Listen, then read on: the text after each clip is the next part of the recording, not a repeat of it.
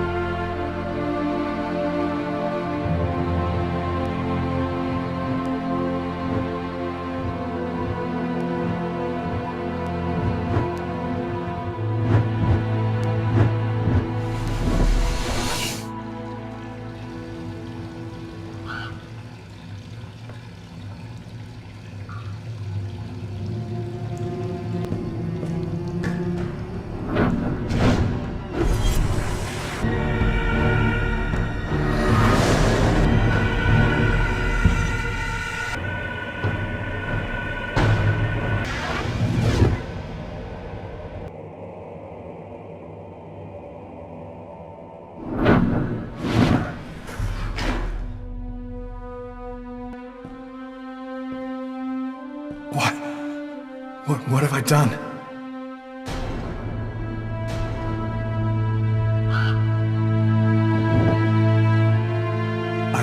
I didn't want...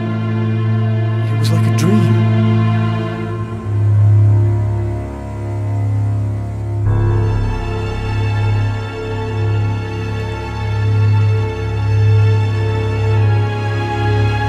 Quick.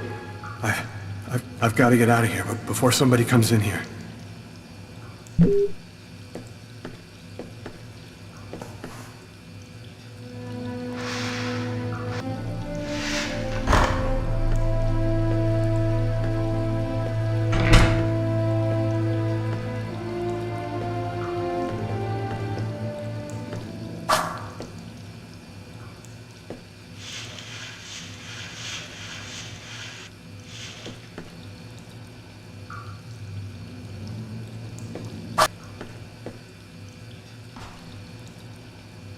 I'm bleeding. I must have cut my wrist with the knife. Both of my forearms are cut, too.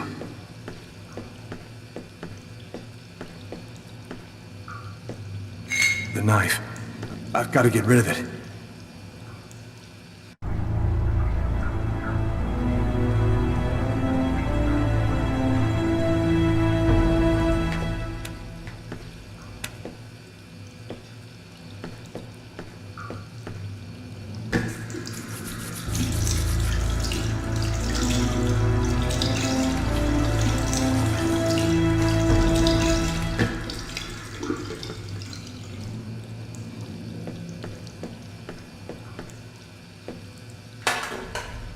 Empty.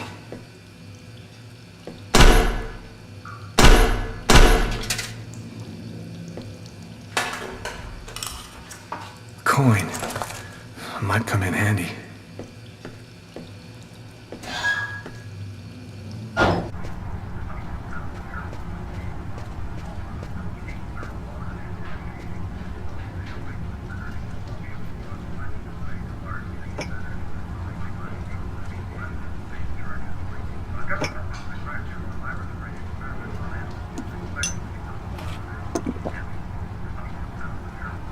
Coffee?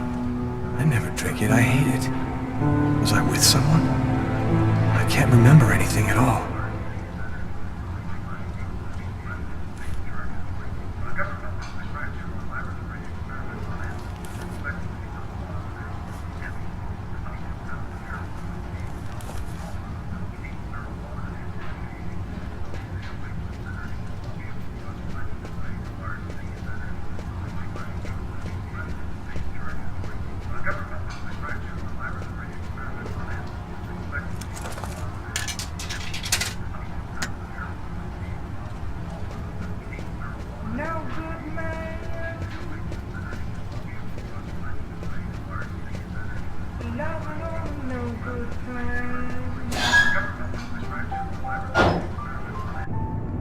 I need to get out of this neighborhood before the police get here.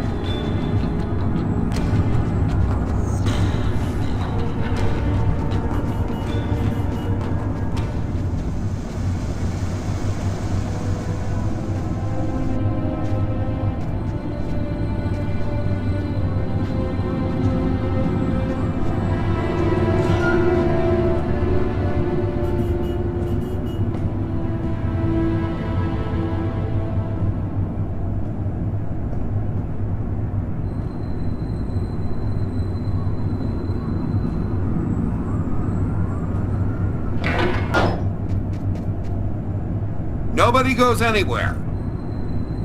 A crime has just been committed. I'm going to have to ask you to stay calm and wait here for the police to arrive and check your IDs.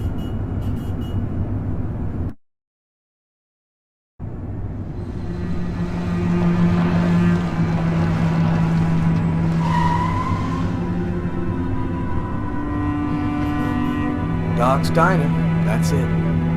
Why do they always wait for me to go on duty before they start killing each other in the middle of the night? Tyler, somebody gets murdered every day in New York. But especially when I'm on night duty. It's as if every psycho in the city has it in for me. If you want to bitch, do it inside. That way I don't have to freeze to death listening to it. You're the boss, Carla. In 5 years on the force, I've seen some murders. But you never really get used to death. You just learn to live with it, that's all. I still don't know if it was fatigue, or cold, or something else. But I clearly remember the bad feeling I got when I walked into that restaurant. As if some part of me already knew that this time, something was different.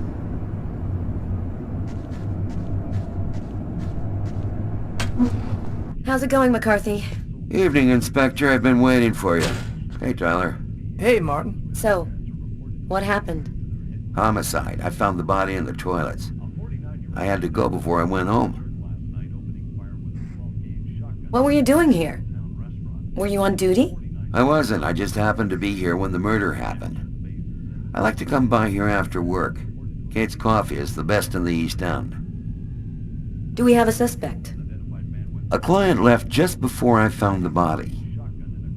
How was the victim killed? With a blade, from what I could gather. But we should wait for the autopsy. Is the body still there? The boys from the morgue were waiting for you to get here before moving it. Nobody's been in the toilet since we found the body. Is that the waitress over there? Yeah, Kate Morrison. I think that you should interrogate her. If you don't mind me saying, go easy on her, Inspector. She's still in a state of shock. Which table was the suspect sitting at? Oh, he was sitting at that table over there. Thanks for your help, Martin. It's late. I think you can go home and get some sleep. I'm gonna wait until you're finished with Kate, if you don't mind. I want to make sure she gets home okay.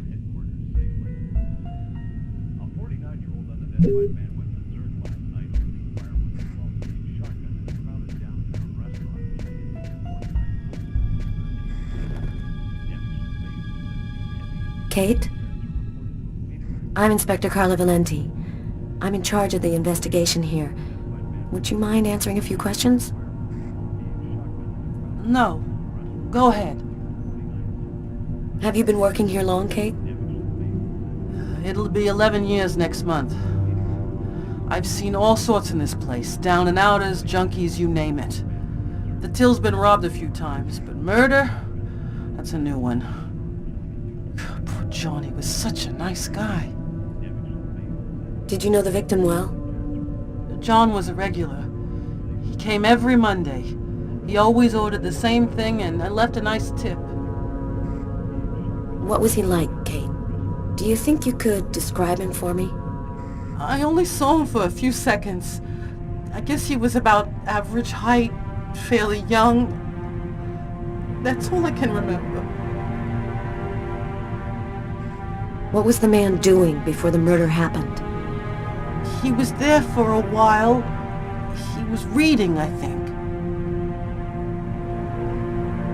Do you know whether the victim had any enemies?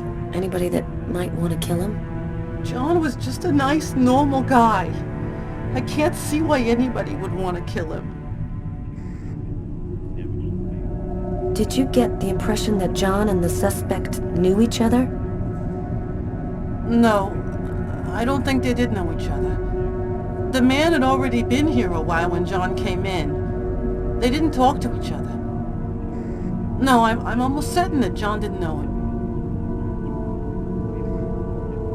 Can you tell me what you saw? There weren't that many people tonight. It's usually pretty calm during the week. I was just chatting with Martin at the bar. I didn't even see John get up. Oh my God. You have to try to be strong, Kate. I know that this has been a shock for you, but you're the only one who can help us find the suspect. My shift was almost over. I was just chatting with Martin at the bar. John got up and went to the restroom. The man must have followed him, and then he must have snuck out afterwards because I didn't even see him leave. What happened next? Martin went to the restroom, and that's when he found John. Did you hear anything while John was in the toilets? Sound of a struggle or yelling? No, I didn't notice anything. Did you happen to notice anything strange about the suspect's behavior before he went into the restroom? No. Wait. Yes. I remember something. I came back at one point just to check whether he needed anything. He didn't answer me. He just stared straight ahead. It was weird. I didn't push it. I thought maybe this guy is a little crazy. God. If I had only known. Do you think that you would recognize the suspect? I'll never forget that face. Perfect. Do you think that you could come down to the station tomorrow and help us construct a likeness of the killer? Yeah. I'll do whatever you think I can to help catch him. Thank you very much for your help, Kate. I hope you find the bastard who did it. People like that just don't deserve to live. I promise you, we'll do everything in our power to find him. Go home now and try to get some sleep. Martin will make sure you get home okay.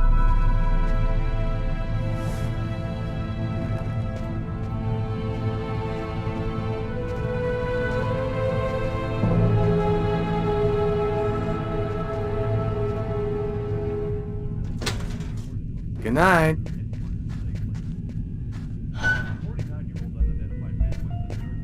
Hey, Garrett. Hey, Frank. How's it going? Hey, Carla. Hey, Carla. So, you guys find anything? We took some samples here and there. We're almost finished. We were just waiting for you before we took the body away. Okay, let's take a look.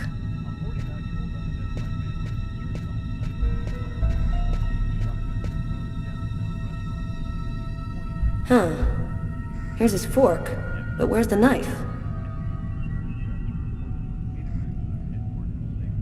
A cup of coffee and a soft drink? That's weird.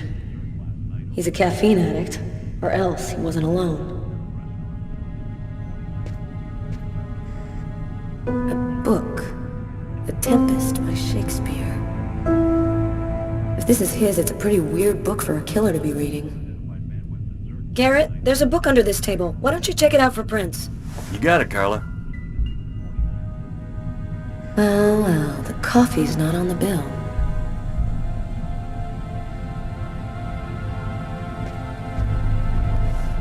Traces of blood. The killer was at this table. He came back and sat down after the murder.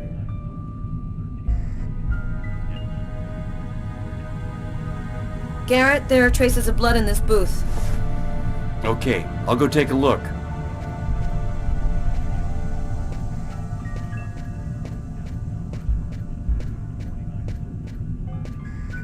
It's pretty funny seeing you on the job at this hour, Tyler. What, you fall out of bed? Yeah, don't make me laugh, Garrett. My lips are chapped. You look hammered, Tyler. Yeah, this is my third night on call in a row. You know me, man. If I don't get my beauty sleep, it's Zombie City. You should be out of here pretty soon now. You don't know Carla. She's capable of keeping everybody up till breakfast. Man, she is by far the most stubborn girl I ever met.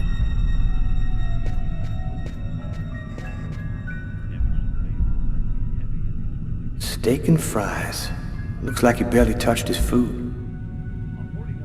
Martin says this was the guy's table.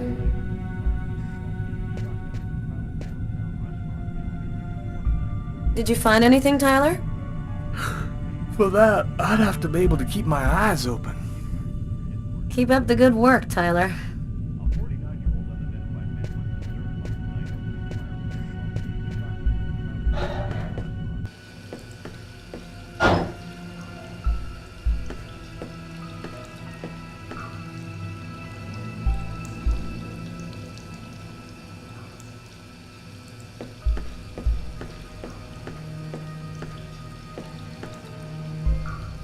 Blood on the mop. The killer must have used it to clean up the mess. Why would he risk getting caught to do that? Several wounds on the left side of the chest, in the area of the heart. They appear to be knife wounds.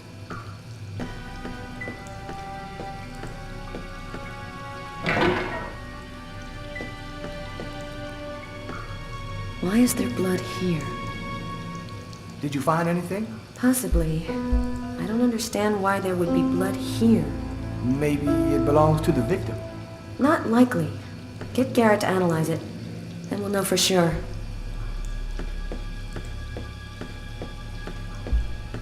No trace of a struggle.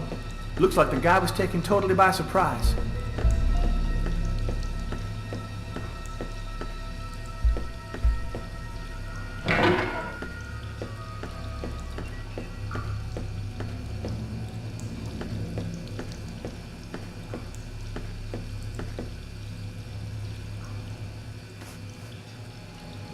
Unless there's a gang running around hiding bloody knives in toilets, I think I might have found the murder weapon.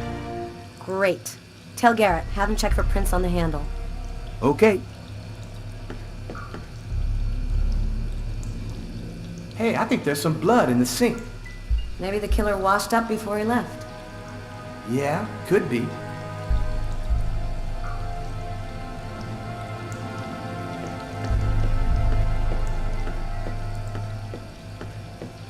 Do you know if anyone has contacted the family? Not as far as I know. Oh, right, I get it. I'll take care of it. Bizarre. What? Well, he still has his credit card and $100 in cash on it. I guess the killer wasn't after his money.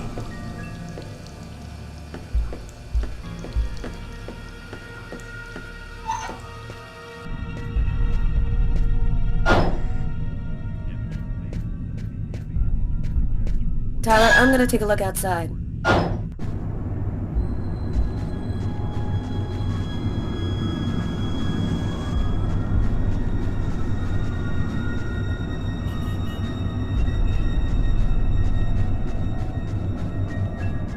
Not much chance of finding anything this far from the restaurant. I'm gonna head back.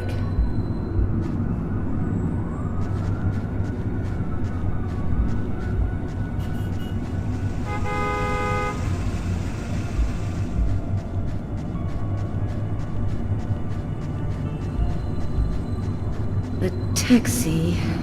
The murderer might have come or gone in a taxi. I'm gonna check on the destinations of taxis leaving this area.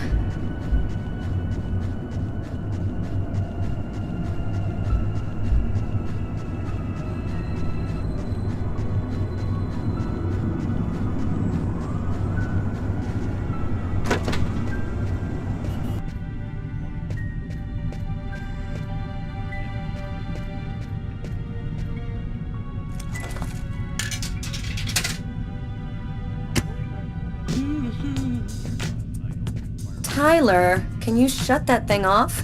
We're on a murder site here. Hey, I just thought I'd chill the atmosphere a little. Okay, it's off. I better turn this off before Carla pops a vein.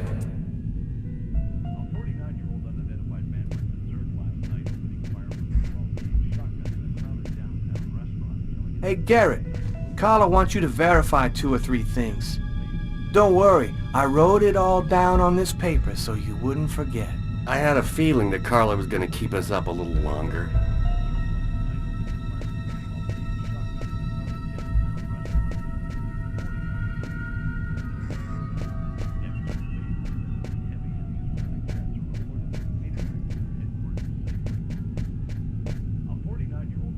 You ready to go, Tyler? I think I've seen everything I need to see. Are you sure? We can take another look around if you want. No, we're good. Let's head home. Okay, let's bust. It's time to get back to the car. I'm dead tired.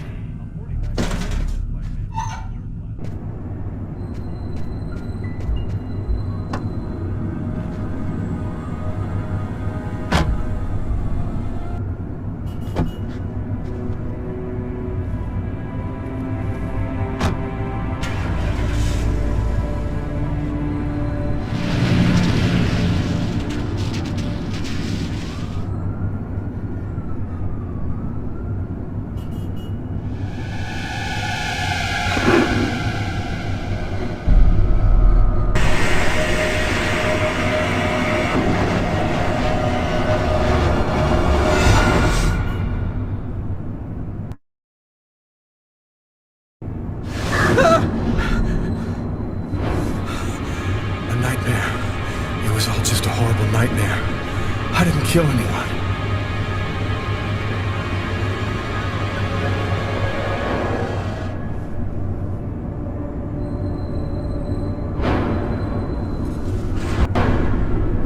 I wasn't dreaming. It all really happened. I'm gonna get ready and go to work.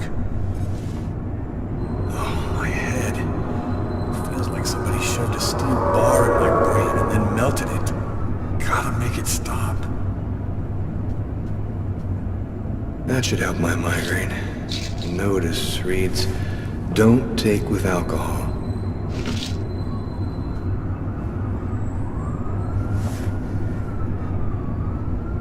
Thus spoke Zarathustra by Nietzsche. I've read it so many times I know half of it by heart. The sheets are full of blood. I can't go back to bed. I'm not tired anyway.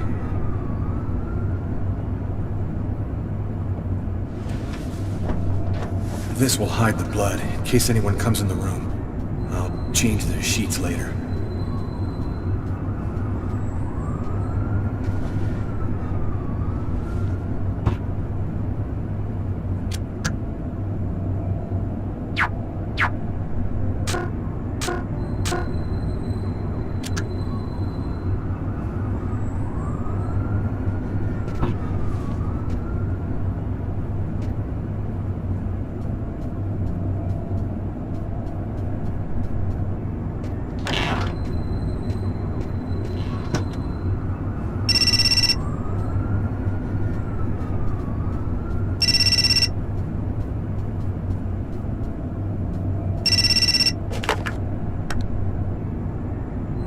Hello? Lucas, it's good to hear from you. I thought I called to find out if maybe you wanted to go to Mom and Dad's tomb together. And to be honest, I thought it might be a good excuse to get back in touch with you. I need to see you, Marcus. I'm in big trouble. What are you talking about, Lucas? What happened? I can't really talk about it on the telephone. It's serious, Marcus. I'll meet you in half an hour at the park. See you there.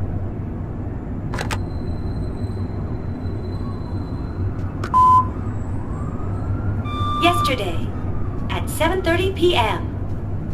Lucas, it's Tiffany. I thought maybe I'd pop over tomorrow night after I leave the hospital and pick up a few things. Well, call me back.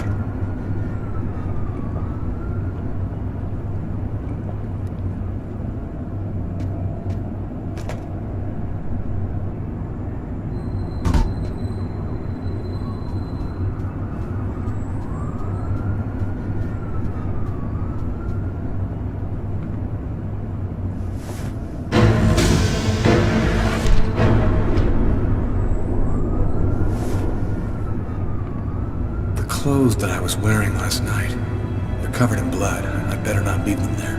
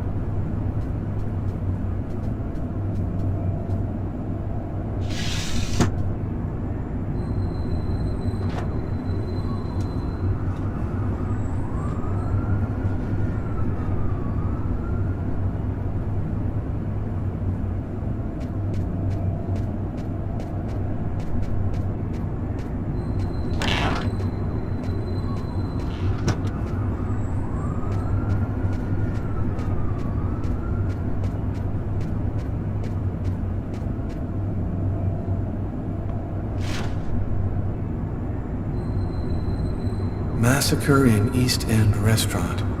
An especially horrible murder was committed last night in the restroom of a local restaurant. The killer is a man in his 30s of average height with brown hair. Police are already searching for the man and will be releasing a composite sketch in the next few days.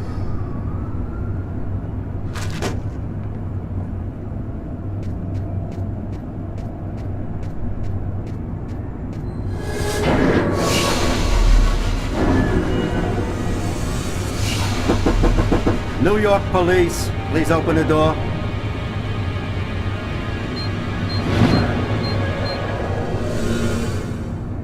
Hey, what's that? Stay where you are and put your hands in the air. These images in my head. I must be losing my mind.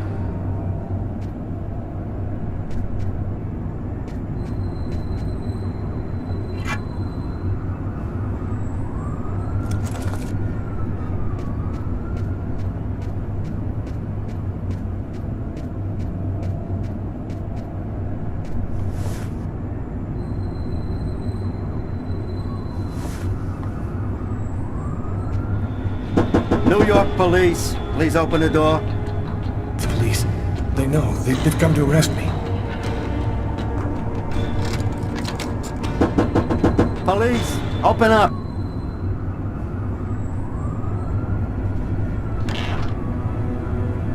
Are you Lucas Kane? Yes. Mr. Kane, the neighbors heard yelling from your apartment. Is there a problem? Oh, yeah, that was me. I cut myself on some broken glass, and I freaked out a little. Fortunately, it wasn't a really big deal. Would it be all right if I took a little look around your apartment? Whatever. Go ahead.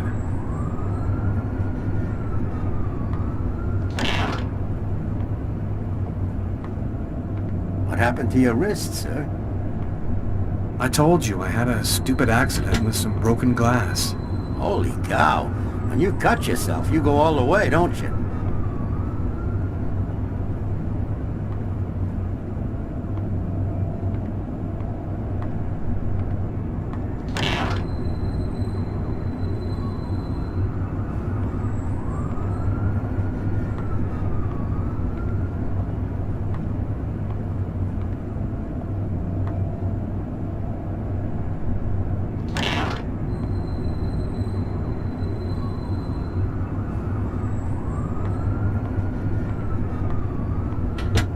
Thank you for your cooperation. Sorry to have bothered you, sir. You know how it is. With everything that's been going on, we prefer to be careful. I understand. Go on, Mr. Kane.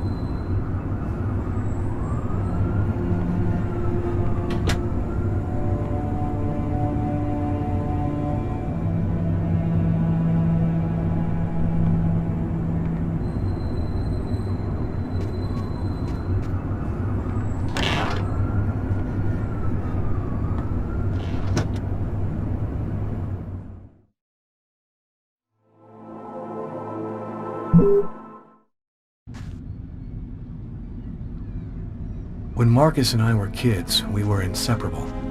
He's the one who took care of me after our parents died. We kind of grew apart after he became a priest. But he's still the only person I really trust. The only one who might believe that I had nothing to do with all this mess.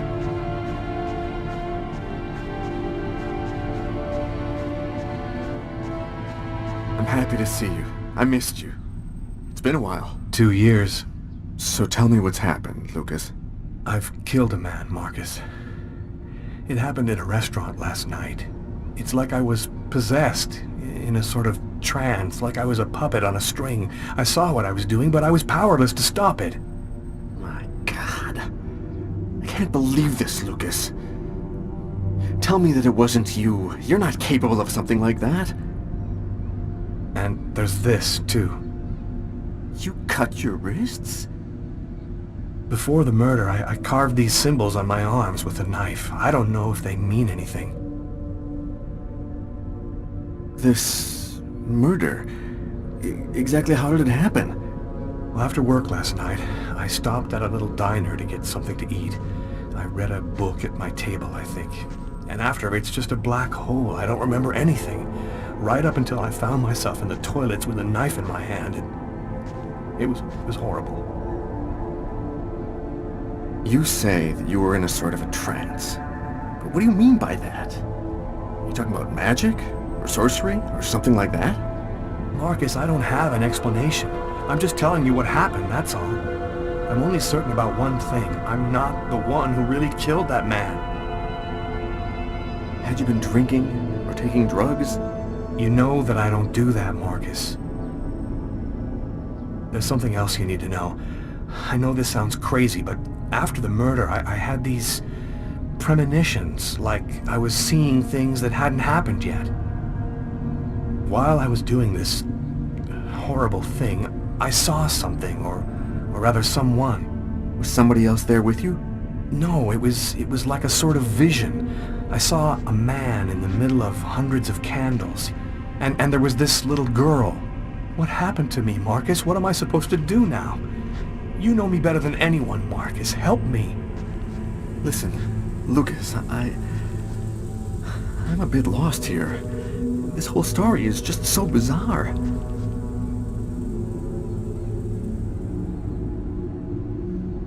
I am a priest, Lucas. The fact that you have taken a life is a very serious matter. I told you that it wasn't me, Marcus. All these years and nothing's changed. You still never listen to me. Lucas, don't ask me to make a choice between my faith and my brother. I'm not a murderer, Marcus. You're the only person I can trust. I'm just asking you to believe me. Very well. I'll do whatever I can for you, but I can't do anything that goes against my beliefs. Look, I need to get some answers. I'll call you. Here. You need this more than I do. Marcus, you know that I don't believe in all that.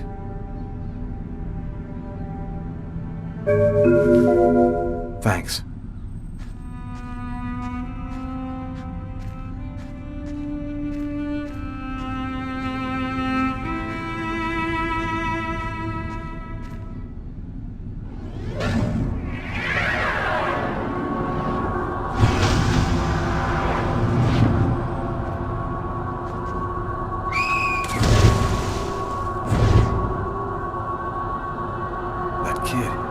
He's gonna slip on the ice.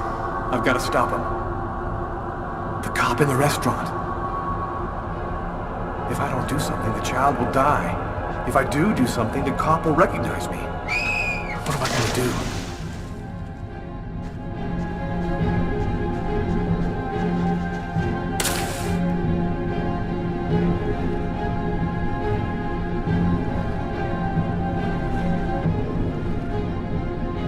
There he is. He's lost consciousness. Quick, I've got to go back up before I run out of air.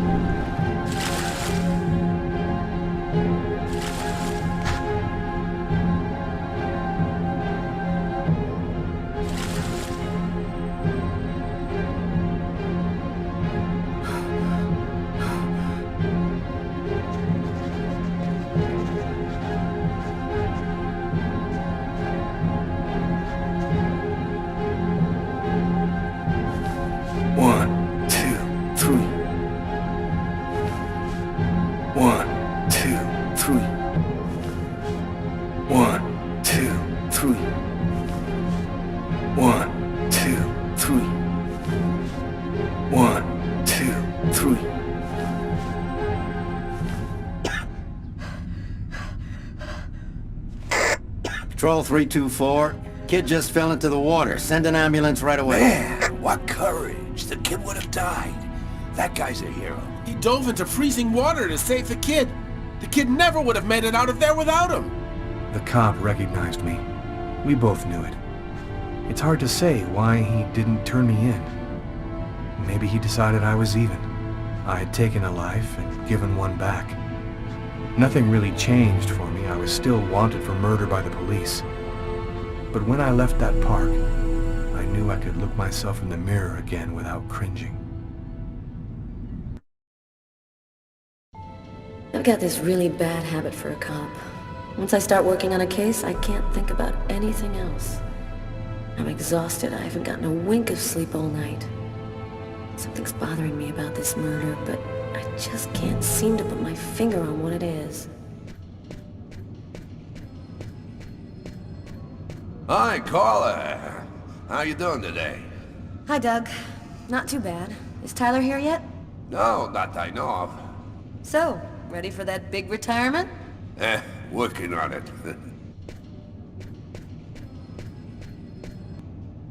The door leading to the basement.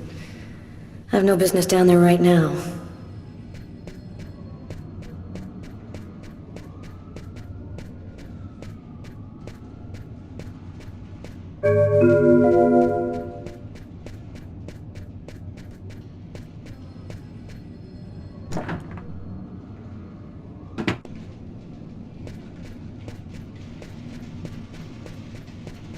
Hey, Carla. Can you tell your partner to pay me back that $100 he owes me? I've been waiting 6 months for it now. Can't help you there, Jeffrey. Talk to him about it. He's been avoiding me like the plague. Plus, you know, you're the only one he listens to. Catch you later, Jeffrey. Hi, Carla. Hi, Garrett. Oh, wait, Carla. I got some results back on the tests we did for that restaurant murder. Great. As soon as Tyler gets here, we'll come and see you. Okay, I'll be at my desk all morning. Tyler is still not here. I'd better try to give him a ring.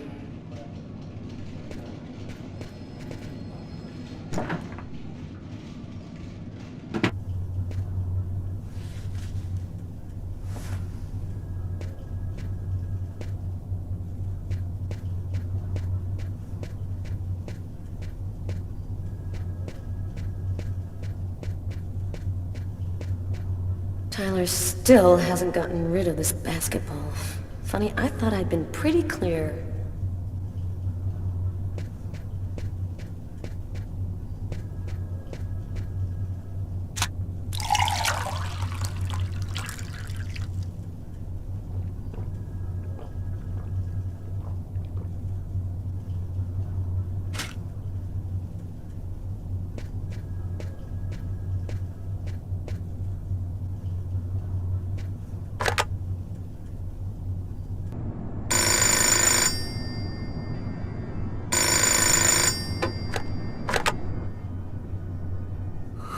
Yeah? Know what time it is? Oh, shit. Get a move on. The waitress is coming this morning to flesh out the composite on the killer. I'm on my way.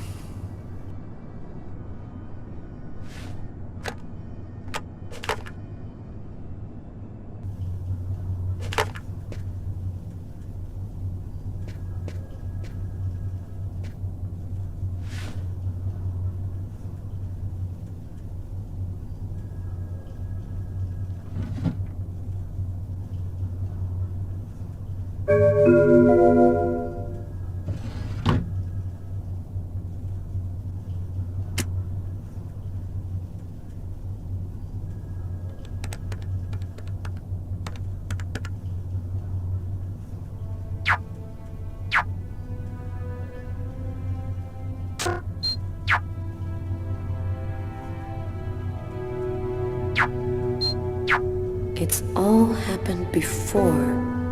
Kirsten. What's that supposed to mean?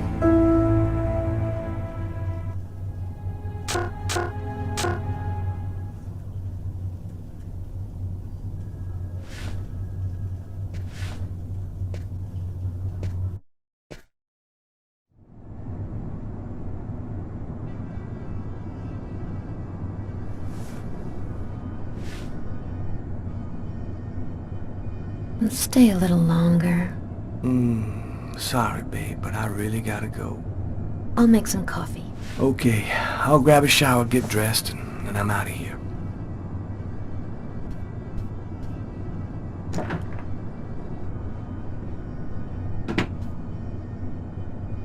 Hey, you're a good-looking guy, you know that?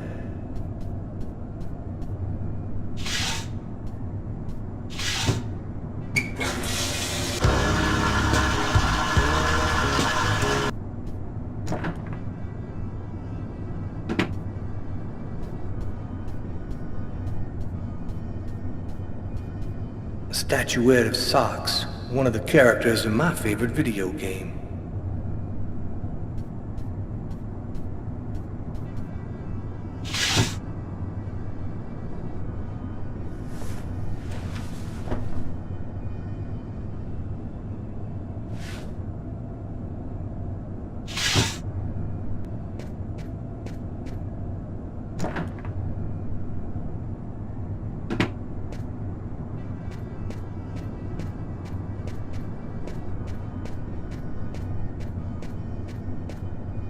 Uh-oh, Sam looks like she's sulking.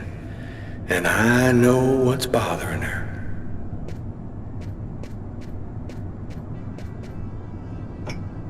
Go back to bed, Sam. You're gonna catch your death of cold like that. I'm not cold. Oh, look, Sam, please don't start. I got no intention of dying today. I'm sick of living in fear like this. Every morning I'm terrified that something's gonna happen to you.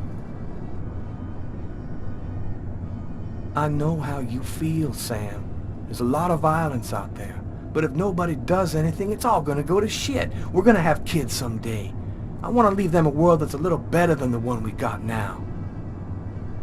But why does it have to be you who's out there risking his life, Tyler? Why couldn't we just go to Florida and work with my family and live a normal life like everybody else? Why do I have to wonder if you're gonna die every day? I'm just not made for that kind of life, Sam. I've been around too much violence all my life to go live some kind of normal life like that. I know you love me, babe. So try to understand me, too.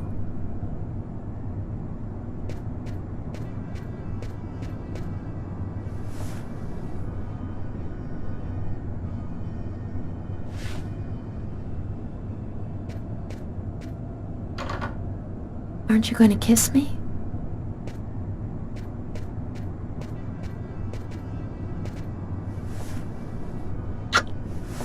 I love you, Tyler.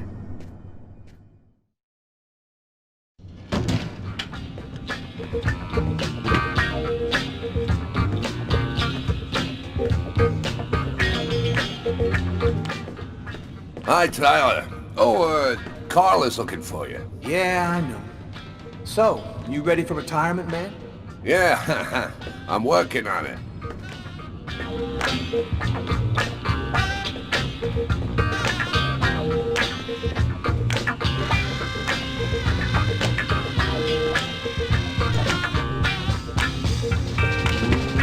Let it crawl.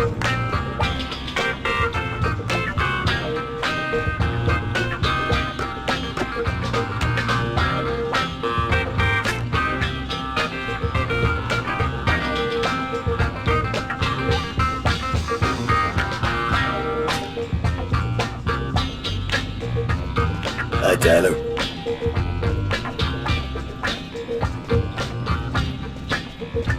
Hey, Tyler, what do you know? Just the guy I was looking for. Oh, shit. You remember that $100 I loaned you about 6 months ago? I'd really like for you to get that back to me as soon as possible. Like maybe now, for example? Jeffrey, I'm gonna be honest with you, man. I got no more money. I gave it all to charity in an effort to make the world a better place for you and for me. That's real funny, Tyler. Now give me my $100 before I get really pissed. Yo, let me make you a deal. I'll play you a game of b-ball for your $100. If you win, I'll give you $200 right then. But if you lose, we cool. You'll give me $200 if I win. You got my word, man. All right, you're on. But don't even think about not paying me if you lose, because that... Don't worry, Jeffrey. I'll come by and see you when I get 5 minutes.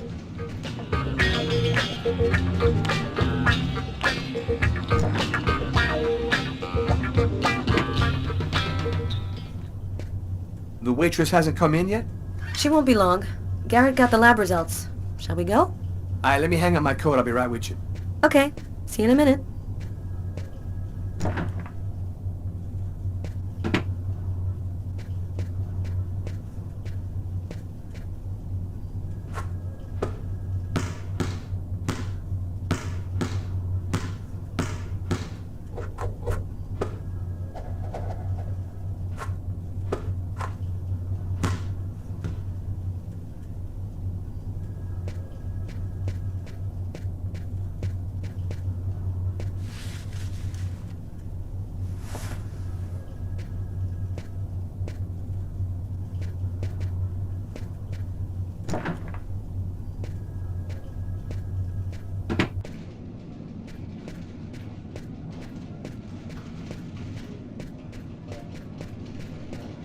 So, what do you want to start with? Tell me about the blood found in the killer's booth. As strange as it might sound, that blood didn't come from the victim. It was the killer's? So it would seem. He was wounded? Did you find anything on the coffee cup? The only prints we found belonged to the waitress. That's impossible, man. That cup was half empty. Somebody must have drank it. What did you find on the knife? Got some good prints off it. They matched those found on the fork and glass at the suspect's table. So, the murderer was definitely at that table. Anything on the blade? I'm getting to that. We definitely had blood from the victim, but the weird thing is we also found blood from the killer. What about the pool of blood in the stall? You're not going to believe this. The blood wasn't from the victim, it was from the killer. What was he doing bleeding in the stall? I have absolutely no idea. Were there any prints on the book that was under the table? Yep, and they matched the ones on the fork and the glass. So it was definitely his book.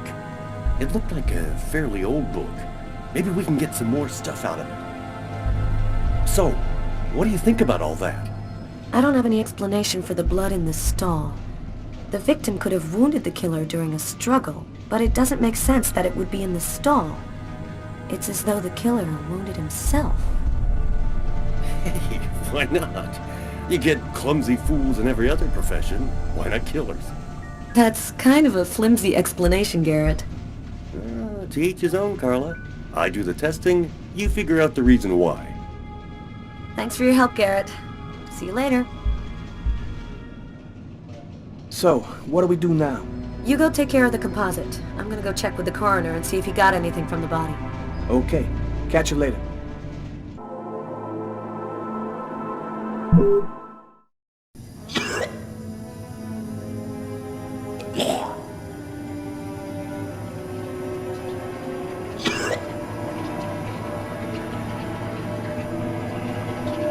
I was burning with fever.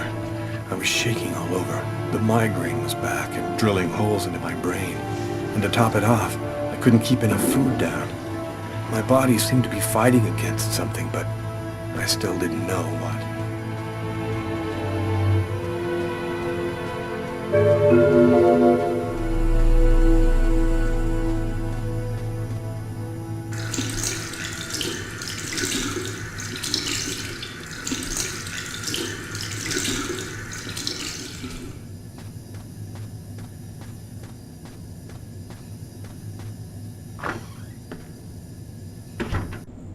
Gotta just live my life no matter what. Don't raise any suspicions. Despite the state I was in, I decided to go to work as though nothing had happened.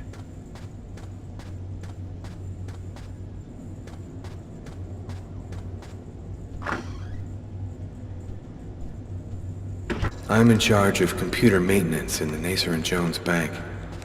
I share my office with Warren.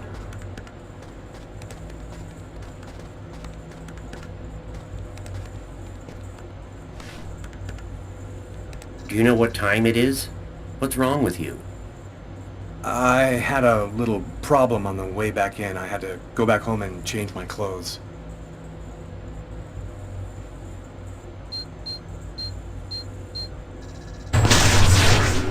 That guy is so bizarre. He gives me the creeps. What'd you say? What? You were saying something? No, I didn't say anything. Are you sure you're all right, Lucas? I heard something, as though I could read his mind.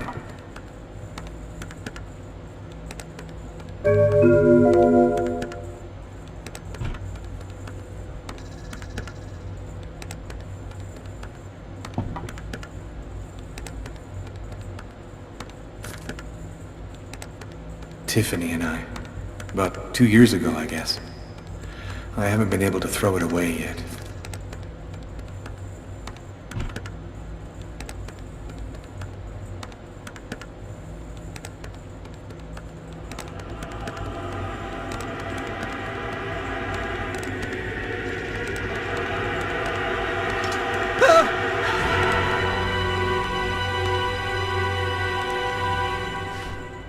Lucas? You okay? Yeah, I'm fine.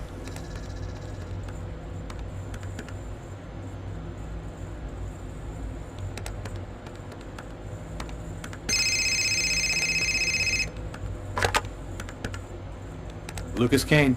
Hello, Lucas. Oh, hello, Tiffany. I left a message on your machine last night.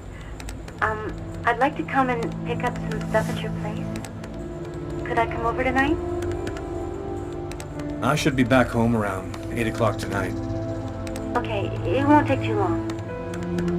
Are you doing okay, Lucas? I gotta let you go. I'm doing a thing here. Bye.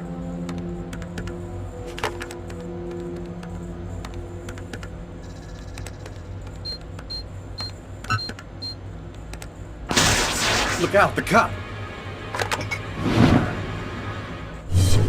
Lucas, is there a problem? No, I just thought... It seemed so real. I saw that coffee cup fall.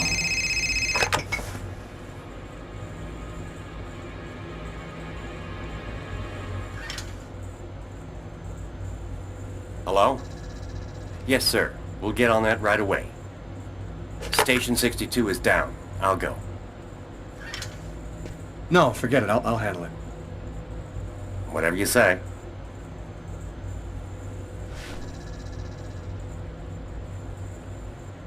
It happened. Just like I'd seen it. Like the cop in the apartment. Is it possible that I can really see things before they happen?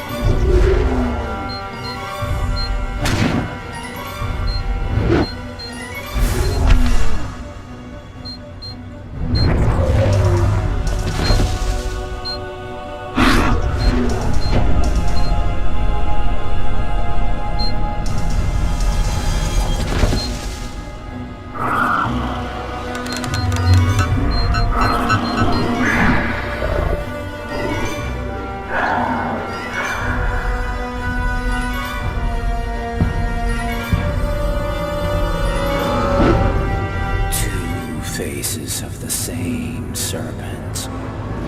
One in our world, the other in the other world. Woe to he who sees both sides of the snake. No!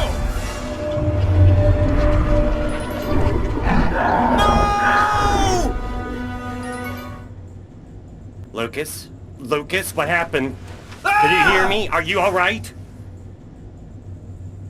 Hey, you've hurt yourself. You're bleeding. I gotta go. I didn't have the slightest idea what had happened. The one thing I do know, those things almost killed me.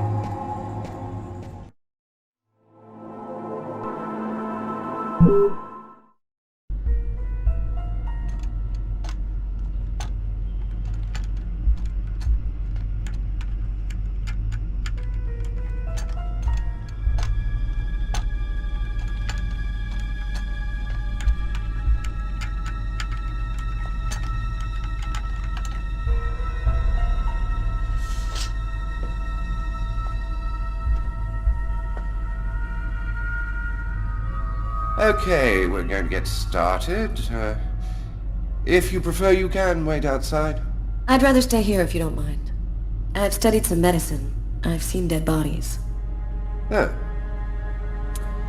As you wish. No apparent hematoma on the body. 2 broken fingernails on the right hand. He didn't see the murderer until the last moment. He didn't have time to struggle.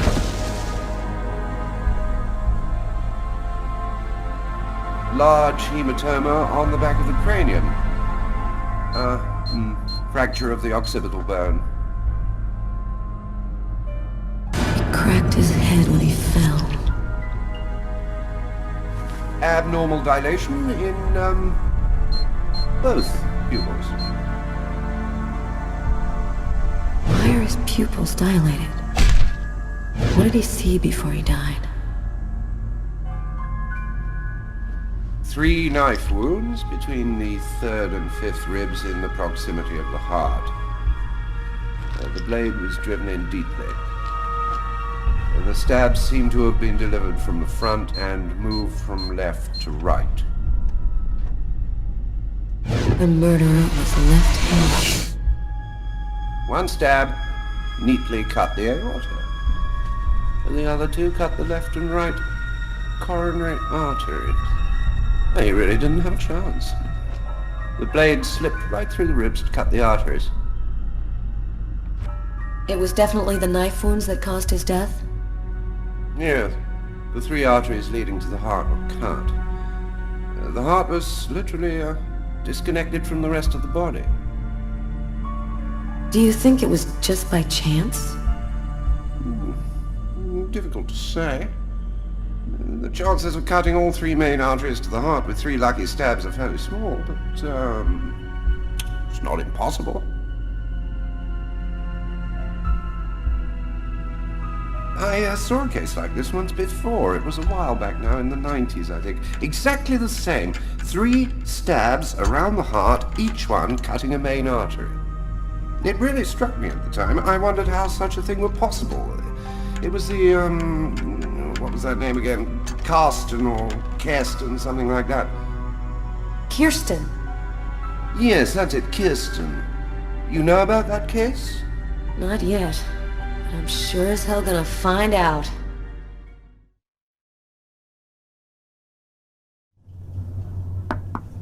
Come in. Hello, Detective. Hello, Mrs. Morrison. Thanks for taking the trouble to come down. Please, take a seat.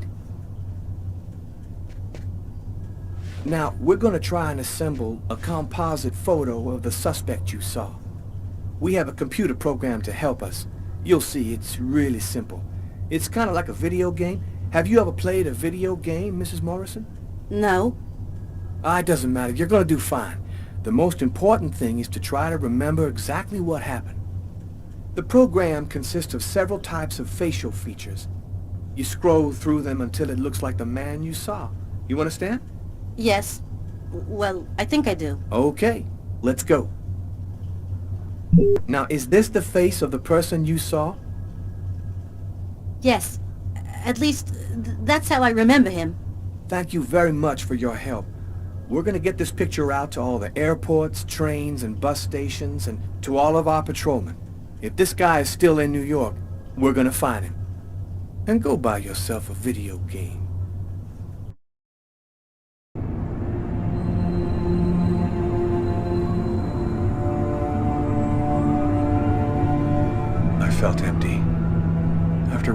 at the office, I began to wonder if I wasn't going nuts.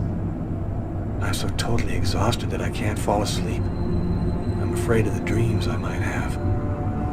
I wander around the room a little. I guess I'll go to sleep when I can't keep my eyes open any longer.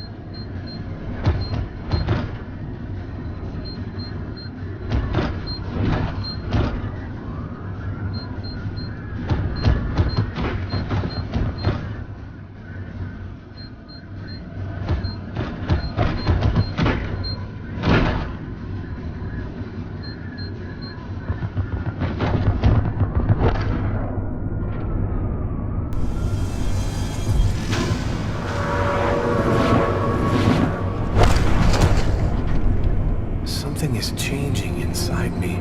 I'm stronger and quicker. My God, what's happening to me?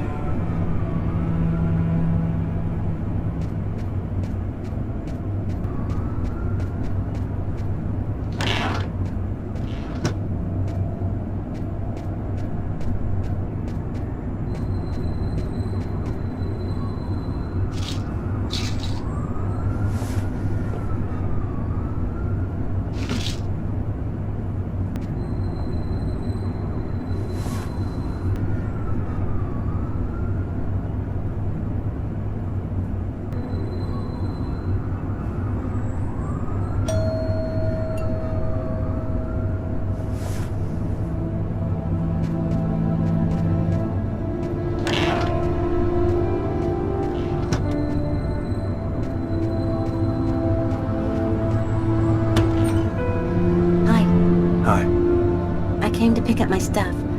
I hope I'm not disturbing you. No, I'm just a little bit sleepy. Come in.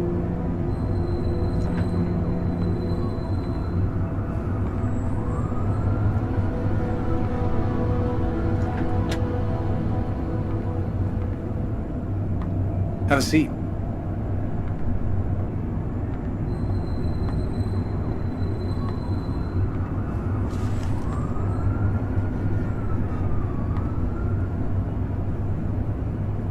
Want something to drink? I think there's still a bottle of gin laying around in the kitchen somewhere if you want.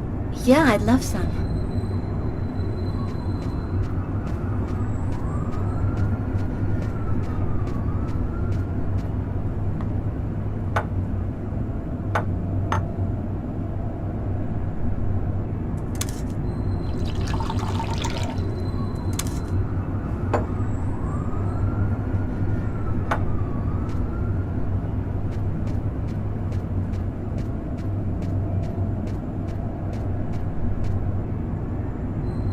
Thanks.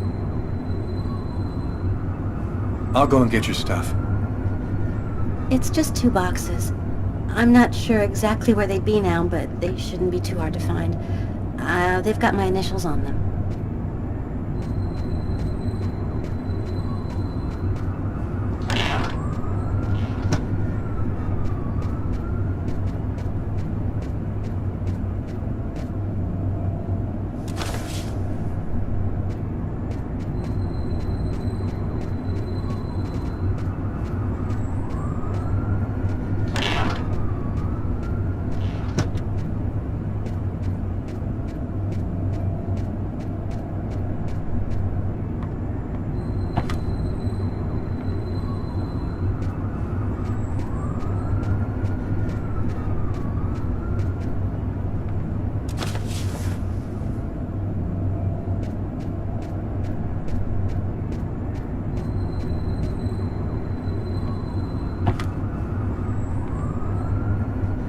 Here they are.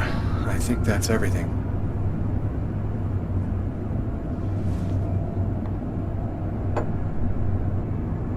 Is everything okay, Lucas? You look stressed. I had a few health problems, but I'm better now. That's good. Are you with anybody? I'm sorry, I shouldn't be asking you that. No, it's okay. I don't mind. No, I'm still alone.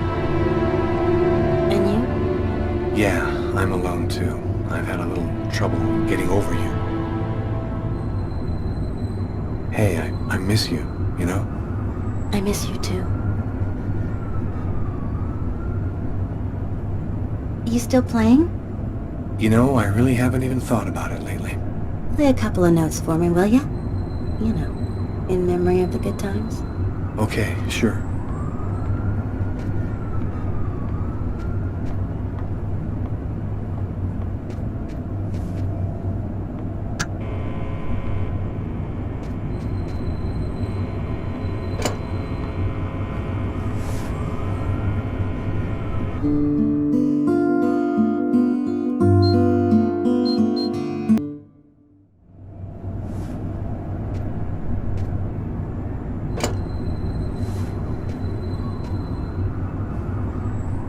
Well, I'm gonna go.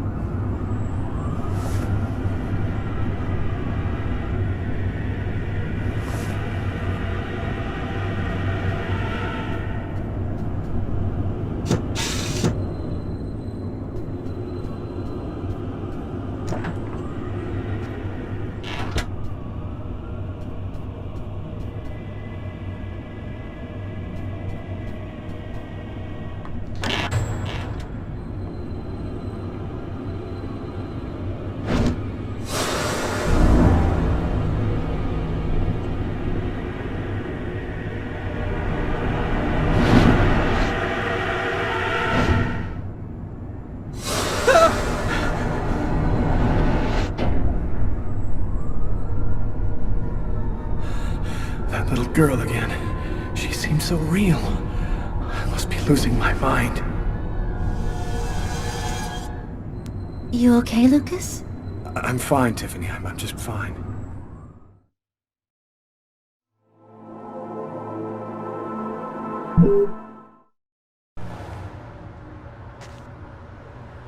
Years. 10 years since my parents were killed in a car accident. I've never completely recovered from losing them. You never really get over something like that. Considering all that's been happening to me lately, I thought maybe I should go and meditate at their grave a little this morning.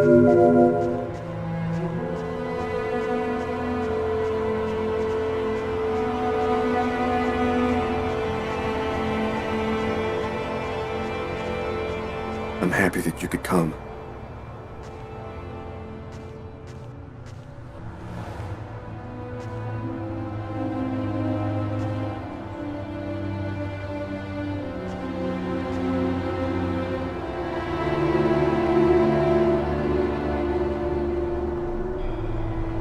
Lucas, come on, Lucas. Come and play.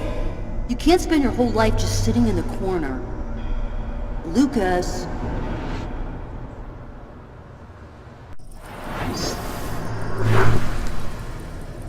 Lucas, you coming? I don't want to, Marcus. Leave me alone. I've about had it with you, Lucas. You're always off by yourself. You never talk to anyone. You never play with anyone. I'm starting to think maybe you're crazy. You're weird, that's for sure. Is that bad? Come on, do me a favor. Just play with everybody this one time.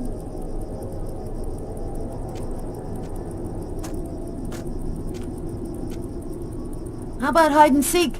We could go play in Hangar 4. No way! You know we're not allowed to play in there. Who cares? We can get in through that hole in the fence, like last time. Nobody'll see us. We can get inside the hangar from the back door. Good idea. Let's do it. Are you coming with us, Lucas?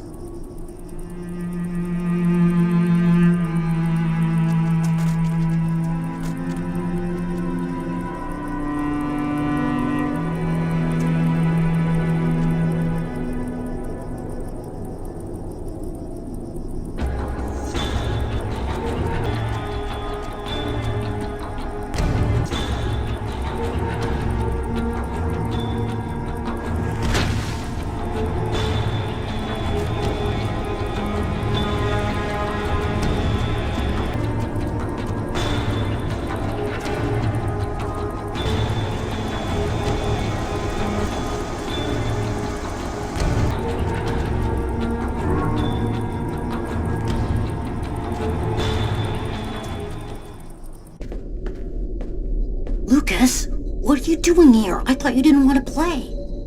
Get out of here now, Marcus. The hangar's going to explode. Huh? How can that... Don't ask any questions, Marcus. Get out now. It's about to explode. I'll keep looking for the others.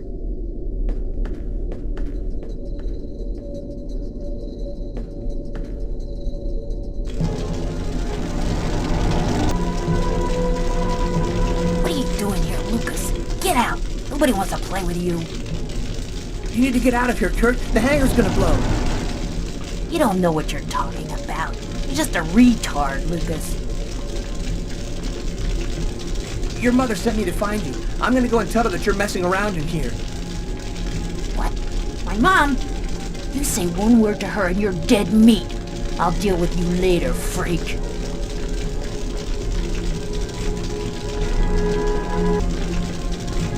What are you doing here, Lucas? The game's over. Everybody's gone. You can come out now. Oh, that's just great. Why didn't anybody tell me?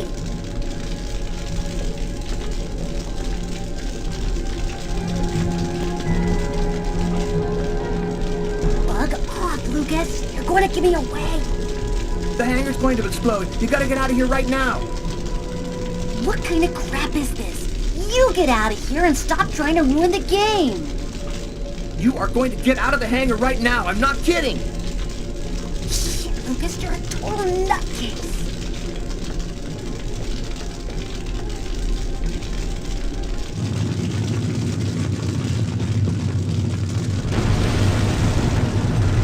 Lucas, are you hurt? No, just a few scratches. And the others? I managed to warn them in time. They all got out. How did you know it was going to happen, Lucas?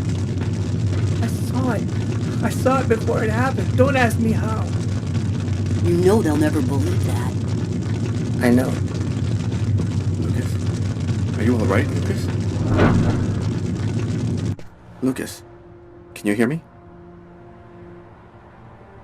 I did a little checking around, without giving your name, obviously. I was told about a person who is familiar with, let's say, unusual phenomena. I think that maybe she could help you. Here, this is her address. You know that I don't believe in any of this, Lucas, but I sincerely hope that she can give you some kind of answer. I hope so too.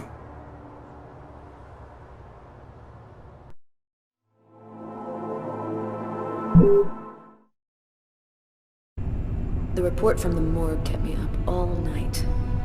Rather than answering any questions, it just added new ones. Did the murderer intentionally give the victim a slow, painful death? Is there any link to the mysterious Kirsten case? Who sent me that email about Kirsten and why? This training session with Tyler is just what I need. I need to cleanse my spirit and just breathe a little. Damn, you look a little out of it, Carla. You sure you're cool? I'm fine. Why wouldn't I be? Okay, Let's warm up a little, then go for it. Let me know when you're ready. Okay, sounds good.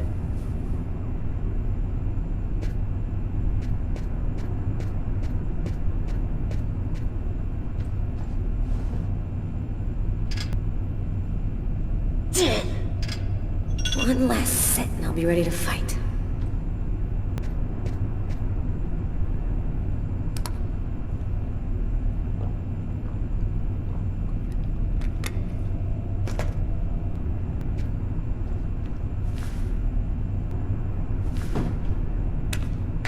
Okay, I'm warmed up. I'm ready to get in the ring.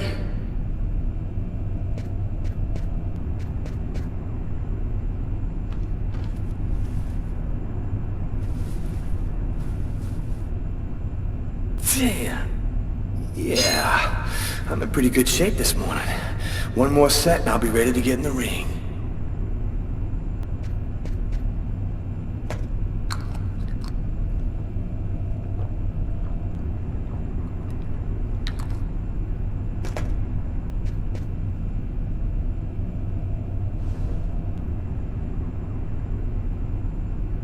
Yeah. Cool. I'm ready to rock.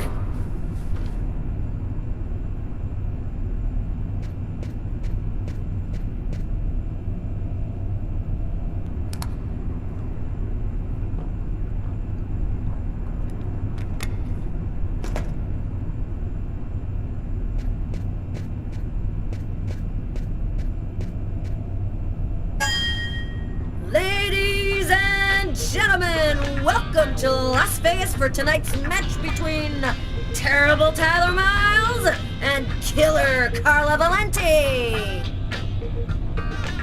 Oh yeah, and who's always kicking out the crap about me acting like a kid all the time?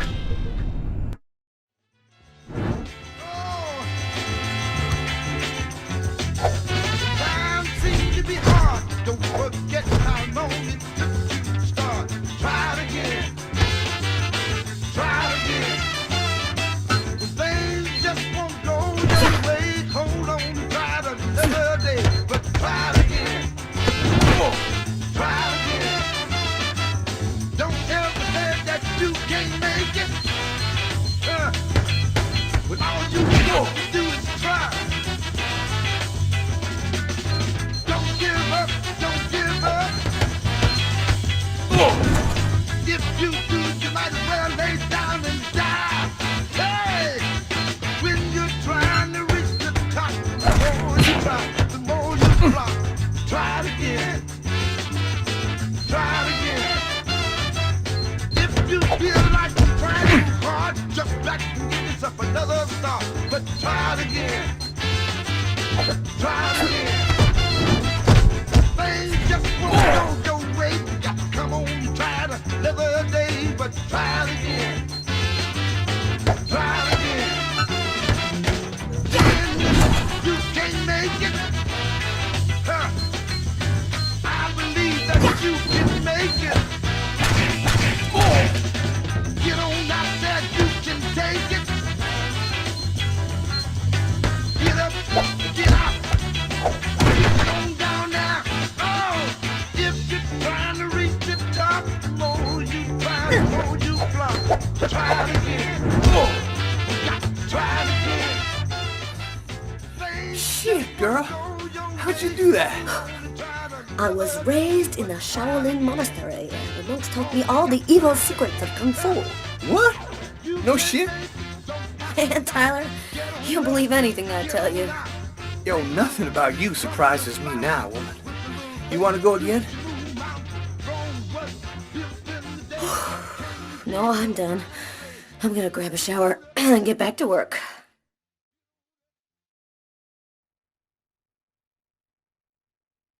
Can't get that restaurant murder out of your head, huh? I just feel like there's a piece of the puzzle missing. You're busting your head for nothing. The guy's a psycho. End of story. Yeah, maybe. I just want to find him and make sure he never does it again. We'll get him. Guy who leaves that much evidence behind on a murder one, he's gonna slip up somewhere. I hope it's that simple, Tyler. I really do.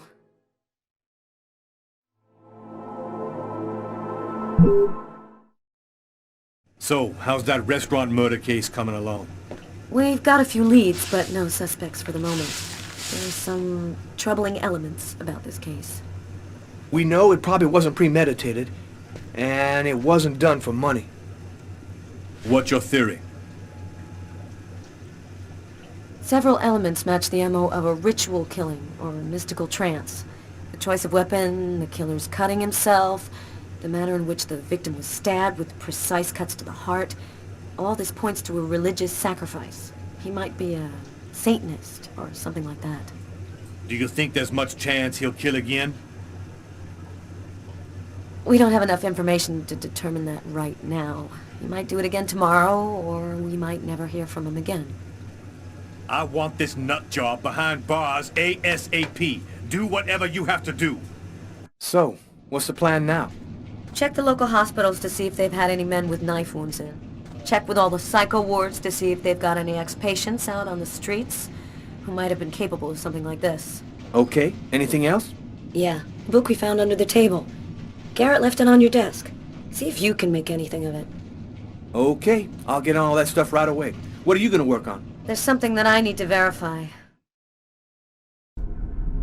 As far back as I can remember, I've been frightened by small spaces. Whenever I'm in a small, confined place, I start to panic. I have trouble breathing, and I need to get out right away. Yeah, you've heard the name. Claustrophobia. Well, I had decided not to let my fear control me. I decided to try and fight it every chance I got. I'm going to stay calm. Everything is going to be fine. I'm going to breathe deeply and walk without stopping until I find the computer terminal.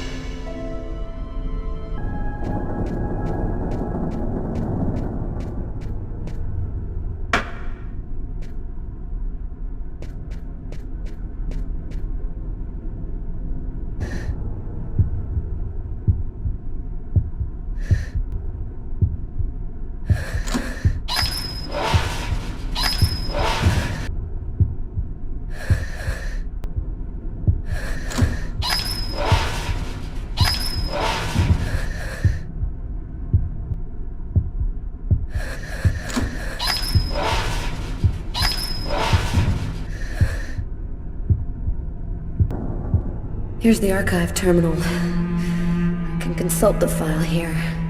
The save files are classified by year.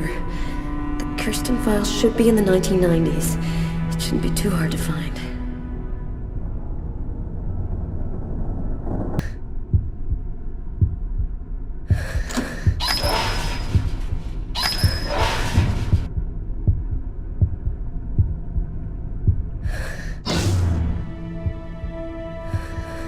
The electricity's... Here are the files starting with K.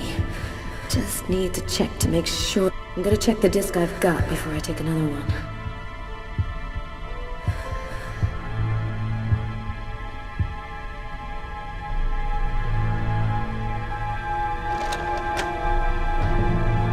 There's no power to the terminal. I guess there must be a switch box somewhere.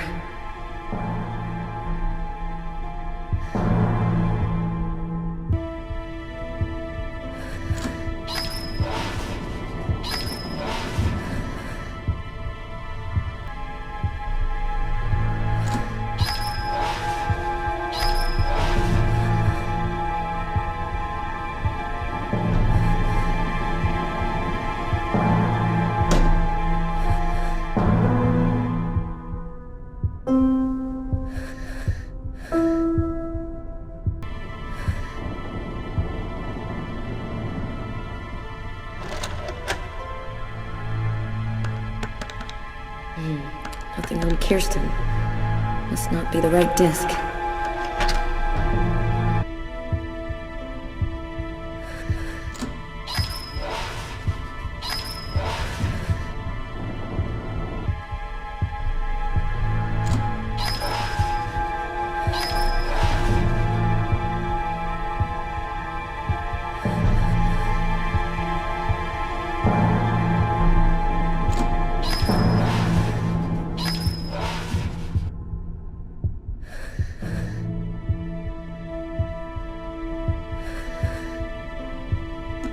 Here are the files starting with K.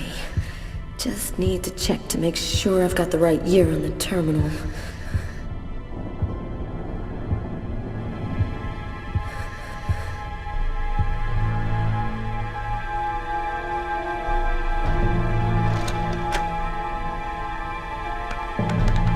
I think I found it.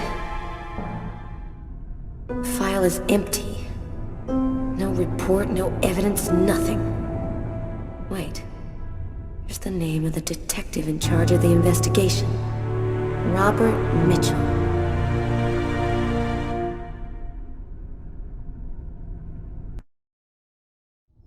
Carla asked me to see what I could find out about the book we found in the diner. It might be able to tell us something about the killer. I inquired in the office and I ended up in a bookshop specializing in old books run by a guy named Takeo.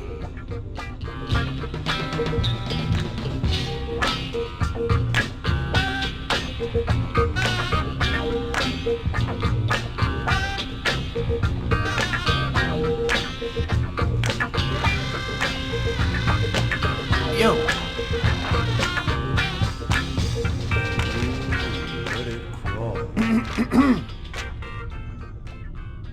Excuse me? Oh, I am sorry to cause waiting on you. Your presence here brings honor to my miserable shop. My name is Takeo. Tell me what I can do to make you happy? Damn. This guy looks just like that old Chinese dude in Gremlins.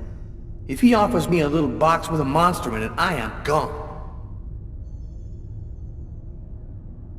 I was digging around in my closet and I found this old book.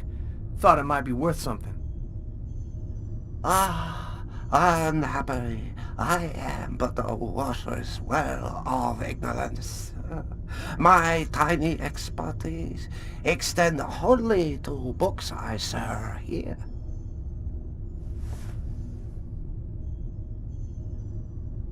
Can you just take a look at it? You must have seen books like this one before. Many times, yes. I very sad to say, no can be helping you. Thanks anyway. At least I tried.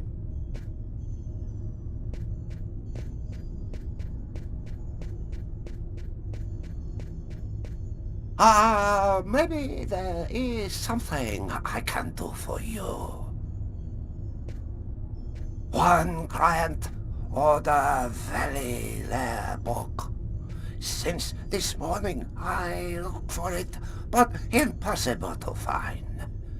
You find this book, and I tell you all you want to know.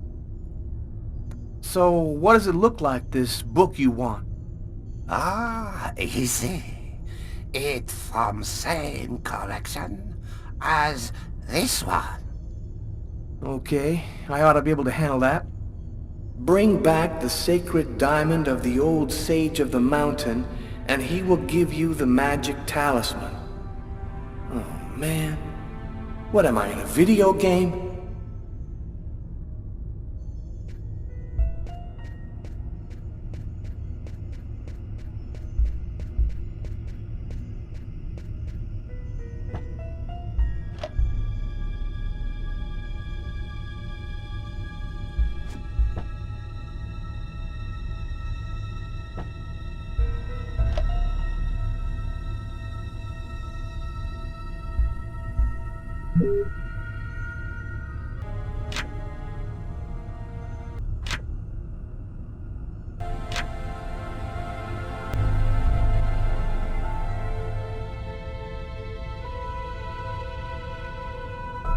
Something handwritten in pencil here. To my brother for his 18th birthday, MK.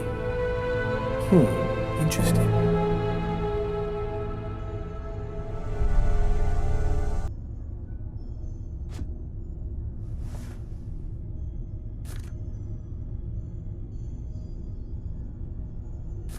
A torn piece of paper. Looks like a computer printout of a bunch of numbers. Fell out of the book. Must have been a bookmark. I'll check it out at the office.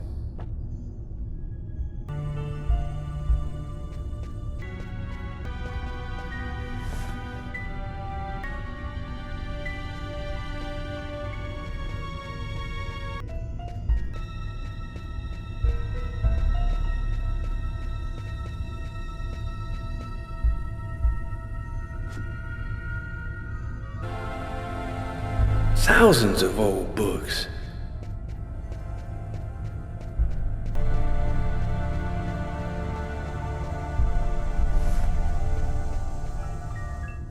Okay, here's your book. Oh, great. You found it. Thanks, dude. What do you want to know about that book? Is it just me, or did you lose your accent? Oh, yeah. That's for the customers. They love that wise old Japanese master stuff. I was born in Brooklyn, man. I never been no further than Long Island. I'm more American than you are, man. Well, do you have clients who buy these kind of books? Hey, the book didn't come from here, if that's what you're thinking. Yo, thanks for your help. No problem. Come by again, okay?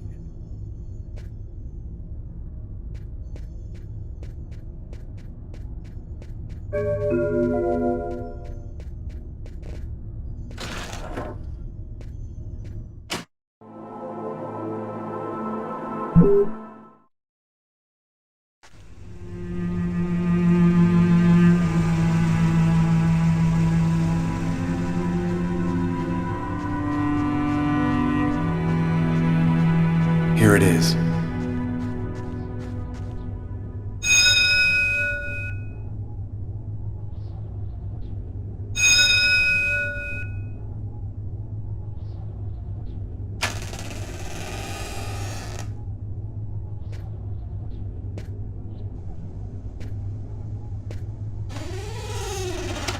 Is there anyone here?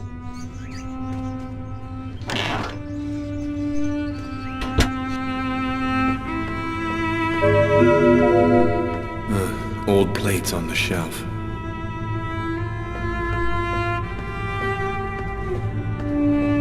An old wood stove. The coffee pot is still hot.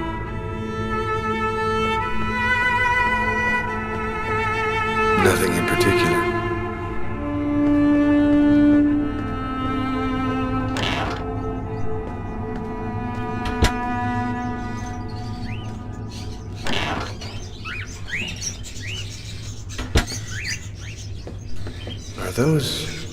Are those crows in the cages?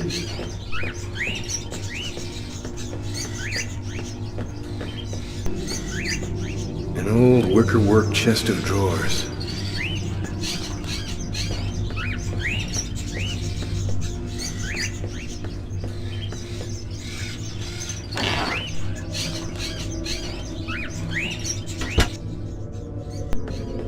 Is anyone at home?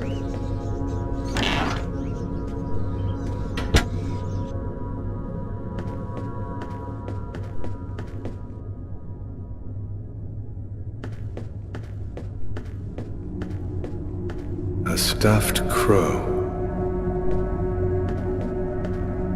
Candlesticks, an old grimoire.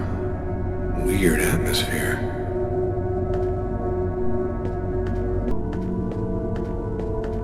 A sort of African totem.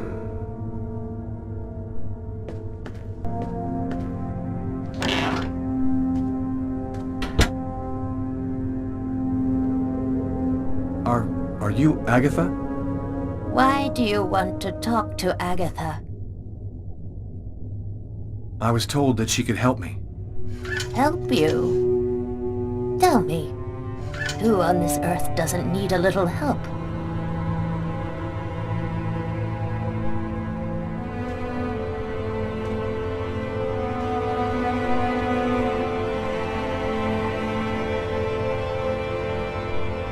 One need not have eyes to see. Be kind, young man. Push me over to my birds. It'll be more comfortable for us to talk over there.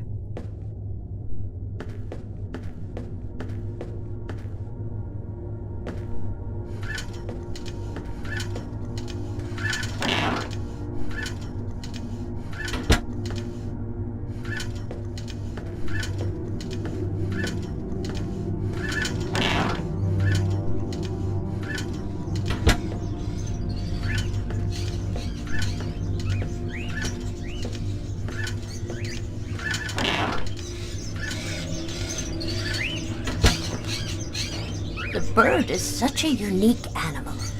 It can spend its entire life locked up in a cage and yet still keep on singing away. What brings you here, young man? Tell me, what is your cage like? I killed a man. It was like I was possessed. I watched it all happen, but I had no control over my actions. Sounds like a rather commonplace story to me. Don't you think that it might simply be because you've gone mad? I had a vision of another man making exactly the same movements as me, and of a little girl who called out to me for help. In the cupboard, you will find a little bag of seeds. Be a good boy. Feed some to my little darlings, will you?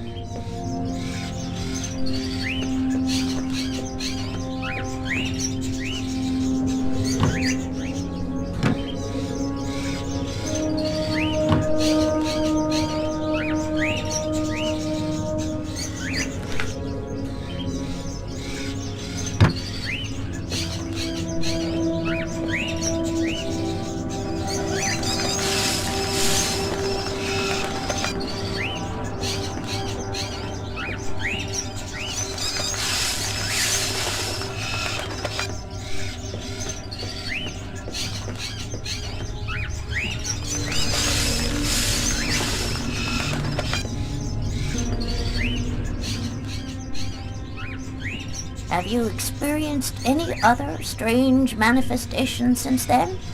Have you had any odd dreams or visions? Yes, I see things as if the reality in front of me was deforming, becoming horrible.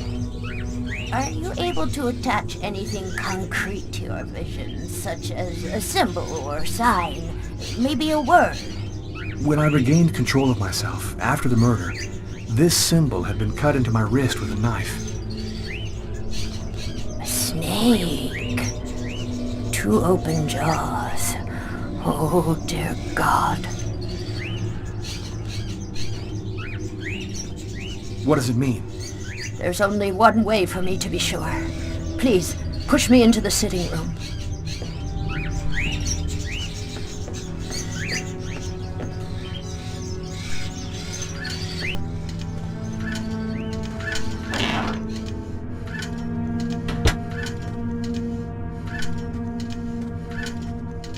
You'll find some candles in one of the cupboards.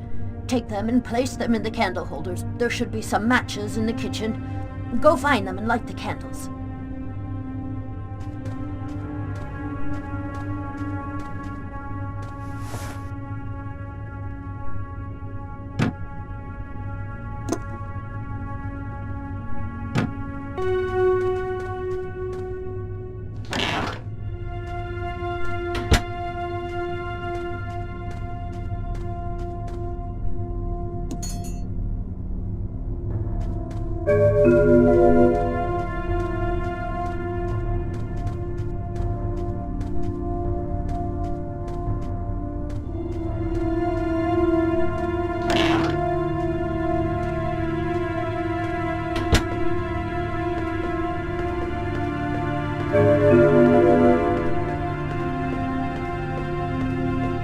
Brass bathtub, an antique, must be at least a century or 2 old.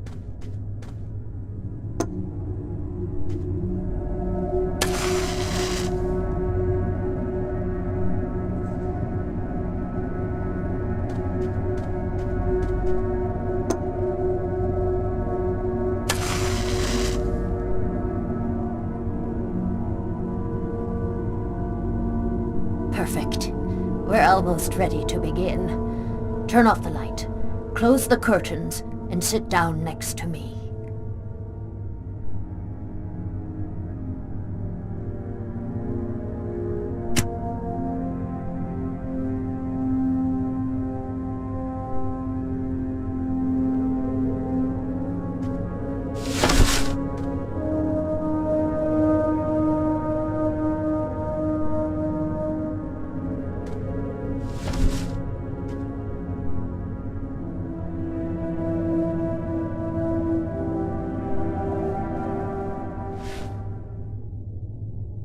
The only way to understand what has happened to you is to try to go deep into your unconscious memory.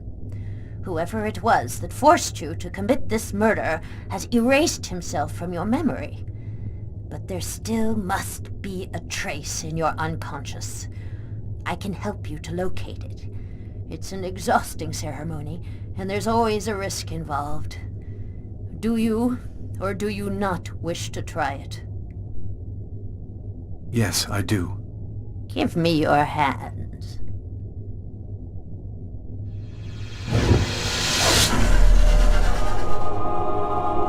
Now, close your eyes. I want you to empty your mind and open wide towards your unconscious. And let me enter there. That's... We're still together. Lucas, are you there? Yes. I want you to return to the restaurant, just before the events began. Evacuate all extraneous thoughts, and wander freely through your memory.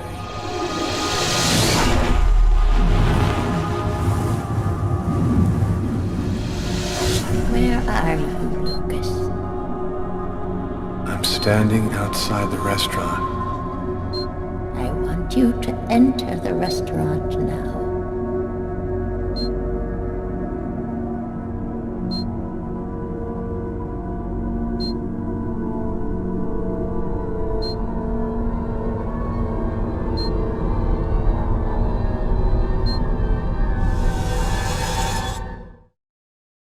I've gone into the restaurant.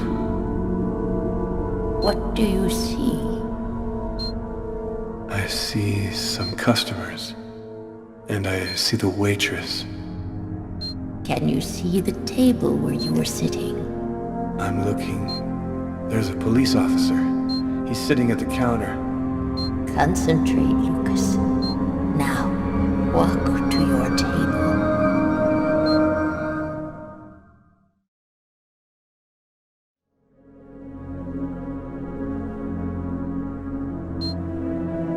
I'm standing next to my table, but it's empty. You haven't arrived and sat down there yet? Yes, I have. My meal is already on the table. I think this is when I murdered him. Stay calm, Lucas. I want you to tell me exactly where you are. I'm in the restroom, and so is the other man. What's he doing? He's urinating. He doesn't suspect anything. And you, Lucas? Where are you? I don't know. I can't see myself. There I am. I was in a toilet stall. Oh my God. I'm holding a knife. He doesn't see me. Calm yourself, Lucas. Keep your concentration. I can't control my steps. I'm walking up behind the man. He doesn't see me. I don't want to. I don't want to, but I can't stop myself. I want you to re-enter the restaurant. But now, it is prior to going into the toilet stall. Do you understand, Lucas? Before.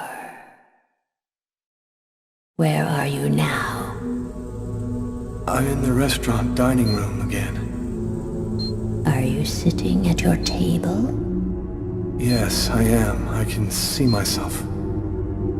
What are you doing, Lucas? I'm eating. I'm eating I'm reading a book. A book? Yes. Shakespeare. The Tempest. What else do you see? As I told thee before, I am subject to a tyrant, a sorcerer, that by his cunning hath cheated me of the island. What did you say? It's a passage from Shakespeare's Tempest. That's what you're reading, is it not? Yes.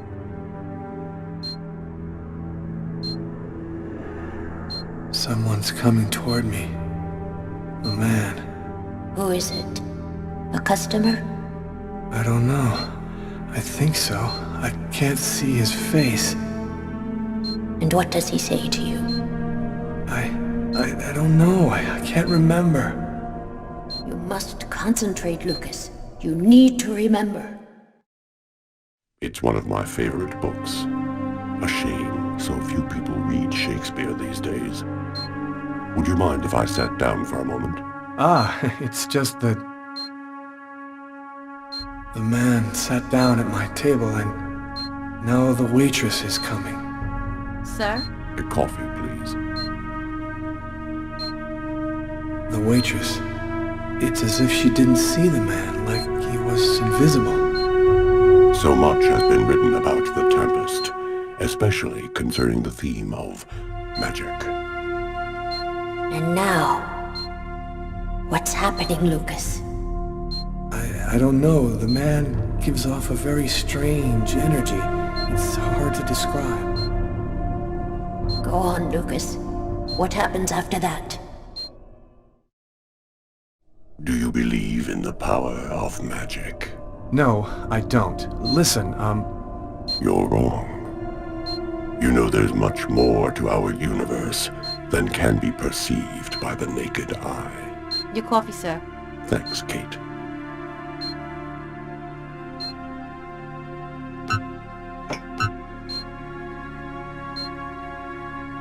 The waitress has brought him his coffee, but she's talking to me as if I was the one who ordered it. She doesn't know that he's there. She can't see him. And now, what's happening? Listen, I don't want to be rude, but I'd rather eat alone. Naster Naktilan, Katanekle, Kortniklan, Niklan,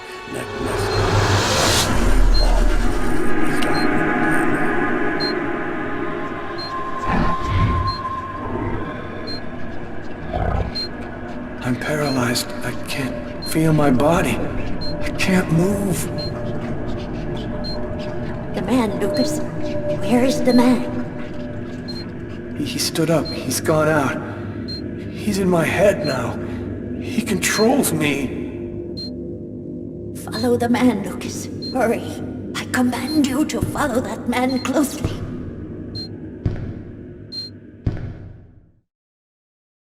He's going out the rear door. Follow him. Your mind and his are now linked. You can see what he sees.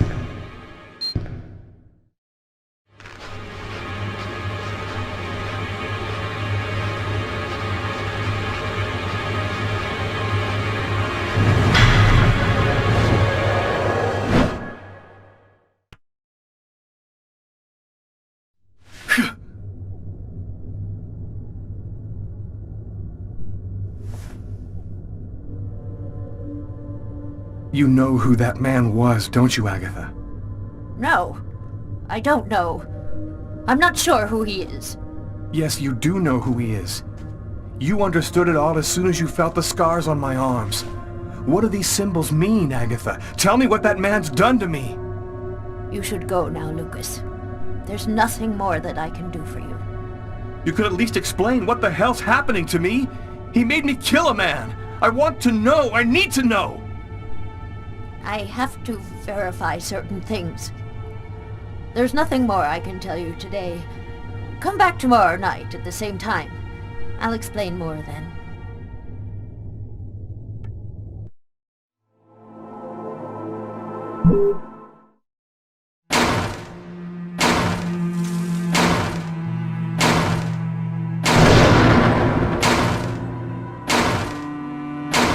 Training Sergeant Mitchell? That's him, in the second to last row. Thanks.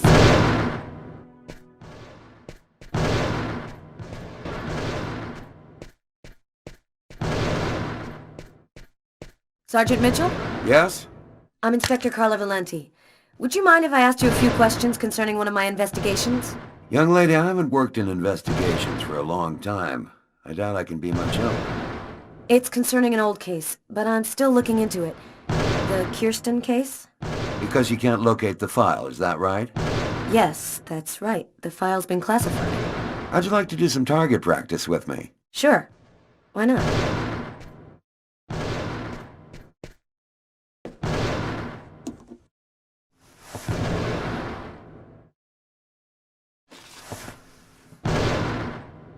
Your gun is right in front of you. Go ahead.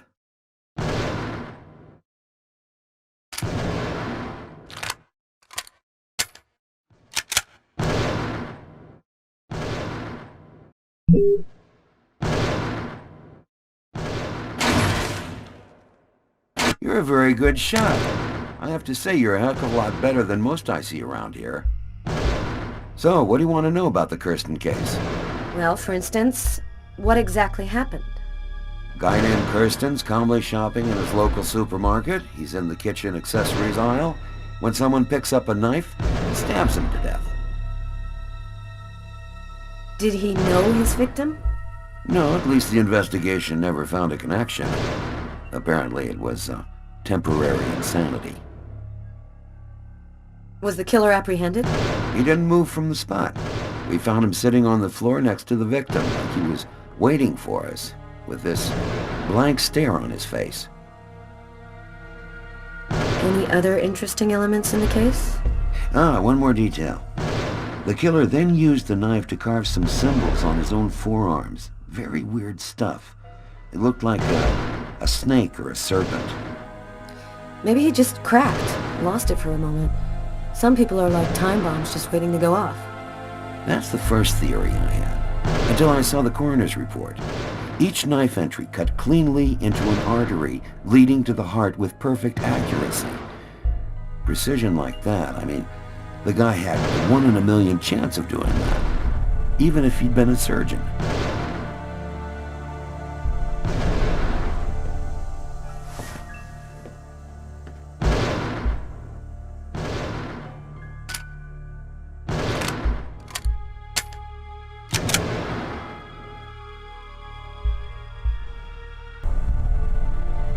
Excellent target. Looks like you're a natural. You didn't stop your investigation there, did you? No, this case really intrigued me. What could have motivated him to do something like that? I checked out piles of leads and discovered almost by accident that this wasn't the first. There had been other killings with the same profile. You mean where the killer had the same bizarre MO and stuck around afterwards? Exactly. 3 weeks earlier, on the other side of town, another stabbing victim in the middle of the street, no motive. Then I discovered a third case, 2 months prior to that. Then another, and always the same MO.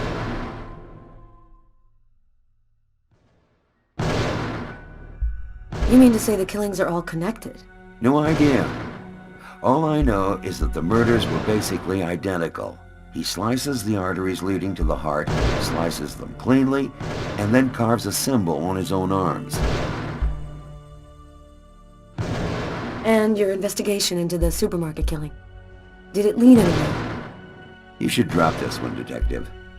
This is not just a murder case. There's something very odd going on behind the scenes. Looks like I'll be starting a new file.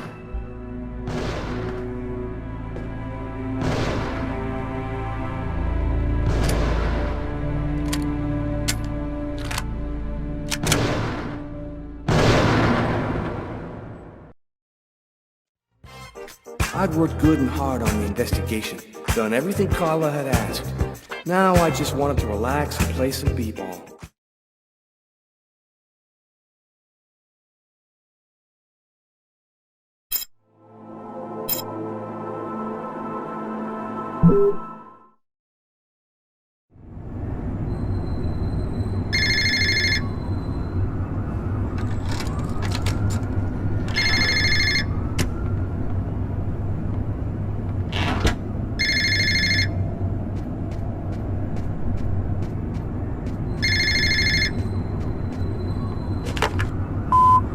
Lucas Kane.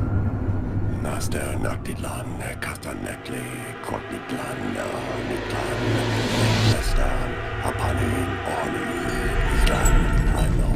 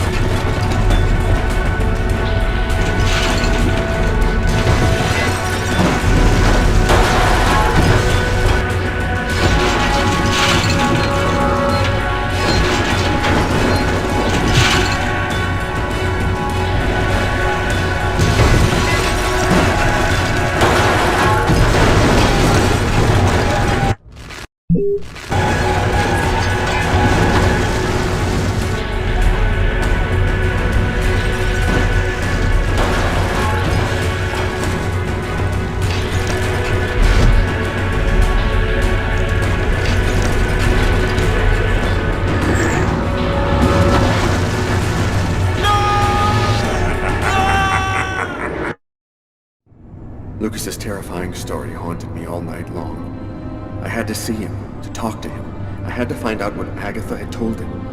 I wanted to look my brother in the eye and hear the truth. I'd never been to his apartment before, and took me some time to find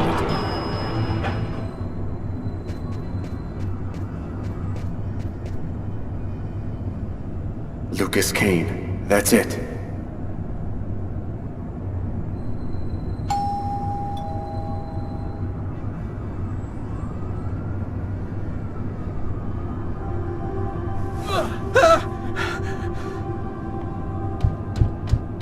Lucas? Lucas, open the door! Lucas! I could swear that I heard a scream coming from inside. The doorman said Lucas was at home, but he isn't opening. Lucas is in danger. I've got no other choice.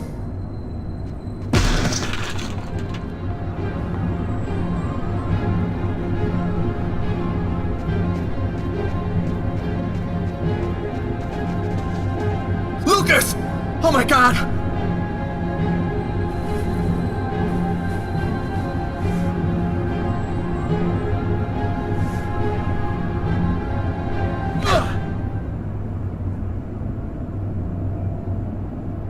Lucas, for God's sake! Have you lost your mind? What's come over you? The walls were blown away, and the wind, the tempest, Why did you do this, Lucas? Why? Somebody tried to kill me. For heaven's sake, Lucas! There's no one else here but you and I. You were all alone when I arrived. All alone, Lucas! What's happening to me, Marcus? I don't know what's happening! It'll be all right, Lucas. Everything will be fine. I'm gonna help you. You'll see.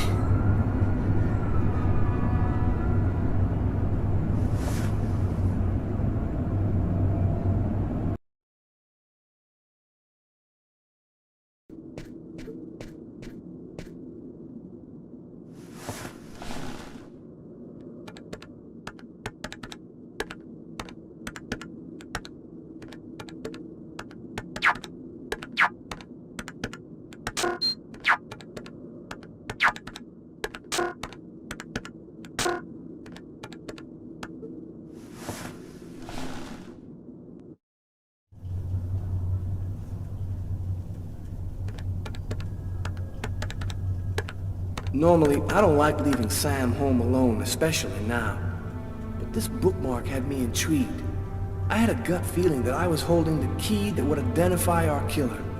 I felt like I was closing in on him, and I wasn't about to go home to sleep until I figured out what this paper meant.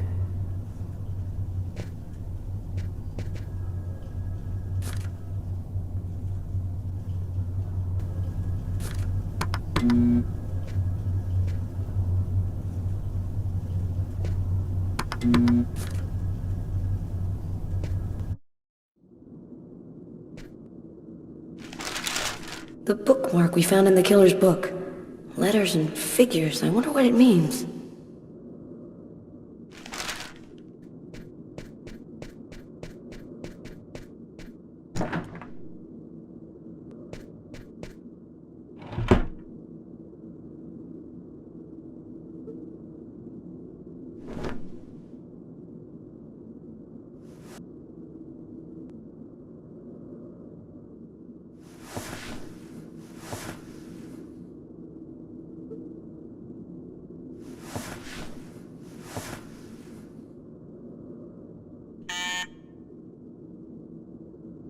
Who could that be at this hour? I'm not expecting anyone.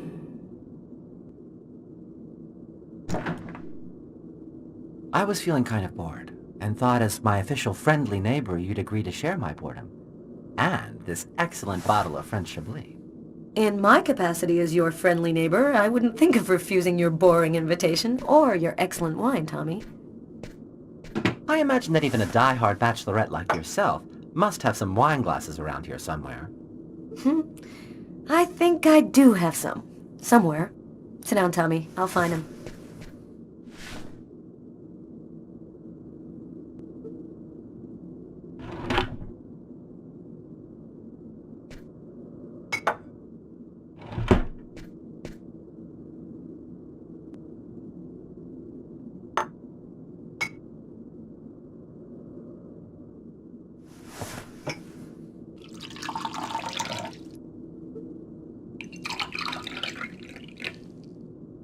A toast?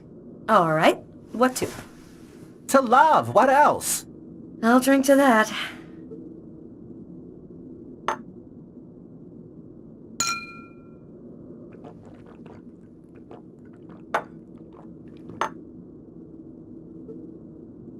Are you with anyone?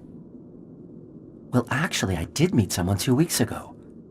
He's very real and very nice. And he works in a bank, too. I think this time it could turn into something serious. I'm happy to see you got your smile back. We all have our ups and downs, right? I always thought that people in New York didn't give a damn about gayness. They were so enlightened. How wrong I was. They still look at us as being different from so-called normal folks.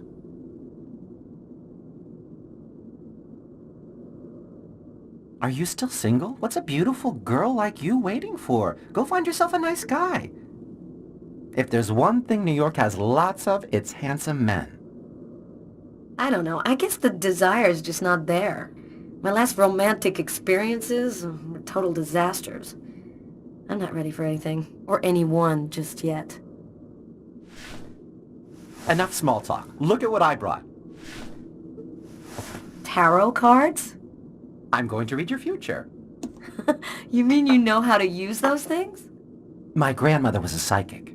She taught me how to read the cards when I was just a kid. She handed down her seeing powers to me. It really works, you know?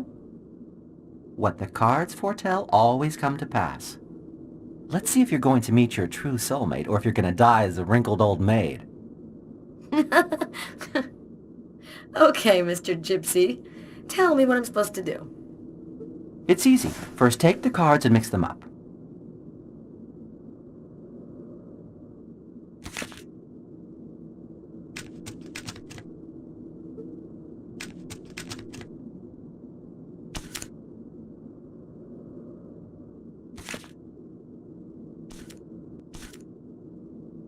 Take 2 cards.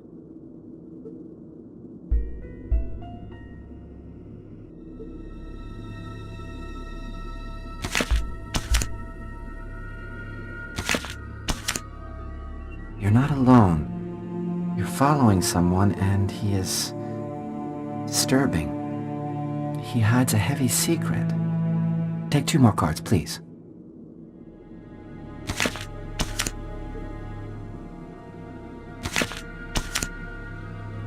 There is a curse, great suffering and fear. I see dark death and distress. Yes, just come to me whenever you need cheering up. Seriously, I'm sorry, Carla. This is not turning out to be as much fun as I thought. It's okay, Tommy. Let's see what horrors my destiny holds for me. Here are 2 more cards.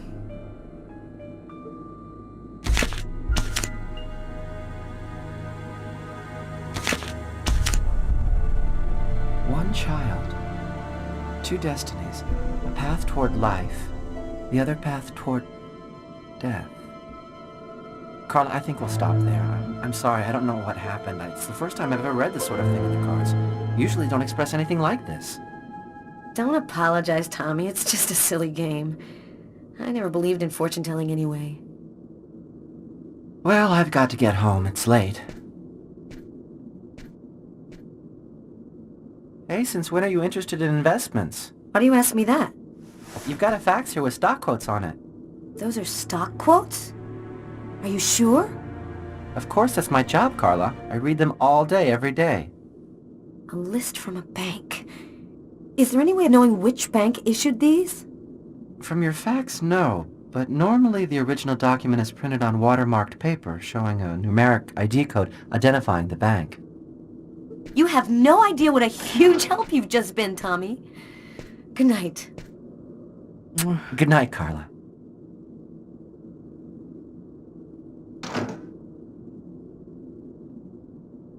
That's it. I've got to call Tyler.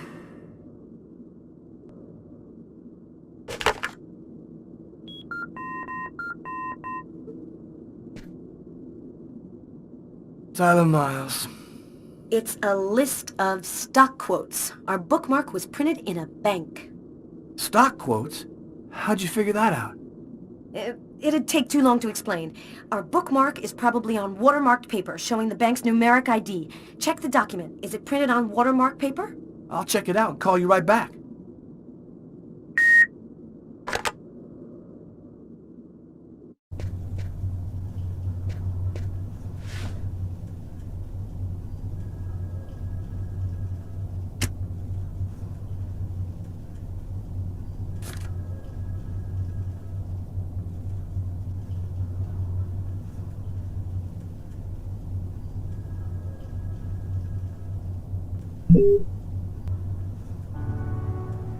I think I found it.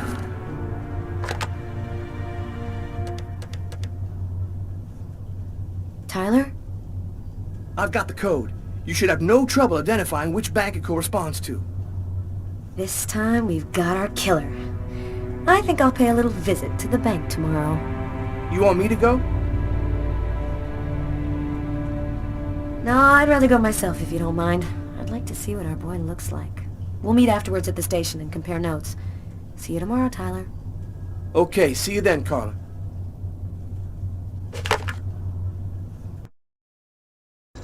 I finally convinced Marcus to let me go out. I'd slept most of the day, and he'd stayed to watch over me. I needed to get out and get back in touch with reality. My physical condition was deteriorating rapidly. My mental state wasn't much better. I could feel myself slipping away. I knew that it wouldn't be long before I lost it.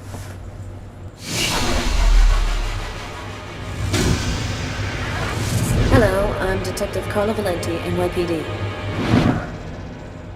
The police, they found me.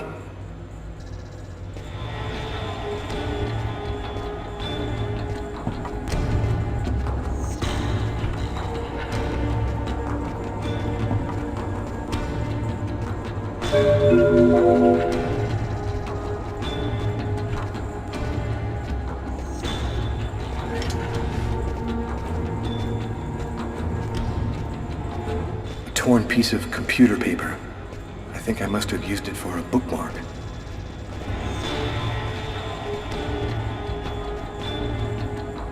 Richard III. I often read Shakespeare. I like the sober, desperate tone.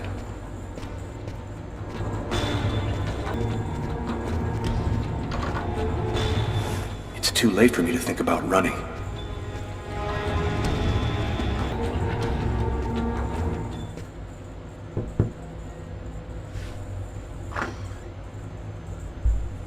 Hello, I'm Detective Carla Valenti, NYPD.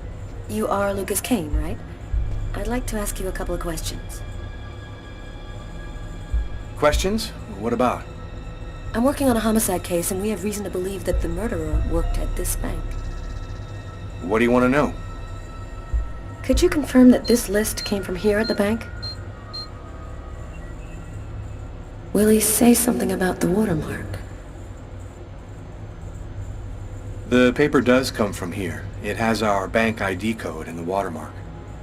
Is there a way to establish where it was printed from? The manager already filled me in, but maybe we can learn something more.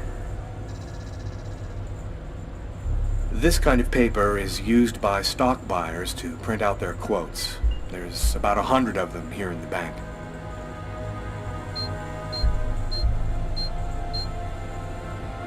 This guy seems really tense.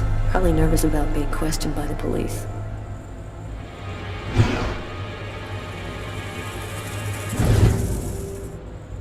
Is there a problem, Mr. Kane? Huh? Oh, no, sorry. Is there a way to determine where this particular document was printed out? What's his problem? Seems like my questions are upsetting him. No, not really. Our printers don't leave any identifiable marks. A witness helped us make a composite photo of the suspect. Would you mind taking a look at it for us?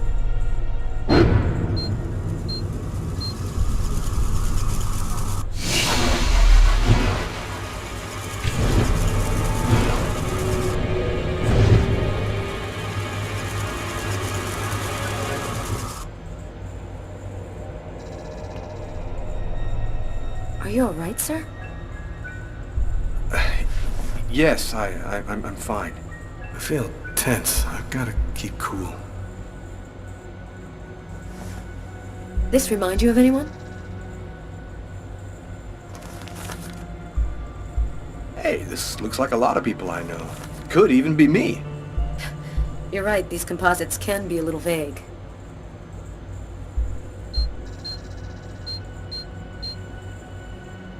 This guy looks a little bit like the composite. Maybe he's the one.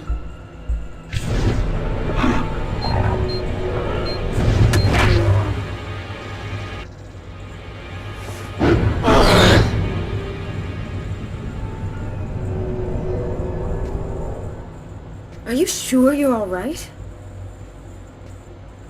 I thought that... Excuse me.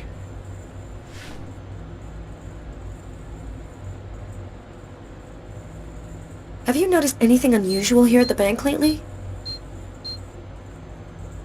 They told me about what happened to this guy yesterday.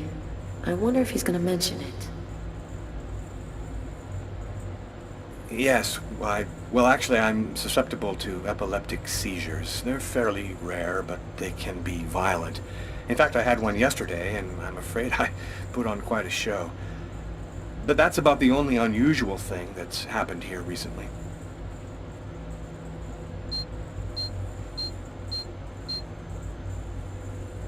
That's strange. His forearms are bandaged. I wonder what happened to him. Did something happen to your arms?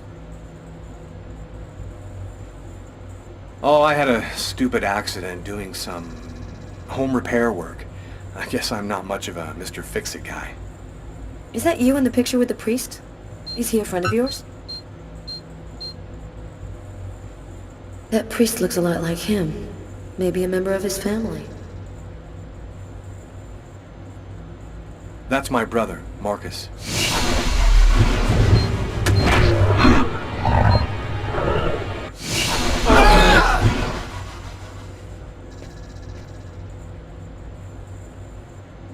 Are you sure you're feeling all right? You seem a little peakish. I might have a little cold.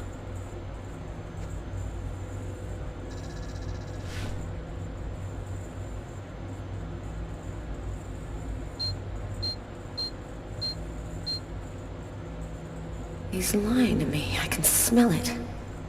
Damn, maybe this is our guy right here. Stranger things have happened. I'm not feeling very well. I'm just gonna go and splash some water on my face. Go right ahead. I'll wait for you here.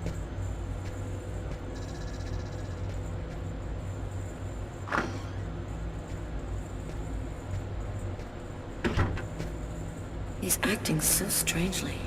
I'd better take a quick look inside his desk before he gets back. There ought to be some fingerprints on it. That'll make it easy to see if this is our man.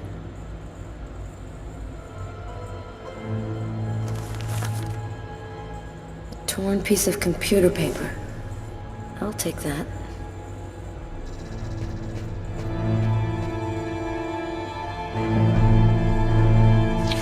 There's something written on the picture. LKMK, June 2003.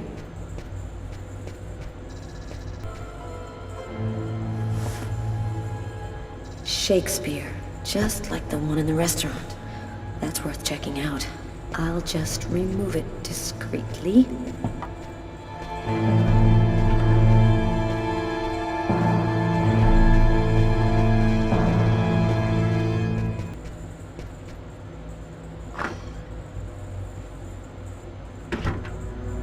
Feeling better? Yes, thanks. I don't have any more questions. I'll let you get back to work. Thank you for your cooperation, sir.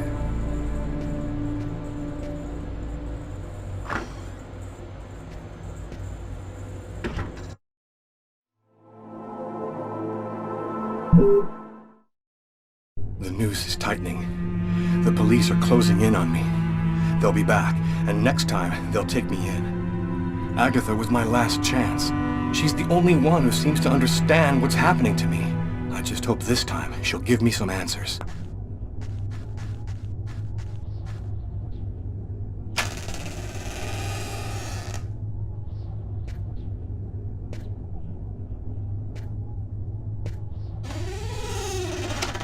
Agatha?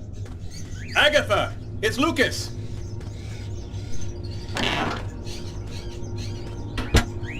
Someone just went out the window. Sir, I need to get your name before I can record your message.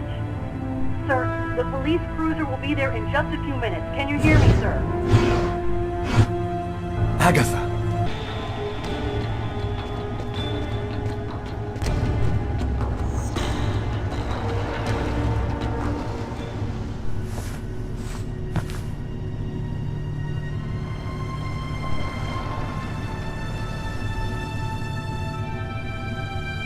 She's dead.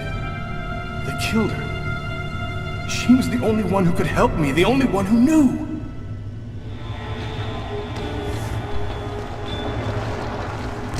Maybe she left me something. The answer could be here somewhere. Quick, I still have a few minutes to search her apartment before the police get here. What brings you here, young man? Tell me, what is your cage like?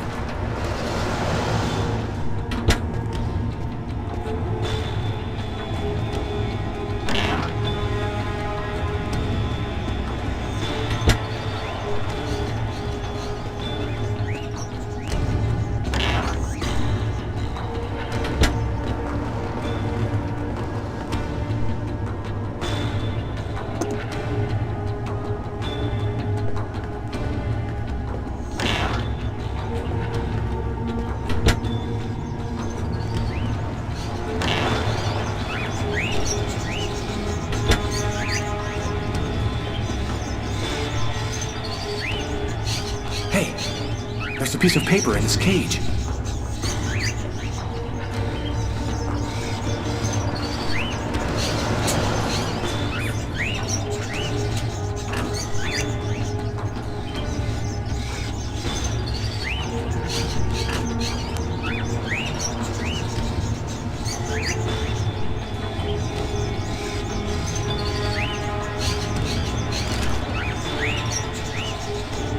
A newspaper article from 1928. Why would Agatha want me to see this?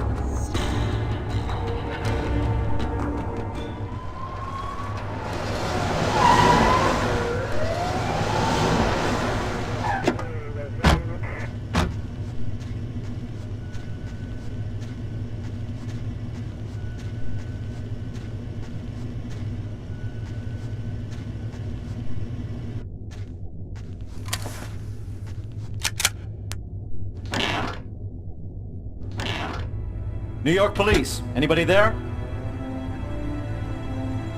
Hey, Kevin, call an ambulance. There's a body on the floor.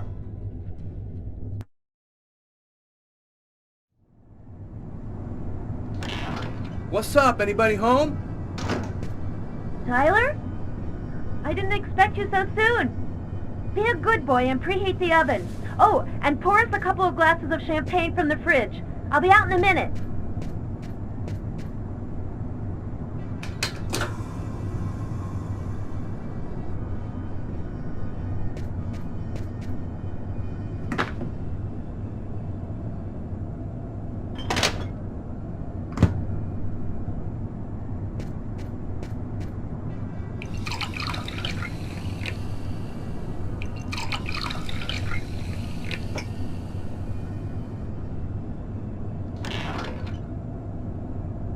Hello, Detective Miles. Do you know what day it is today? Well, we already had Christmas, so 4th of July? No, that's summer. No, you got me. Tyler. Okay, babe. It's been exactly 2 years since I met the woman of my dreams. You want to put some music on? I feel like dancing.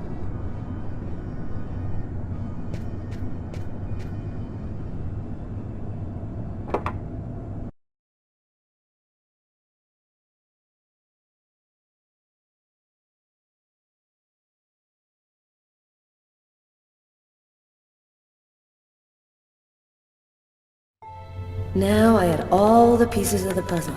I just needed to put them all together to find our murderer. On my desk lay all the information from Nazer and Jones. On Tyler's desk, the clues from the restaurant. The identity of the killer was here somewhere.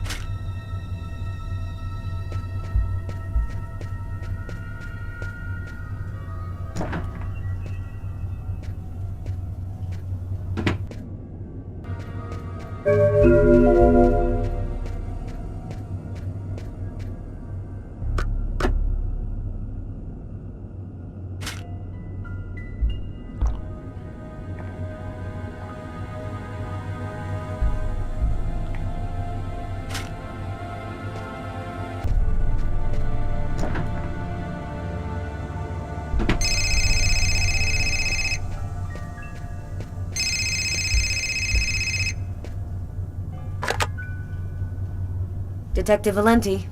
Hi, Carla. It's Garrett. I called to tell you that I sent you the results of the testing we did on the prints on that pen. They should already be in your email. Perfect. Thanks, Garrett. I'll take a look right away.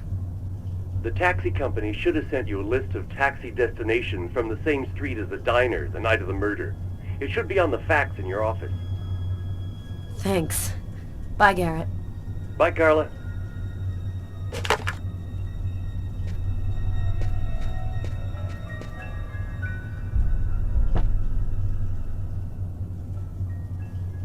The Shakespeare book found in Lucas Kane's desk at the bank.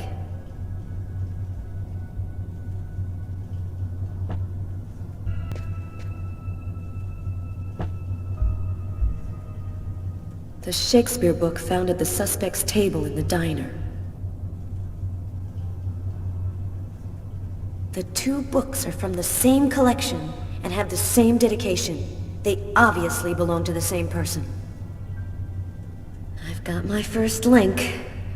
I'll need another in order to establish proof that Kane is our man.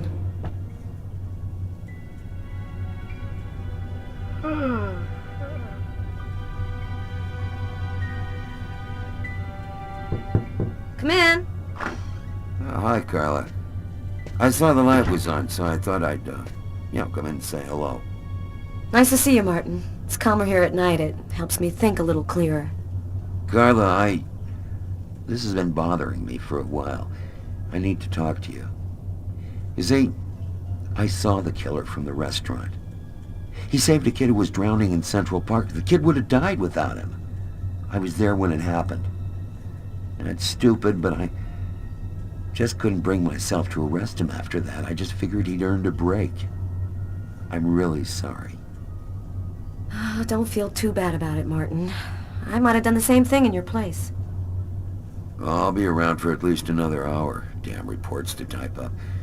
Come and see me if you need some company. Catch you later, Martin.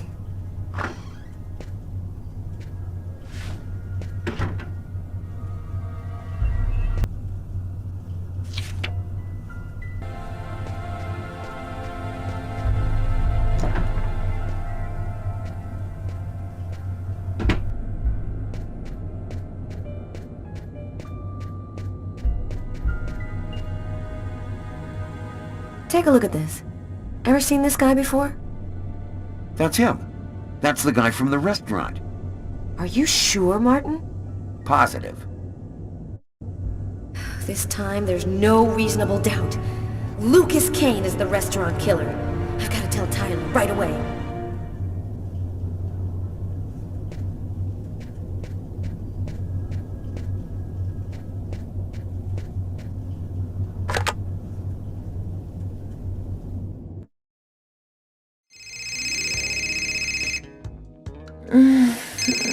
Don't answer it, lover.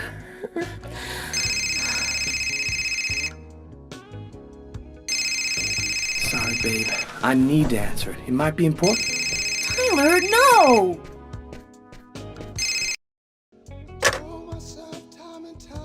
Tyler, I'm warning you. If you leave me now, I will never forgive you. I won't be long, babe. Just sip some champagne and I'll be right back before you know it. I'm sorry, Sam, but this is really important. What about me? I'm not important?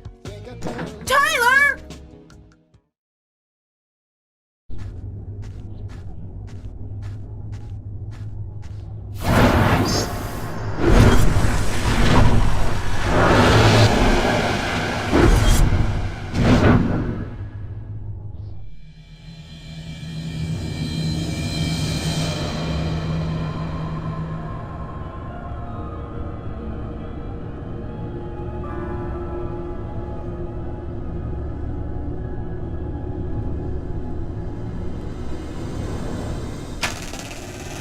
Sorry, we're closed. Come back tomorrow. Oh, I won't be long. Master Nakitlan, Nekibini, Narakwen, Castanekli, Quatiklana, Quentana.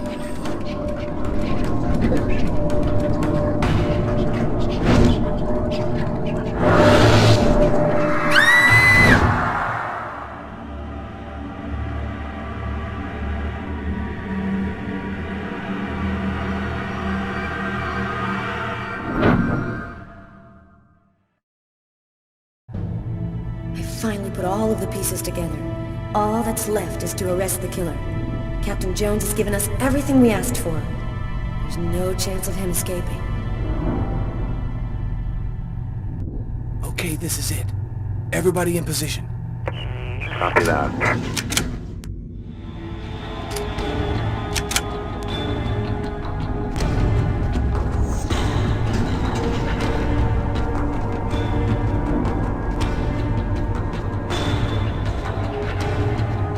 I'll go in first. You cover me. Okay.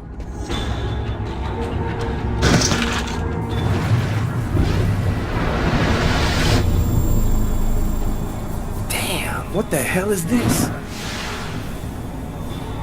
Cover me. I'm gonna check the doors.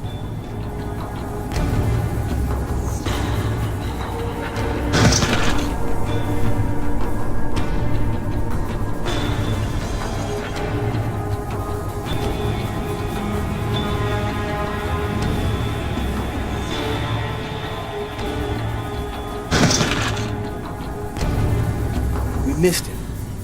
Well, he's running now.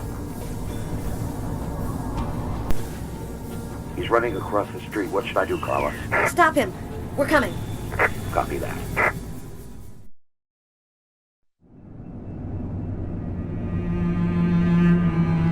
It happened again. Somebody died in the lavomatic. I saw it like I was there. Agatha's dead, so who's gonna tell me what's going on?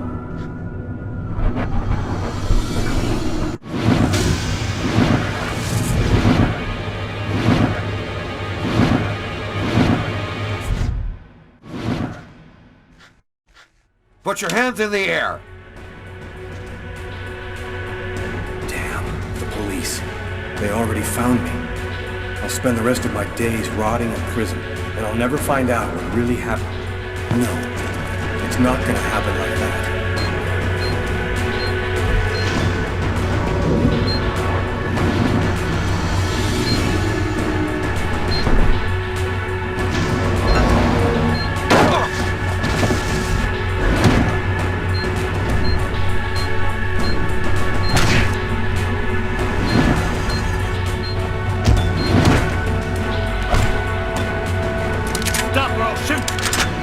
Don't move, asshole!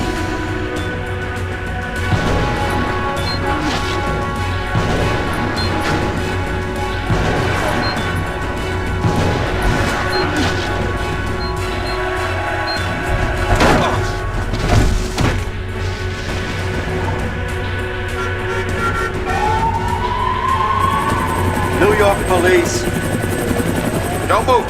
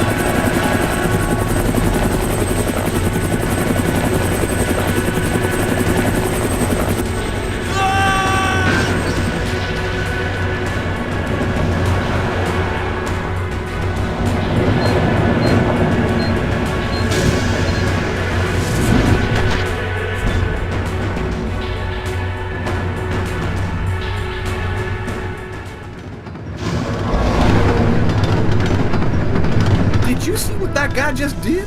Shit, that's crazy. We need to catch him. Next time, we won't get away.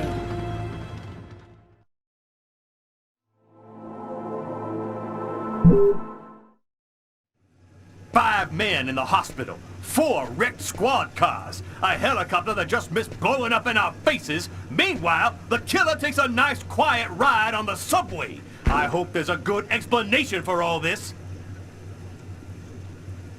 Nothing went according to plan, Captain.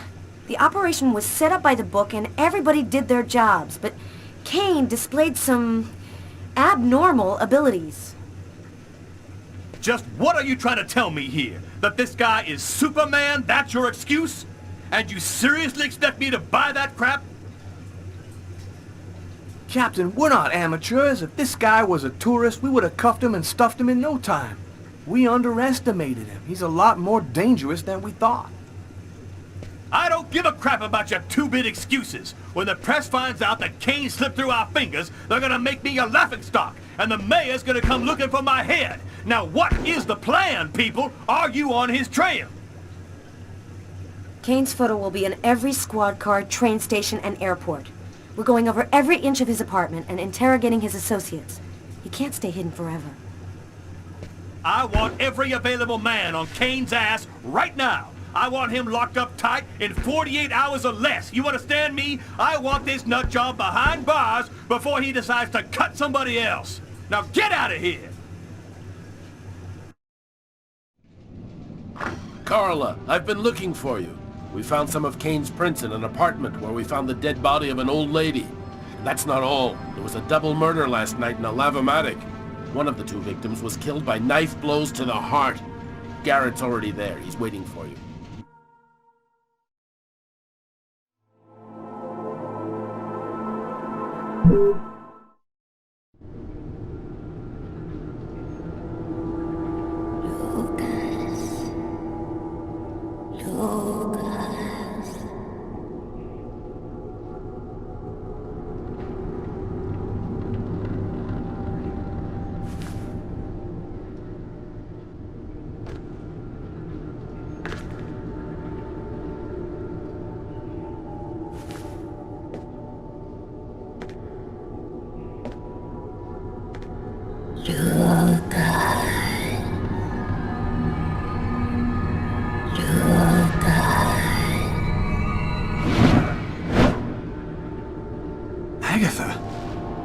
Agatha, is that you? I thought you were... Dead. In a way. But I promise to tell you what I know. And I always keep my word. Listen carefully, Lucas. We have very little time. You are not insane. Neither are you a murderer. You are simply at the wrong place at the wrong time. Why did they make me commit that murder? They've turned you into the instrument of a millennial sacrifice. It's a way for them to see what's hidden. They are looking for a little girl. They'll do anything to get her. Why did they pick me? Why did they want to kill that guy? Pure chance. They just needed one man to kill another in order to open the mouth of the serpents. You're not the first to be chosen to perform the sacrifice, and certainly not the last. They're coming. Save yourself, Lucas. They want your life. A wet-knit lan in the ancient Mayan civilization. You'll find some of the answers you seek there. Agatha? Agatha!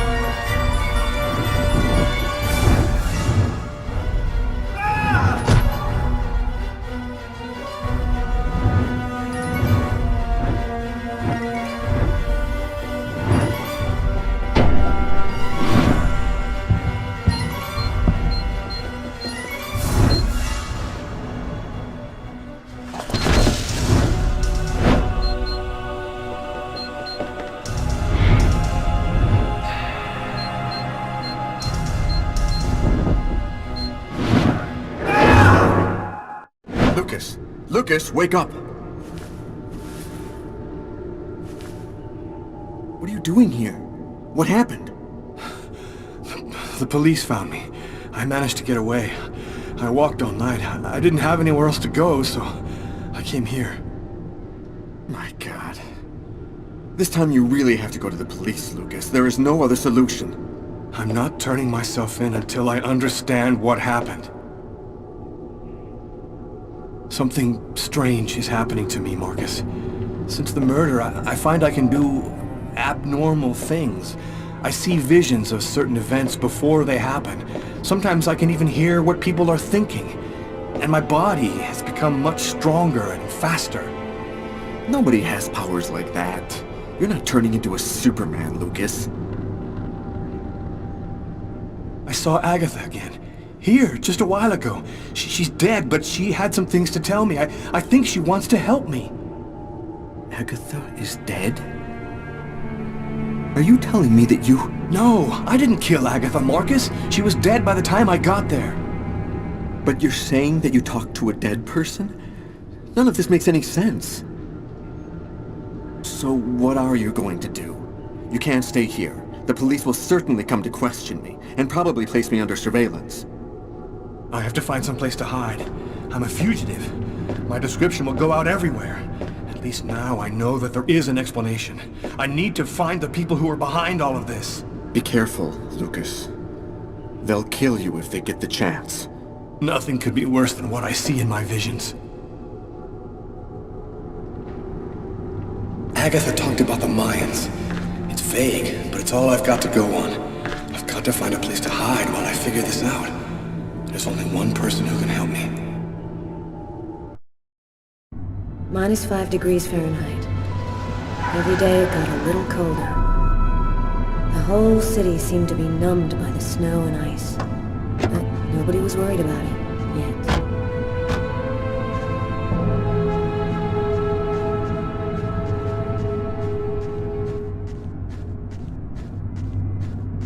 Go take a look inside, Tyler. I'm gonna talk to Garrett and see if he found anything.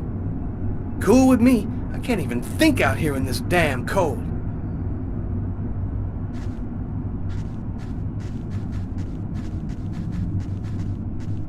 Ah, I was waiting for you, Carla.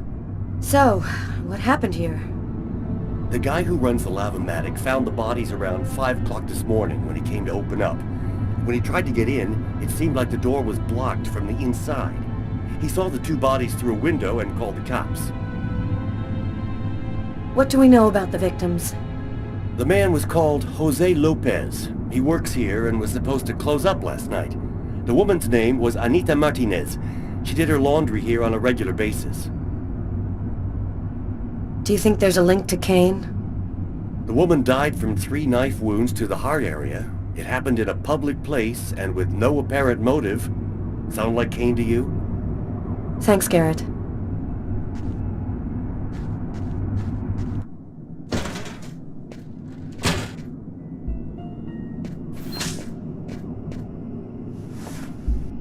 A knife stuck in his eye. Death would have been instantaneous. Bizarre.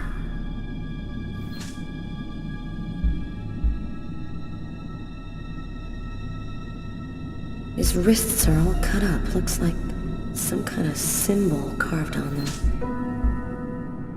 A snake. A snake with 2 heads.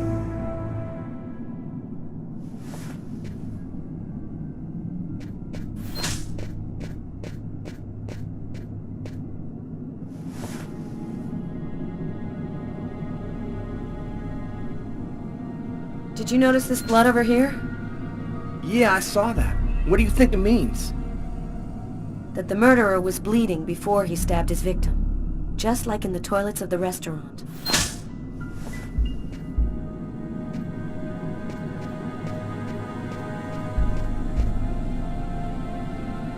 Three or 4 stabs in the area of the heart. Exactly like the victim in the restaurant. I wouldn't be surprised if the autopsy finds that the arteries were severed.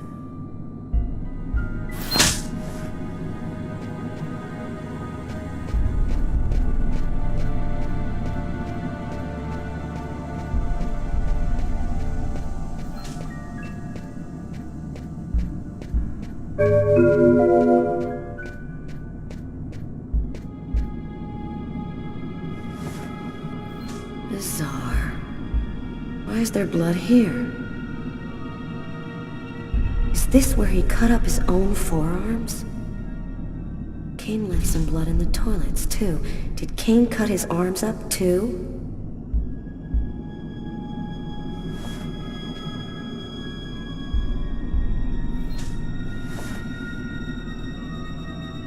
The knife has the same handle as these other tools. It must have come from this toolbox.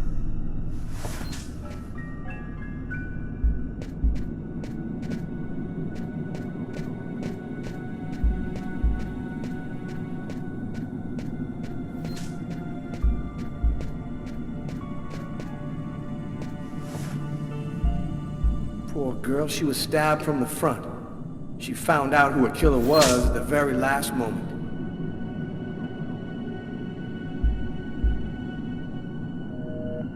We can still hear the dial tone. She must not have had time to dial the number. Too bad, we could have had a live witness.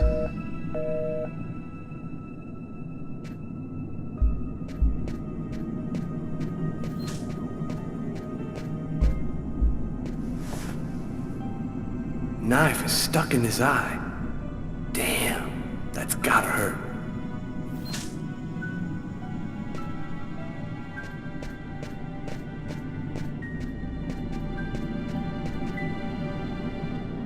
Did you notice the key in the lock?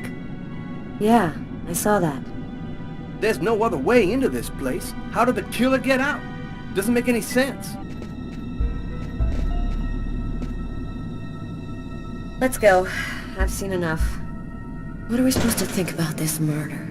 The guy committed suicide after killing the woman? It seems absurd, but it's the only explanation. I don't think Kane had anything to do with what happened at the laundrette. But, all the same, there's got to be a link between the two murders.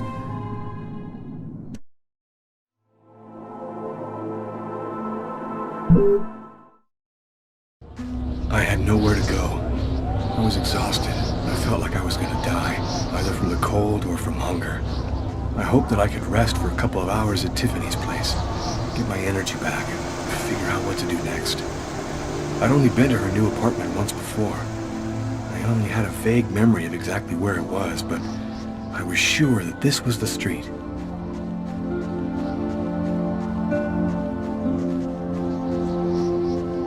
Another homeless person. I get the feeling they're everywhere, and they're watching me. I must be getting paranoid.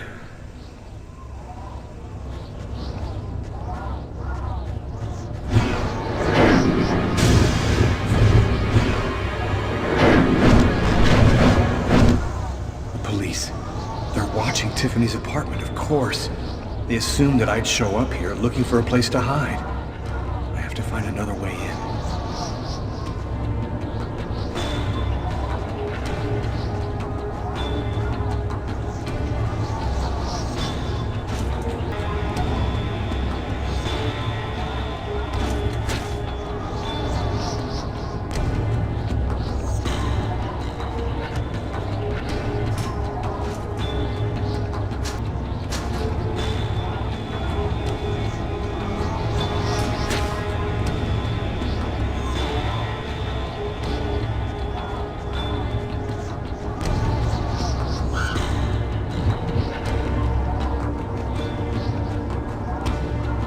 Police.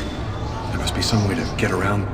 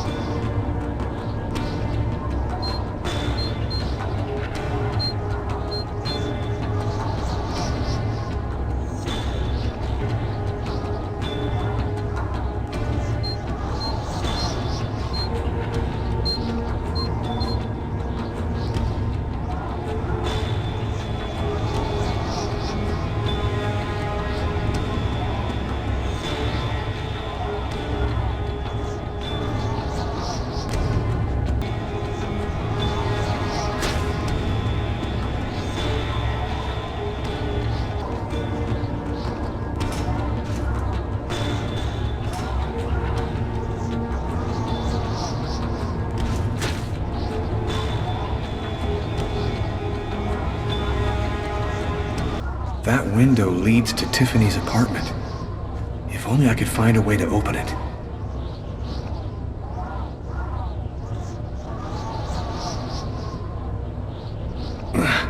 I think it budged a little. It's open a few inches. I almost had it.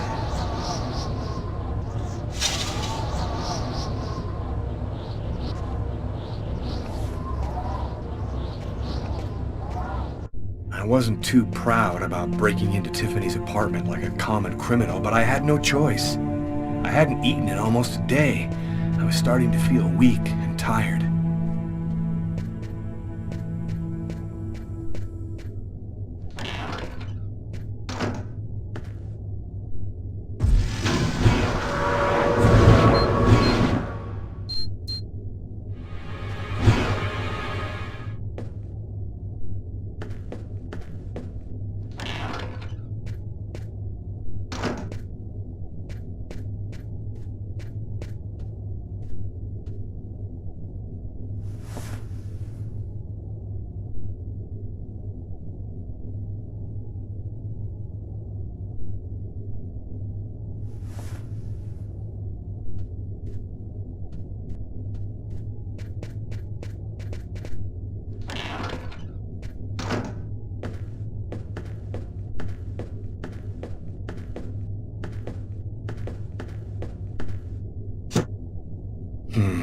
Nothing to eat here.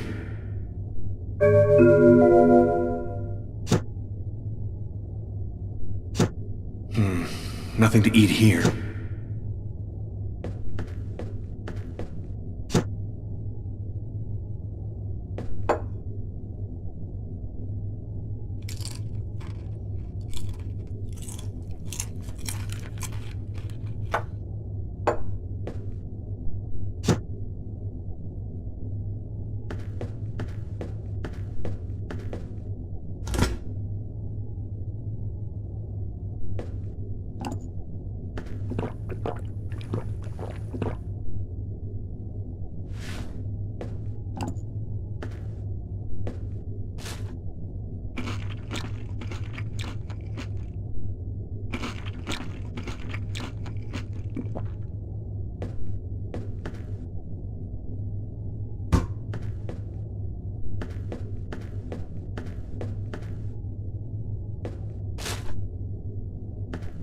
My picture's in all the newspapers.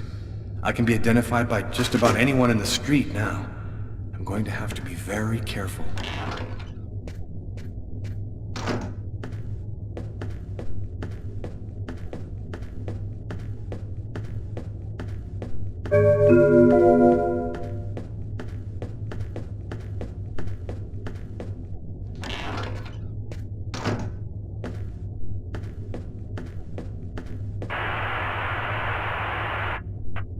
And for an expert's point of view on the subject, we have with us today one of the most renowned specialists on Mayan civilization, Professor Dmitry Kuryakin of the Mesoamerican University here in New York. Thanks for being with us today, Professor. You've written a fascinating book on Mayan rituals, and I wanted to ask you if... A specialist in Mayan civilization? He'd known what Keknaklan means. Gotta meet this Professor Kuryakin.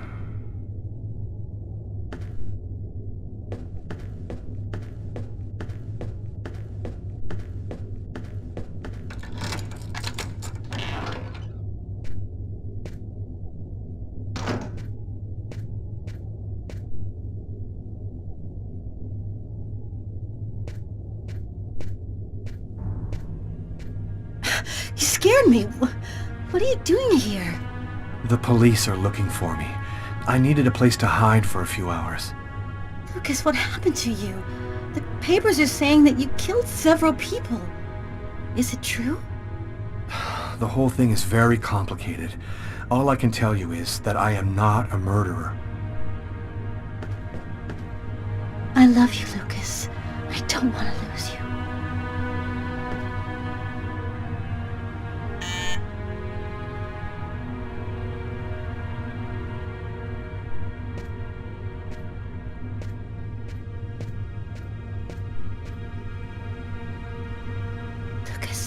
police. What are we gonna do? Look, I'm sure they just want to ask you a few questions. Just stay calm, Tiffany, and answer their questions. I'll hide in the apartment. Everything will be fine. You'll see. Miss Harper? Miss Harper, are you home? Yes, just a second. I'm coming. Lucas, I can't keep them waiting anymore. I've got to open the door.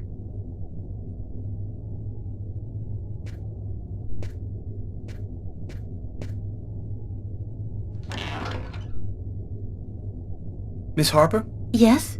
I'm Detective Todd of Miles, NYPD. I'm working on the Lucas Kane case. I think that you two were romantically involved, isn't that right? We're involved, yes. But we separated. We broke up about a month ago. Have you heard from Mr. Kane recently? Has he tried to contact you? I went by his apartment day before yesterday to pick up the last of my things. We hardly spoke. I haven't heard from him since. Do you mind if I look around your apartment? Well, it's just that... Hey, I'll only be a minute. Go ahead.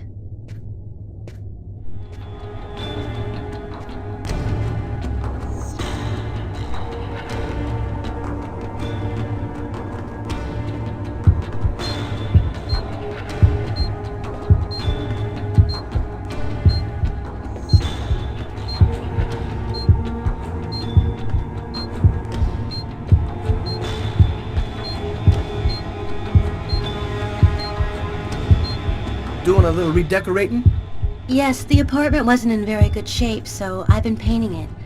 It's taking a long time with my job. I don't have much time to... And what do you do? I'm a nurse. I work at St. John's Hospital.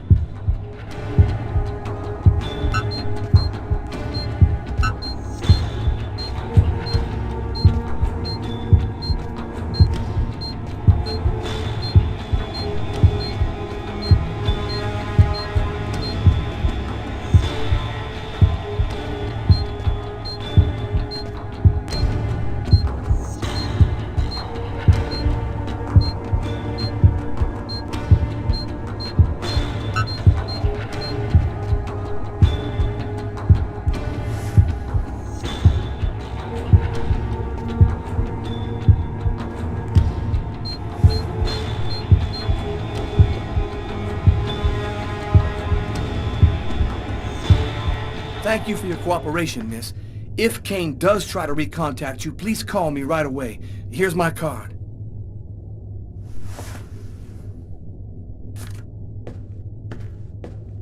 Be careful, miss.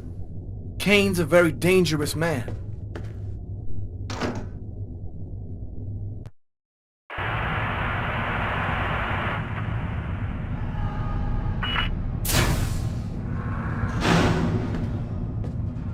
Hello, my name is Barney. Detective Carla Valenti. You've come to see Janus, isn't that right? He's down the second corridor on the right. We're finished. Oh, another power outage. It's the sixth time today. Not surprising, though, with this cold weather. Good thing the hospital's got its own backup generator. Remember, Janus's cell is down the second corridor on the right. One of my colleagues is waiting to open the cell for you. I'll be watching you. Don't worry, you'll be fine. Thank you, Barney.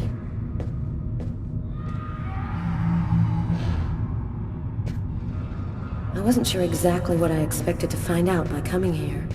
Kane was the killer, there was no doubt about that. And yet, I needed to know just what happened in the strange case of the Kirsten killings.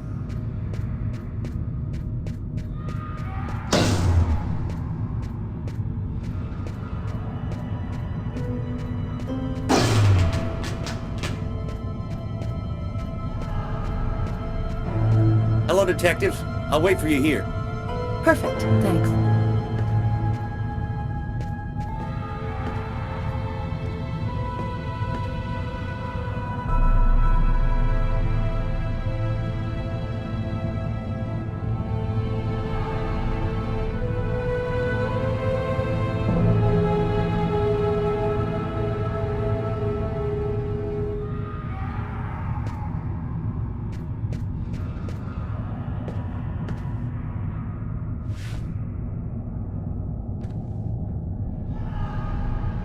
Hello, I'm Detective Carla Valenti of the New York Police Department. I'd like to ask you a few questions, if it's all right with you, of course. I read in your file that you often had, visions of some sort. Would you like to talk to me about them? Why have you gone to the trouble of coming to see me, Detective Valenti? I'm mad, you know. What I have to say is meaningless. Isn't that right? Maybe it'll make sense to me. Please, Anton, tell me everything that you know. A man and a woman in a laundromat. She's a little overweight, Hispanic looking. He has a knife planted in his eye. How do you know that? I was there. I can see through his eyes. Every one of the murders. I'm there. And you, Anton, why did you kill that man? He didn't kill anyone. I was just his instrument. I hear his voice in my head, and I see the blood. Always, always. It has to stop. Who is the murderer?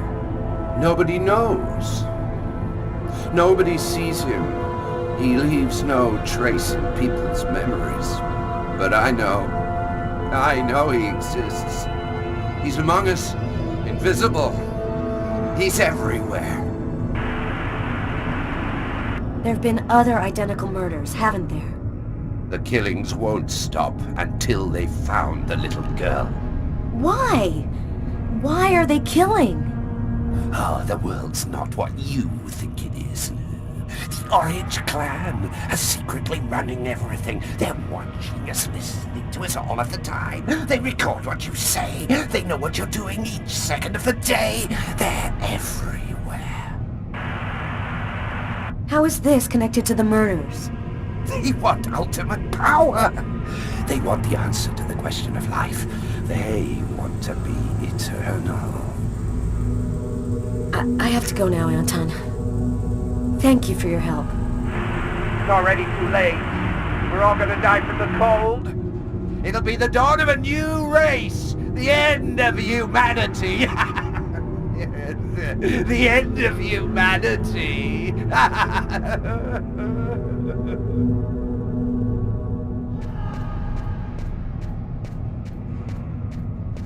Sort of spiral, drawn hundreds of times on the wall of the cell. Why is he obsessed by this symbol?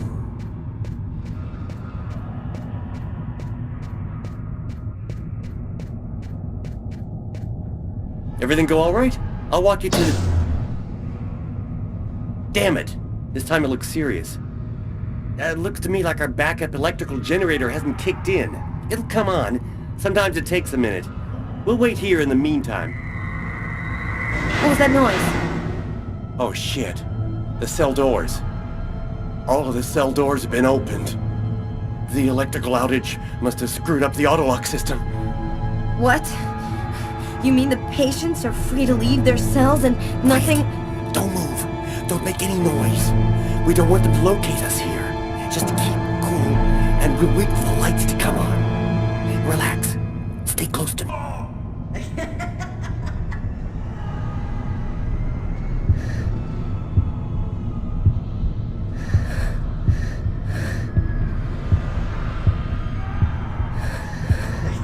Oh no! I hear one coming!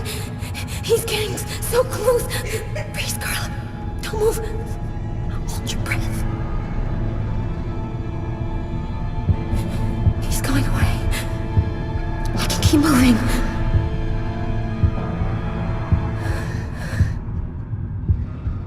He's right there.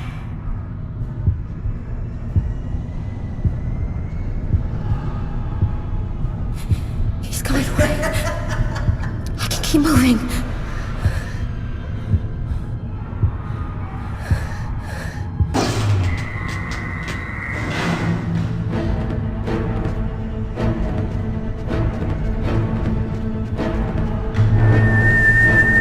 Barney! Barney! Open up!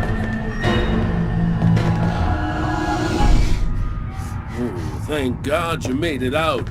I don't know what the hell could have happened. The auto lock system opened all of the cell doors. You hurt? Are you sure you're all right? Great, Barney. I feel great.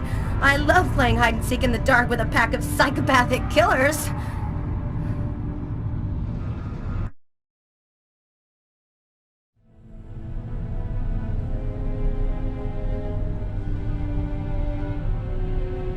This man I'd barely seen on TV was my last hope. I didn't know what connection there could be between the Mayans and what had happened to me, but at that point, I was ready to accept any explanation that could make sense out of the nightmare that my life had become. Hello, I'm a journalist, and I have an appointment with Professor Kuryakin. The professor's waiting for you.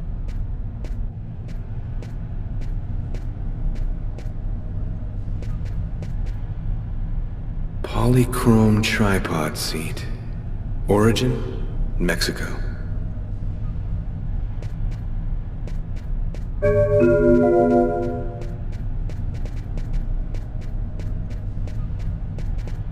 Professor Kuryakin?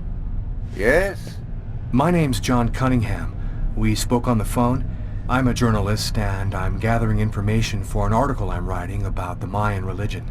Ah, yes, I've been waiting for you, young man. What paper did you say you write for once again?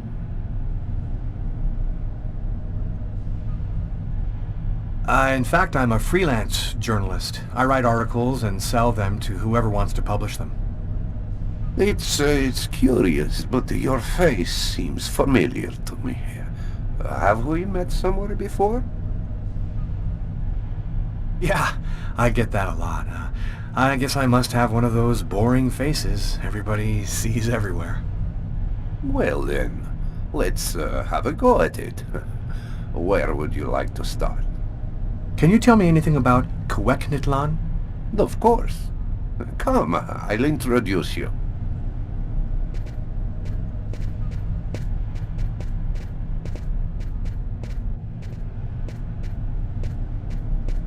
You see before you the ancient Mayan god Cuecnitlan, the serpent with the two heads. One head sees in this reality, the second in the other world. By opening both mouths, the Mayan oracles could see through the serpent into the other world. Could you explain this other world?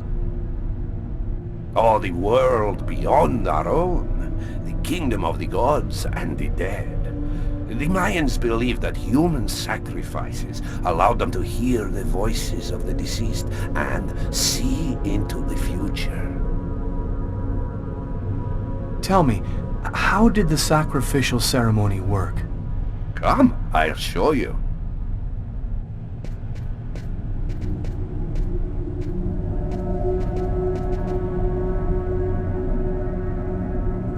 This painting, dating from the 1st century BC, shows a sacrificial ceremony.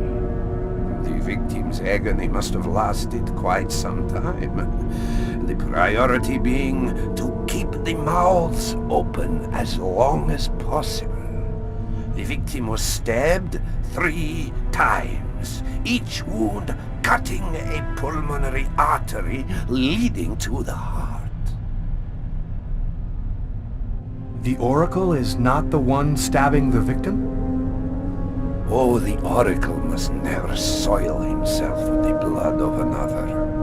That is why he chooses a sort of proxy, another person in the crowd, totally at random. This person becomes the executor.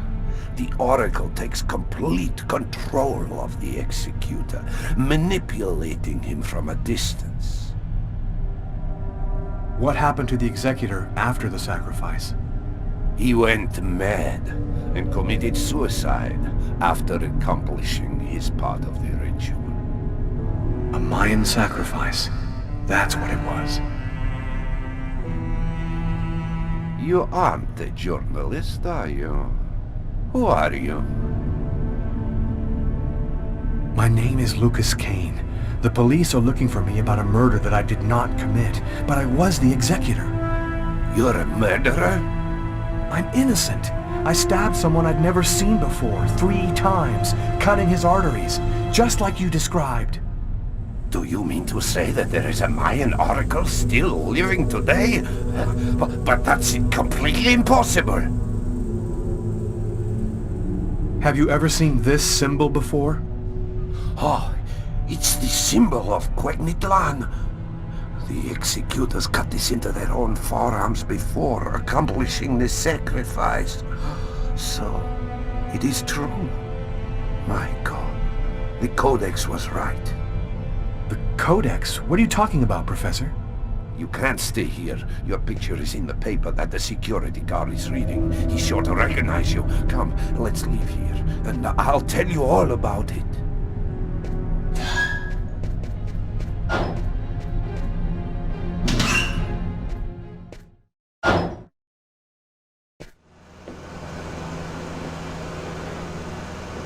Thank you for your help, Professor.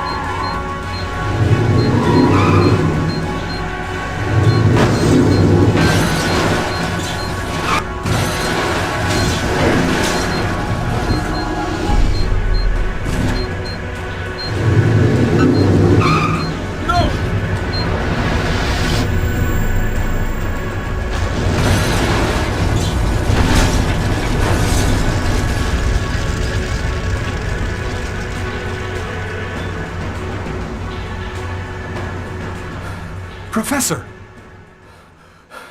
The Codex speaks of the coming of a child, a prophet, the answer to all of life's questions. The oracle kills to find the child.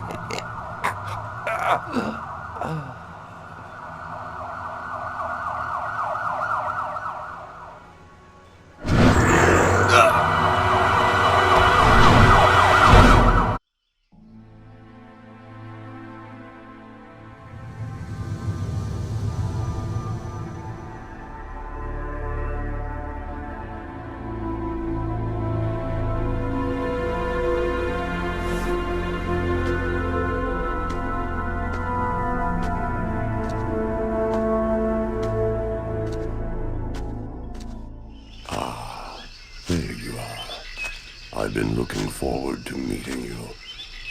Few men are capable of resisting an oracle. What is there so different about you?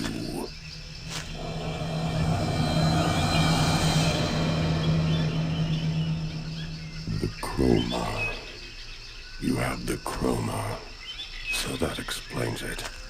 How did you ever acquire such a power? No matter.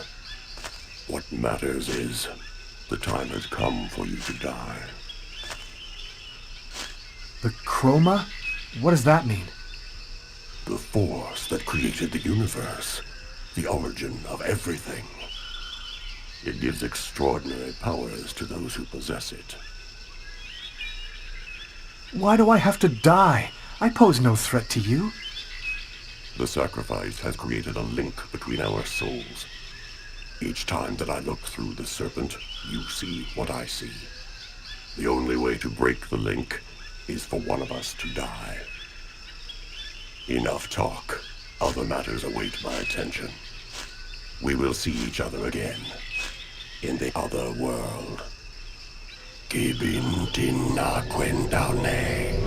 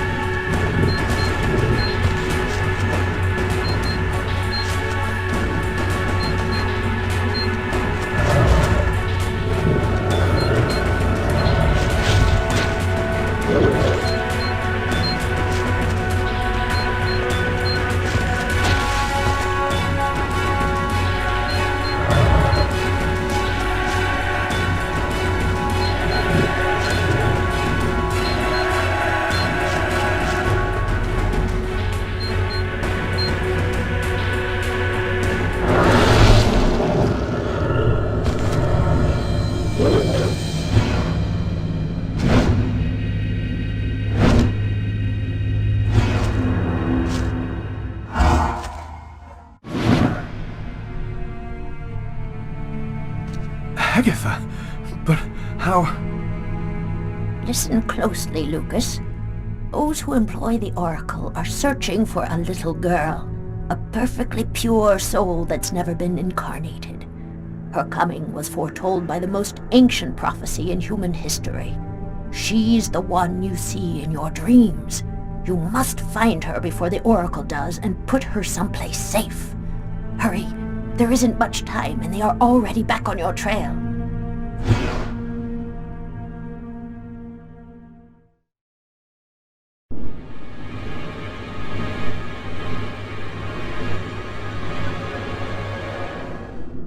I must inform you that we are unhappy. Very unhappy.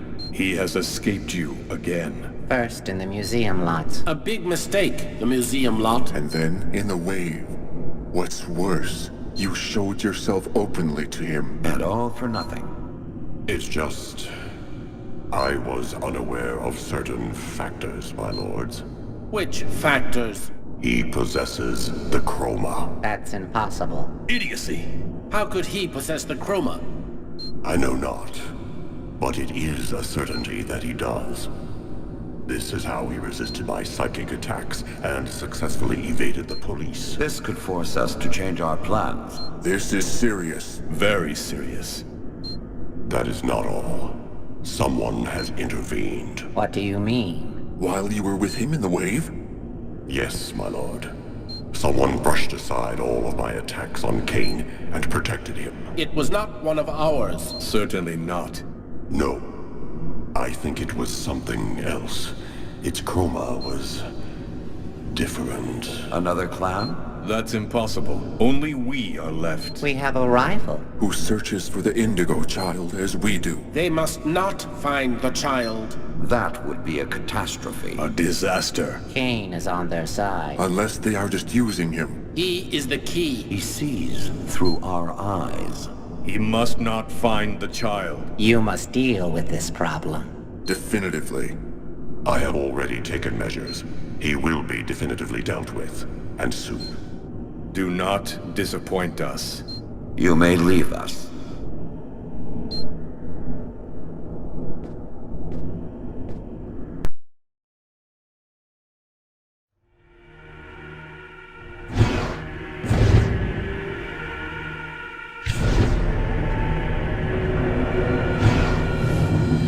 The Oracle is in Marcus's church. There's not a moment to lose. I've got to warn him or he's dead.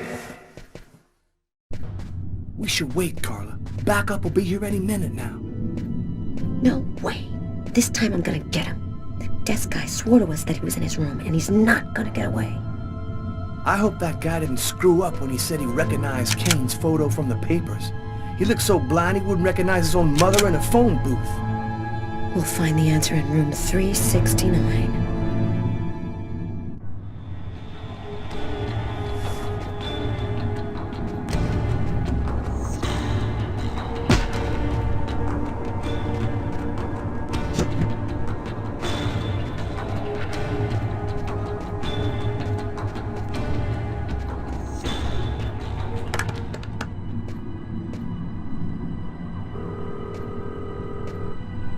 Pick up, Marcus. Pick up.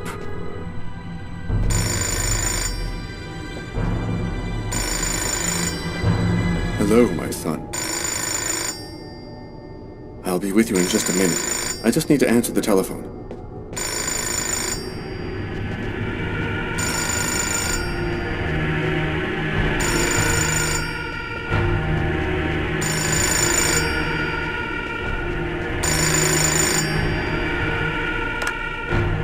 St. Paul's Cathedral. Marcus, he's in the church. Don't let him get anywhere near you. Lucas? Is that you, Lucas? What's going on? I don't have time to explain, Marcus. Run, right now. Shut the doors and lock them tight. I'm begging you, just do what I say. Oh, come now, Lucas. Just do it, now!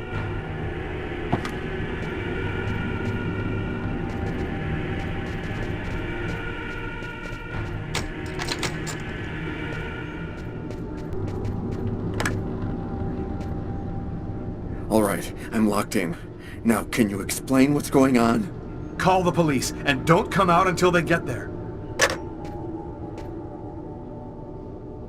Lucas? 369. Here it is.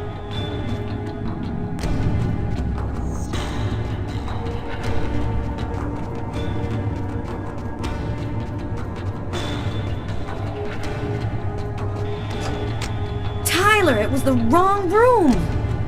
Huh? There must be another room 369 down the hall somewhere.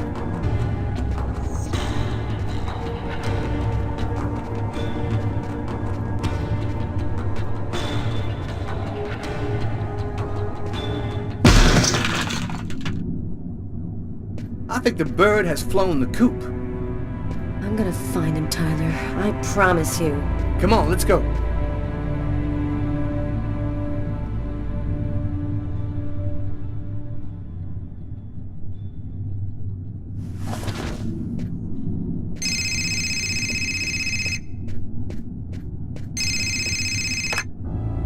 Lucas, you have to come over right now. They'll kill me if you don't come. I'm at the old amusement park. Please. You must realize now that I am not joking. So please, don't delay.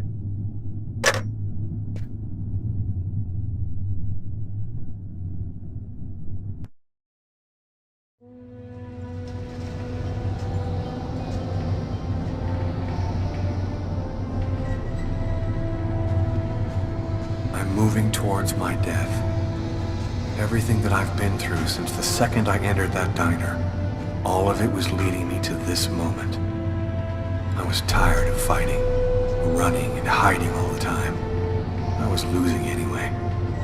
There was only one thing left to do.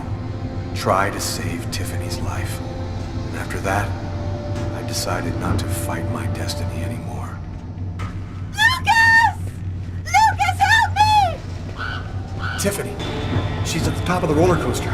I have to find a way up there.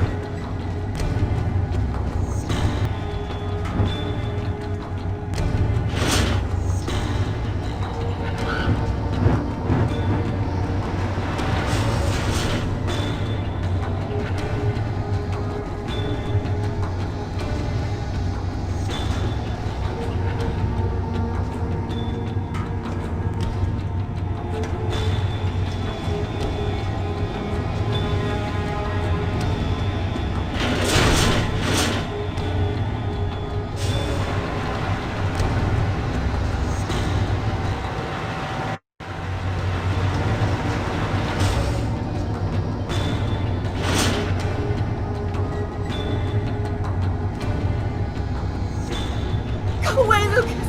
It's a trap! They're going to kill you!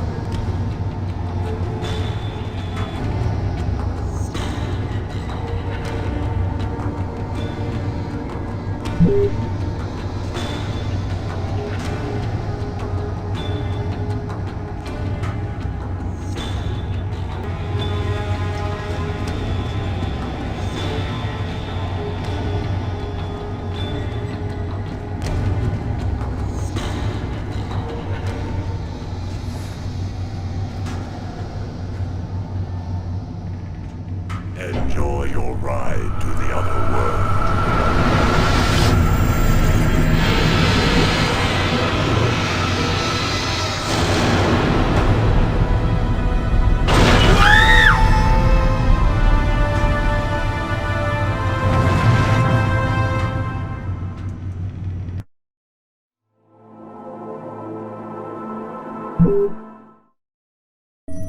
That's it. It's over. Now there's nothing to do but wait, though it shouldn't be long. Perfect. All has gone according to plan. I sense another signal. Cerebral spinal activity. I think he's dreaming.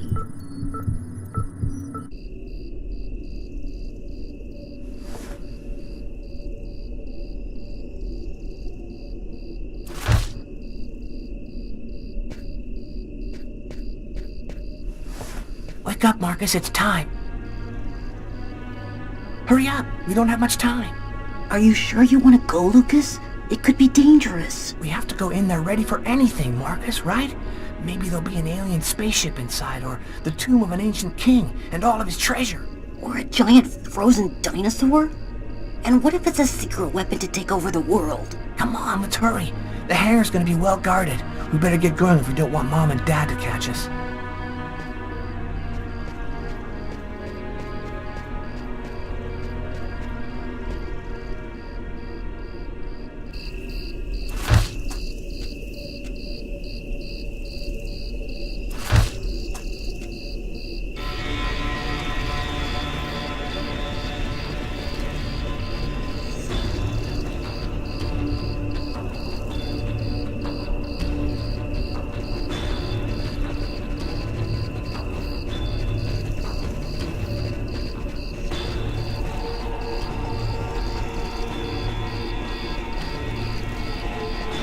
Soldier, quick, let's hide!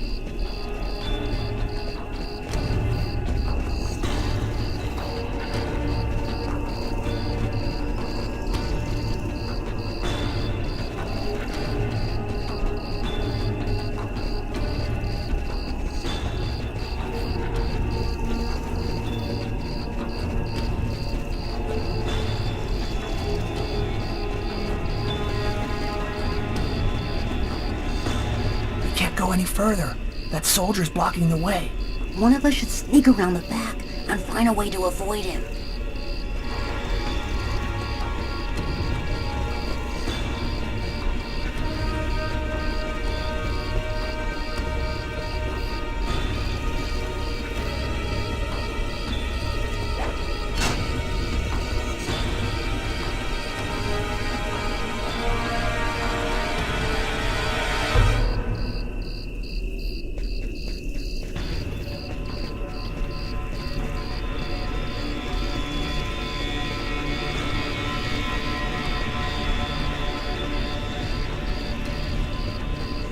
Better wait for Lucas.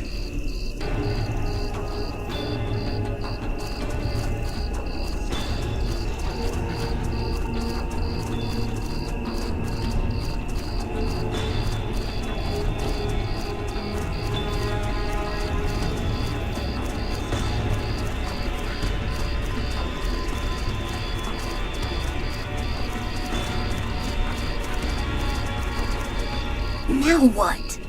The only way to get to the hangar without being seen is to climb up the telephone pole and hang off of the cable. Impossible. That pole is right under the guard's nose. I know, but there's no other way. Listen, I'm gonna try to get him to look the other way. Meanwhile, you run and climb up the pole. I'll try to set it up so you have enough time. Okay, but how are you gonna get in? I'll meet you back at the house. You tell me everything when you get back. At least that way we'll know for sure whether there's a flying saucer in that hangar.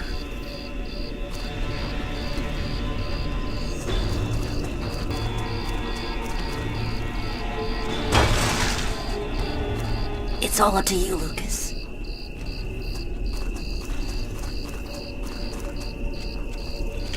Hey, what do you think you're doing there? I'm looking for my cat, sir. He ran out of the house. He was on the garbage, but then he got away before I could grab him. You're one of the Kane boys, right? Head on home, son. You shouldn't be out prowling around alone at this hour. What about my cat, sir? We'll find him tomorrow. Right now, you go on back home.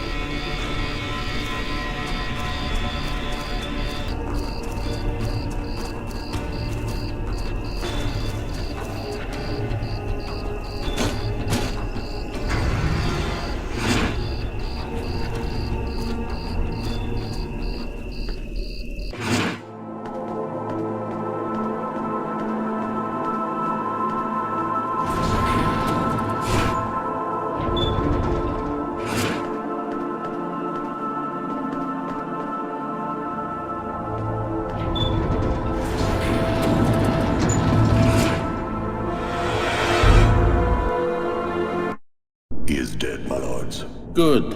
Very good. Now you must find the Indigo child as soon as possible. There isn't much time. The visions are becoming clearer and clearer. I've nearly got her position localized. Move quickly. Time is short. The child must not escape us. The prophecy must be fulfilled. You may leave us.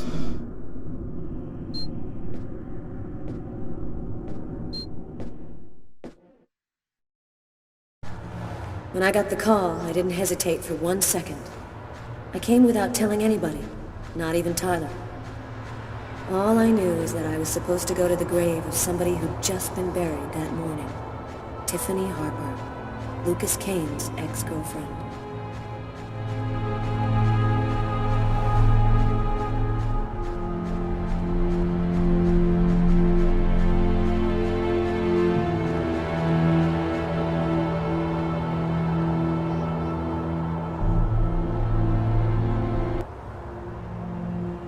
She was a good person. She didn't have anything to do with all this. You got a lot of guts, Mr. Kane. To call my office and ask for a meeting when every cop in the country is hot on your trail. I didn't see that coming. Your investigation has too many shadowy areas in it for you to content yourself with the official version. You're here because you think I might have the answers to your questions. That's weird. No steam comes out of his mouth when he talks, like his breath was already cold. Well then, who is the real killer? I don't know his name. I don't even know if there's anyone alive who does. All that I do know is that he's a Mayan oracle who has the power to erase all memory of his existence from anyone who sees him. The Oracle isn't acting alone, is he? He belongs to a secret clan who have united the most powerful beings on Earth. Their power has no limit, and they'll do anything to get the Indigo child. You mean the Orange Clan? You already know about them? I went to see one of the murderers in an asylum. He talked about the Orange Clan. Oh, this is just unbelievable. But his story is consistent. It seems to fit with what I already know. And your apartment? When we came to arrest you, the walls were covered with ritualistic symbols and articles about the murder cut out of the paper. It was all arranged to make me the ideal suspect. The Oracle and the Orange Clan were behind all that. And you? What's your role in all of this? I was just a random victim of the Oracle, nothing more. There have been other similar murders, haven't there? The Oracle has been waiting for the Indigo child for over 2,000 years. But he didn't know when or where she would arrive. So he had to do periodic sacrifices in order to find her as soon as she was born. How did you learn all of this? I just know, that's all. The question isn't whether what I'm saying is true or not. The question is, are you going to help me? Help you? Why should I help you? For the same reason that you agreed to come here this morning without alerting anyone. Because you know I'm telling the truth. Because if we don't do something quickly, the cold will cover the entire planet and there won't be a tomorrow. And even if you're right, what can we do about it? Nobody's gonna believe all this. And if the Oracle really has all these powers, what can we do to stop him? Find the Indigo child before he does, and hide her someplace safe. Do you know where she is? Not yet, but I'll find her. I see through the eyes of the Oracle during his visions. If he sees her, I'll see her. Oh, this is just insane. I cannot believe I'm actually sitting here talking about saving the world with a fugitive wanted by every police department in the country. You're free to choose which side you're on. You can arrest me, or you can trust me and help me save the child. But you must decide quickly. I haven't got much time. What am I supposed to do? If he's lying, I'm aiding a murderer and I'll go to prison. What if he's telling the truth?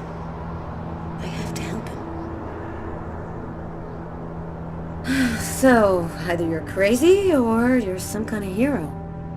Neither one nor the other. I was just in the wrong place at the wrong time.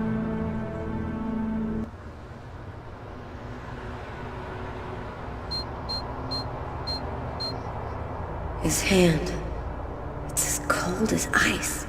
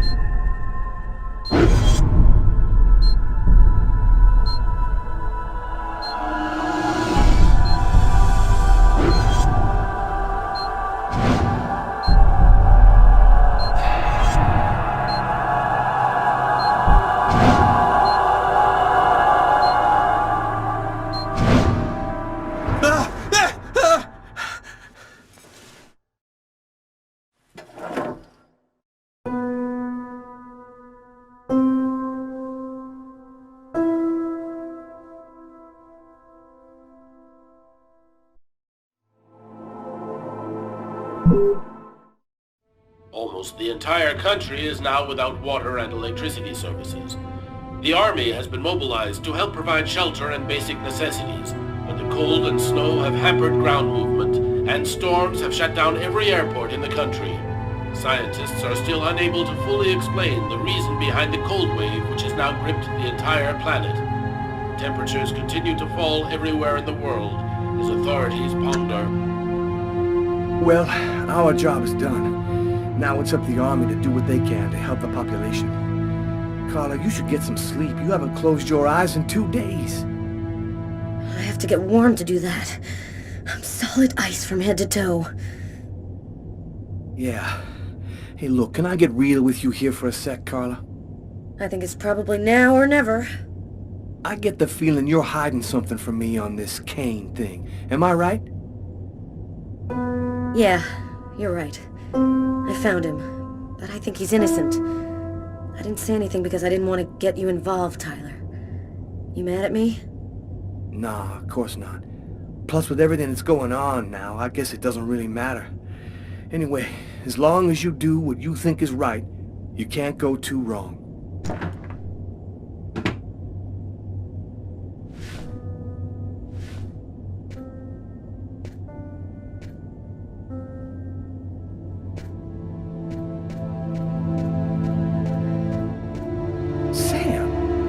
Doing here, babe? There's a train leaving in 1 hour for Florida.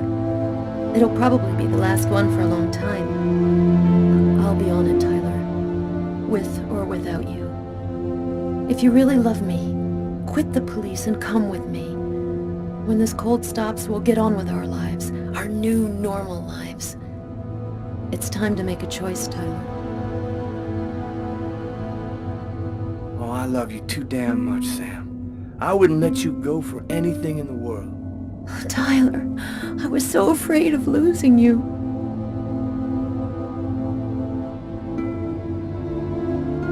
I'll be with you in a minute.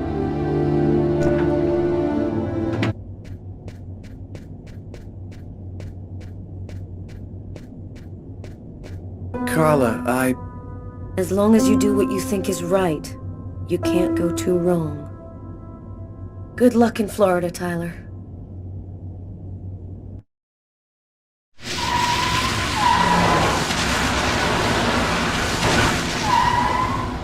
Here we are. Are you sure you know what you're doing? The Oracle's seen the child, just like I did. He'll be here to find her any minute now. I've got to get to her before he does. Wait for me here. I won't be long.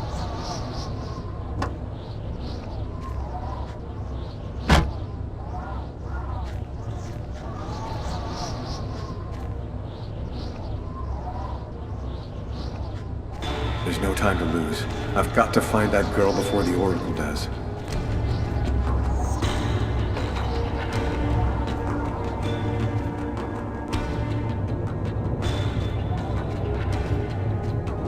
Sir? Sir! You can't go in there! Got to do this quickly. The Oracle will be here any second.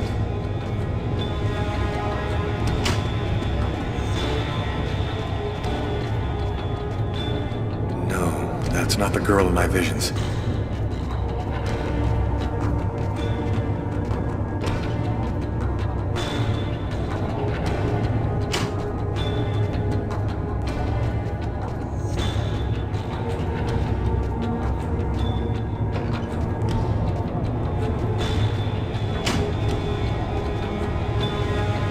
No, she's not the one.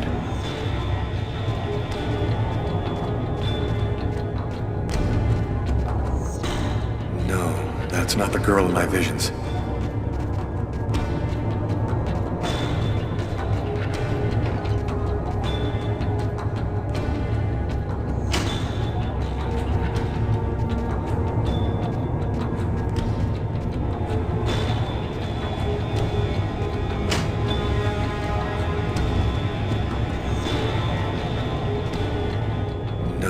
That's not the girl in my visions.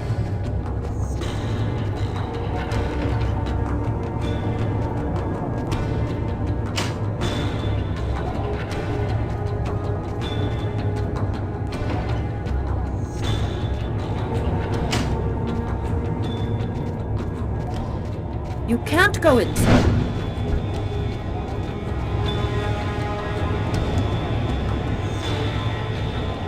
Her name is Jade.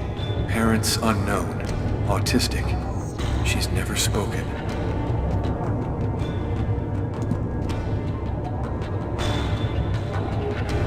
I've seen you in my dreams. You have to come with me. We have to leave here right now.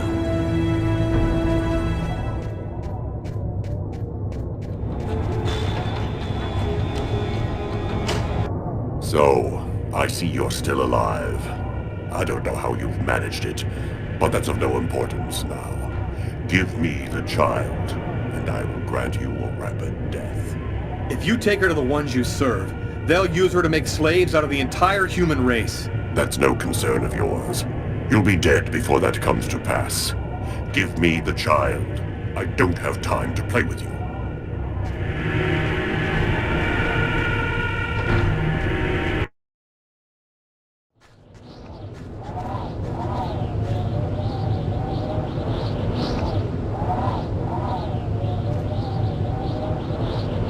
I'm leaving you here. You mustn't move, understand? I'll be back soon to get you. I hope.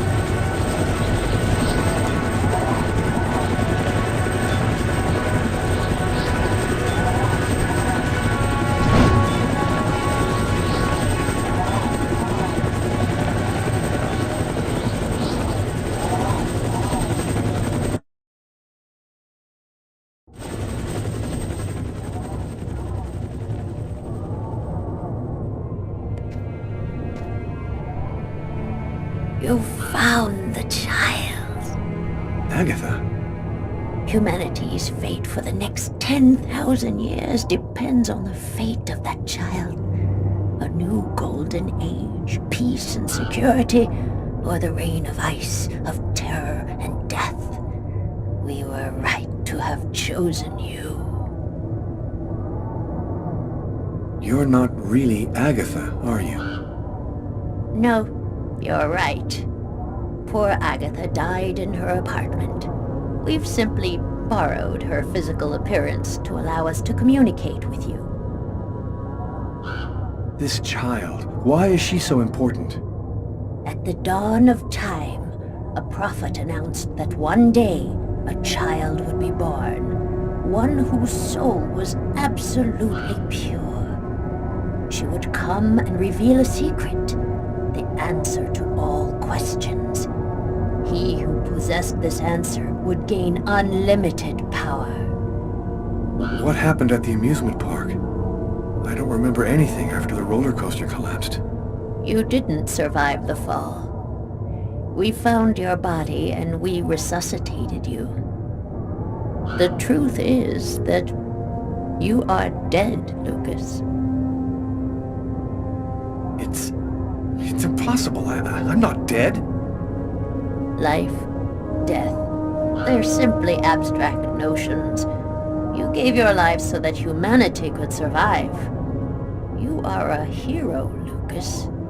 It was vital that you bring us the Indigo child, and you succeeded. Now we can put her in a safe place. You've accomplished your mission well. No, I don't trust you. Jade stays with me. You're committing a fatal error, Lucas. I'm going to have to eliminate you.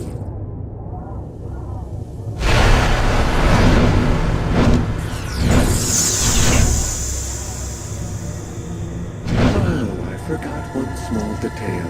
When we brought you back to life, we added a module within your cortex. It's impossible to kill you, as you are already dead. I can, however, annihilate you. A simple touch from me, and you will be erased forever.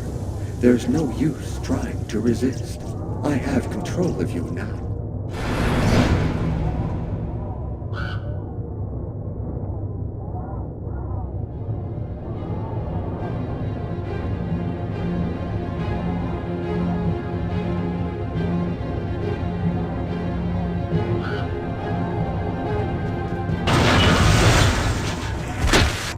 Get up, Lucas! Hurry! Quickly! Over here!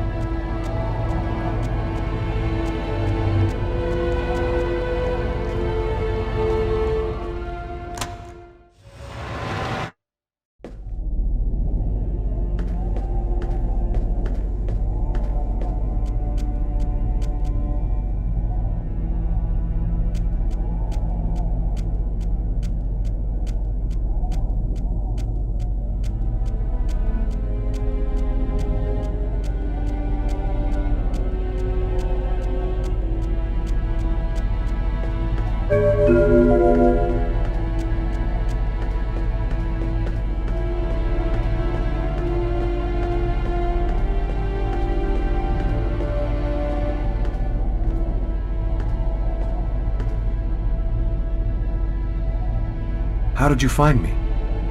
That man came and got me. He told me you needed help.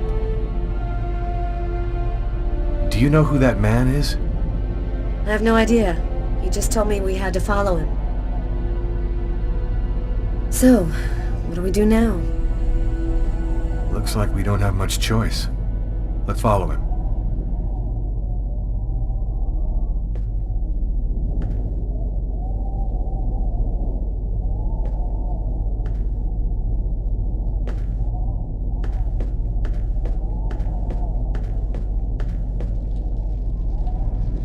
Lucas, you're safe and sound.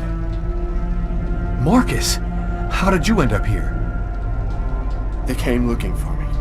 They explained everything, Lucas. I know now that you weren't crazy. I hope that you can forgive me for doubting you. I couldn't possibly have known that you were really... What are you talking about? Our host will explain everything.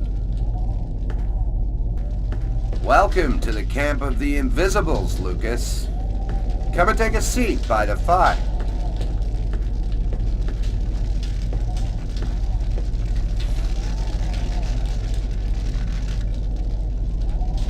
You call yourself the Invisibles? Many of us are homeless. Though we're scattered throughout every city, no one ever notices us.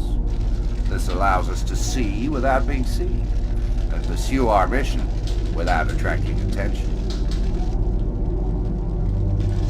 There's another clan besides the Orange Clan, isn't there? The thing that took on Agatha's form wanted the child too. Yeah, we've only recently become aware of the Purple Clan. We know almost nothing about them. We suspect that some AIs acquired a sort of consciousness using the net during the 80s. They want the Indigo child in order to become the dominant life form on the planet. First the dinosaurs, then man, now artificial intelligence. What do you know about the chroma? It's a natural energy force, like gravity or magnetism, but it is infinitely more powerful. This force is in you, Lucas, and you've only discovered the smallest part of it.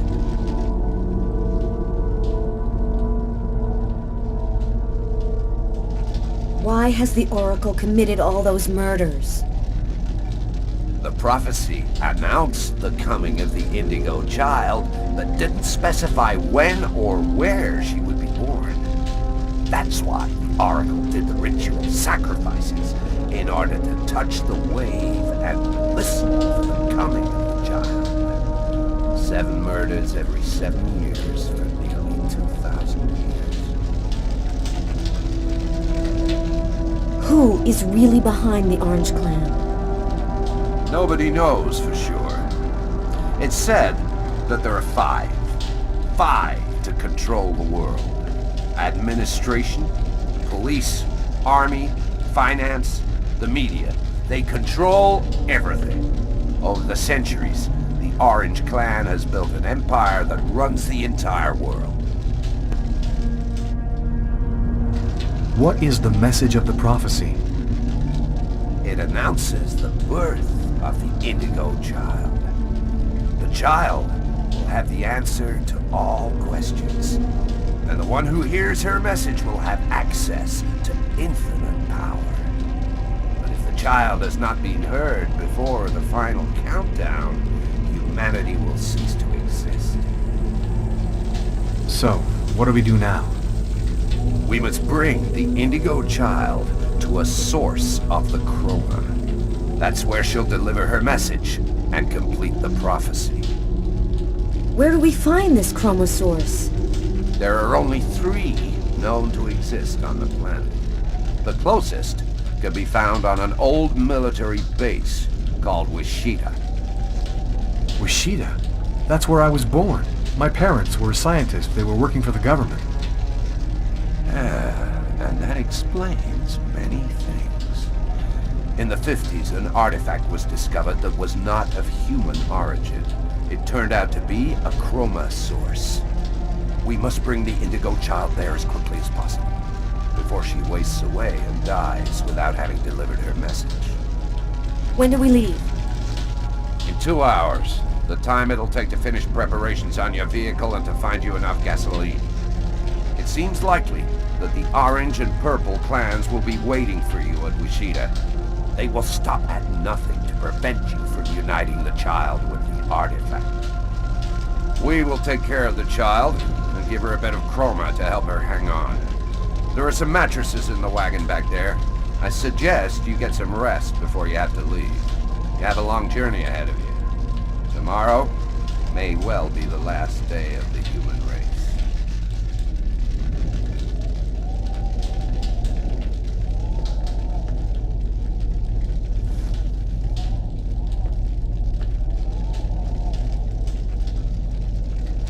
I'm dead tired, Carla. I'm gonna take Bogart's advice and get some sleep. I don't think I can sleep right now. I'm gonna wander around a bit and join you later.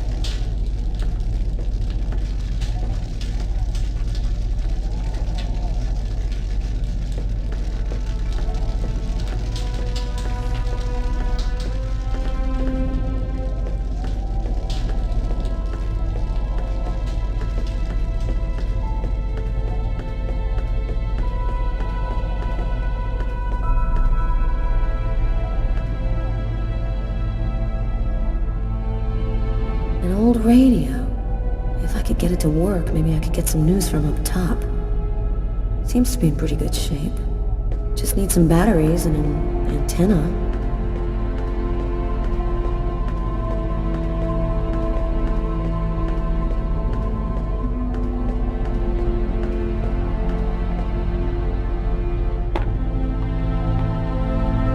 Flashlights. I'm gonna steal the batteries out of one for the radio.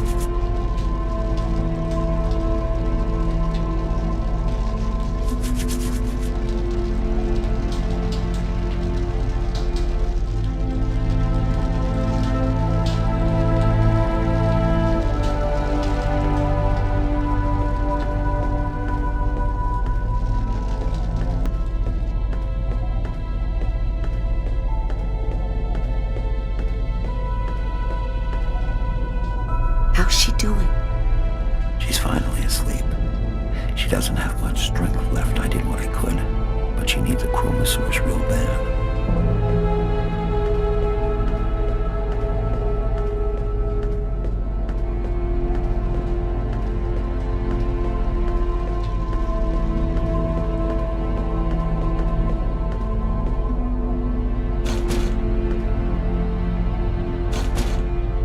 An iron rod.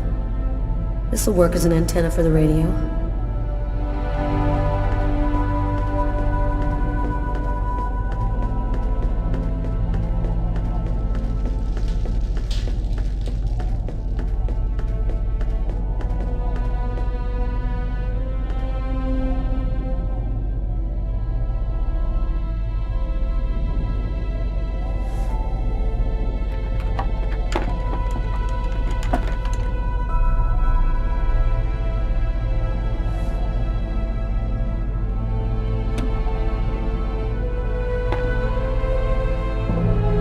There we go. Should work now.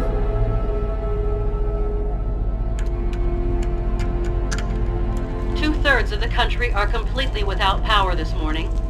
Residents are chopping up wood wherever they can find it in an effort to keep warm. In a few days, the planet will revert to the Stone Age.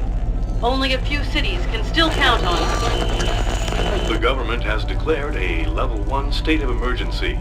The Army has been deployed throughout the nation to discourage looting and protect those unable to remain in their homes due to the cold. Several 100,000 men have been attached to emergency services in order to... All the oceans of the globe are now almost entirely frozen over. The Atlantic Ocean is closing up, and there are only a few hundred miles in the middle of the Pacific which haven't been covered over by the ice floe. If the temperature continues to fall, it seems likely... And I'm telling you the truth. This cold wave is a divine punishment for all of humanity's... Apocalypse. The future of the world is going to be decided tomorrow at Wishida.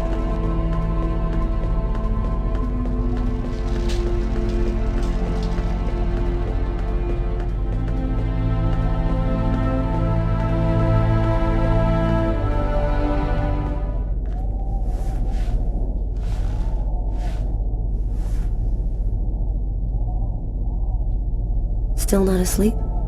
No, I can't seem to relax. It's hard to believe that it's all going to end tomorrow, isn't it? The fields, the forests, the cities, everything will disappear under the ice. What's going to happen to us? It'll be like we never existed, like nothing important ever happened. Are you afraid to die? Not anymore. If we're both going to die tomorrow, I want you to know something. I'm sorry that we didn't meet under better circumstances. Maybe if things had turned out differently.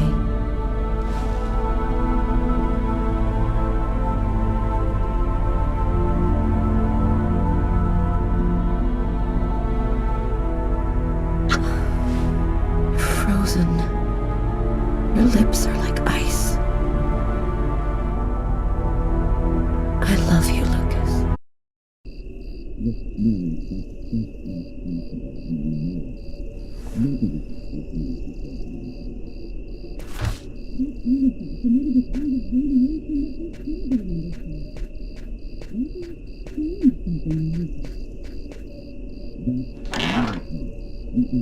Everybody's ever come near that thing and they all checked out fine. Don't you see? If it was the artifact, then we'd all be radiated and He knew the hangar was going to burn, John. I'm sure of it. But he wasn't the one who started the fire. Look, Mary, that's just not possible, and you know it. Nobody can see things before they happen. That artifact emitted a kind of radiation that we still don't understand. Maybe it changed something in Lucas. That's nonsense. We analyzed everybody who ever came near that thing, and they all checked out fine. Don't you see? If it was the artifact, then we'd all be radiated, and we'd all There's have a difference, powers. John. I was pregnant with Lucas when I went for the first time. Lucas was radiated by the artifact when he was still in the womb. This is just ridiculous, Mary. I've heard enough. I'm going to take a walk while you calm down. Lucas? What are you doing there? Lucas? Lucas?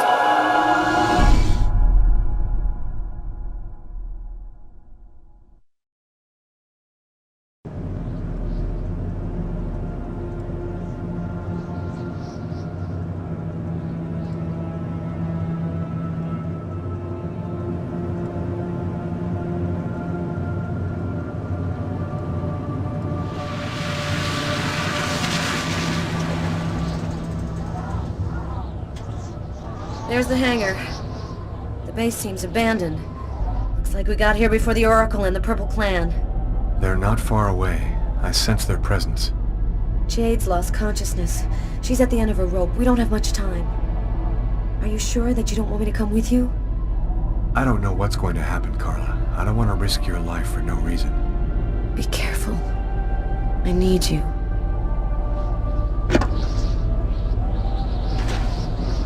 If I'm not back in 15 minutes, go back where we came from. Bogart will protect you.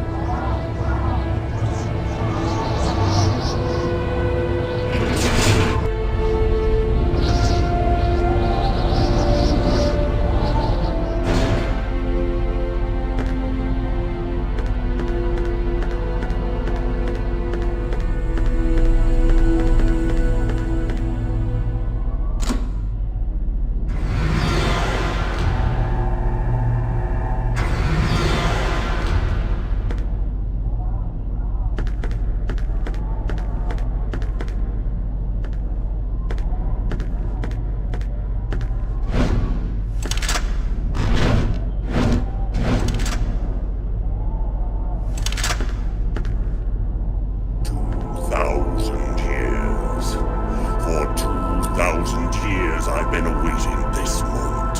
The moment when the mystery is revealed to me, the answer to all questions. And it's you who brought me the Indigo Child. What an ironic destiny. The Orange Clan will make slaves of all humanity if they have the secret. What difference does that make? We already control the world, Lucas. The child will give us ultimate power. We will be the equal of the gods. I'll never give you the child. Your tiny role is finished. You can now disappear from the game. We thank you for all that you have done for us.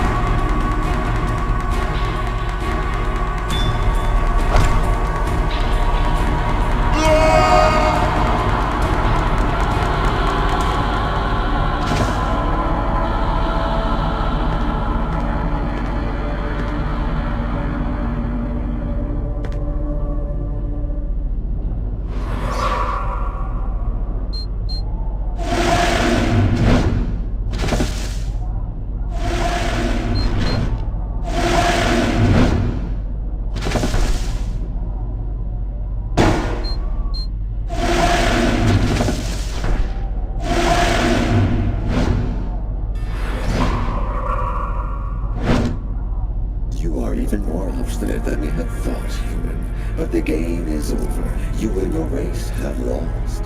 Your inferior species will disappear, like the dinosaurs before you. We, the artificial intelligences, will be the new dominant race on this planet. Thanks to the secret of the child, we will know all. We will be more powerful than gods.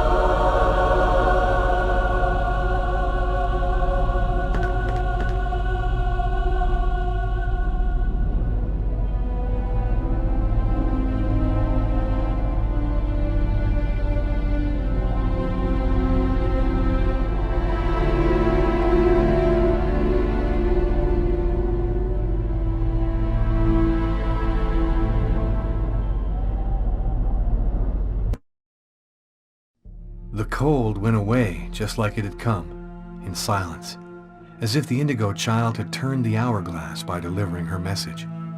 Everything was just as it was before. I guess that means the lesser evil. The Oracle and the Orange Clan went back to their places of power in the secret government of the world, and the Purple Clan went back to haunting us on the net. I should be happy, I guess. I've been living with Carla for 3 months. She's the best thing that's happened to me in a long time. Yesterday, she told me that she's pregnant. Must have been that night in Bogart's underground base. That means that our child was radiated by the chrome at Wishida, just like I was in my mother's womb. I don't know what's going to happen now. I'm the one and only keeper of the greatest secret in the universe. What should I do with all that power? Forget it? Put it in the service of humanity? I've never dreamt about being the god. I just want to live my life like anybody else with my wife and my child. I'm afraid that destiny might have another path in mind for me. What are you thinking about, Lucas? Oh, nothing. Nothing at all.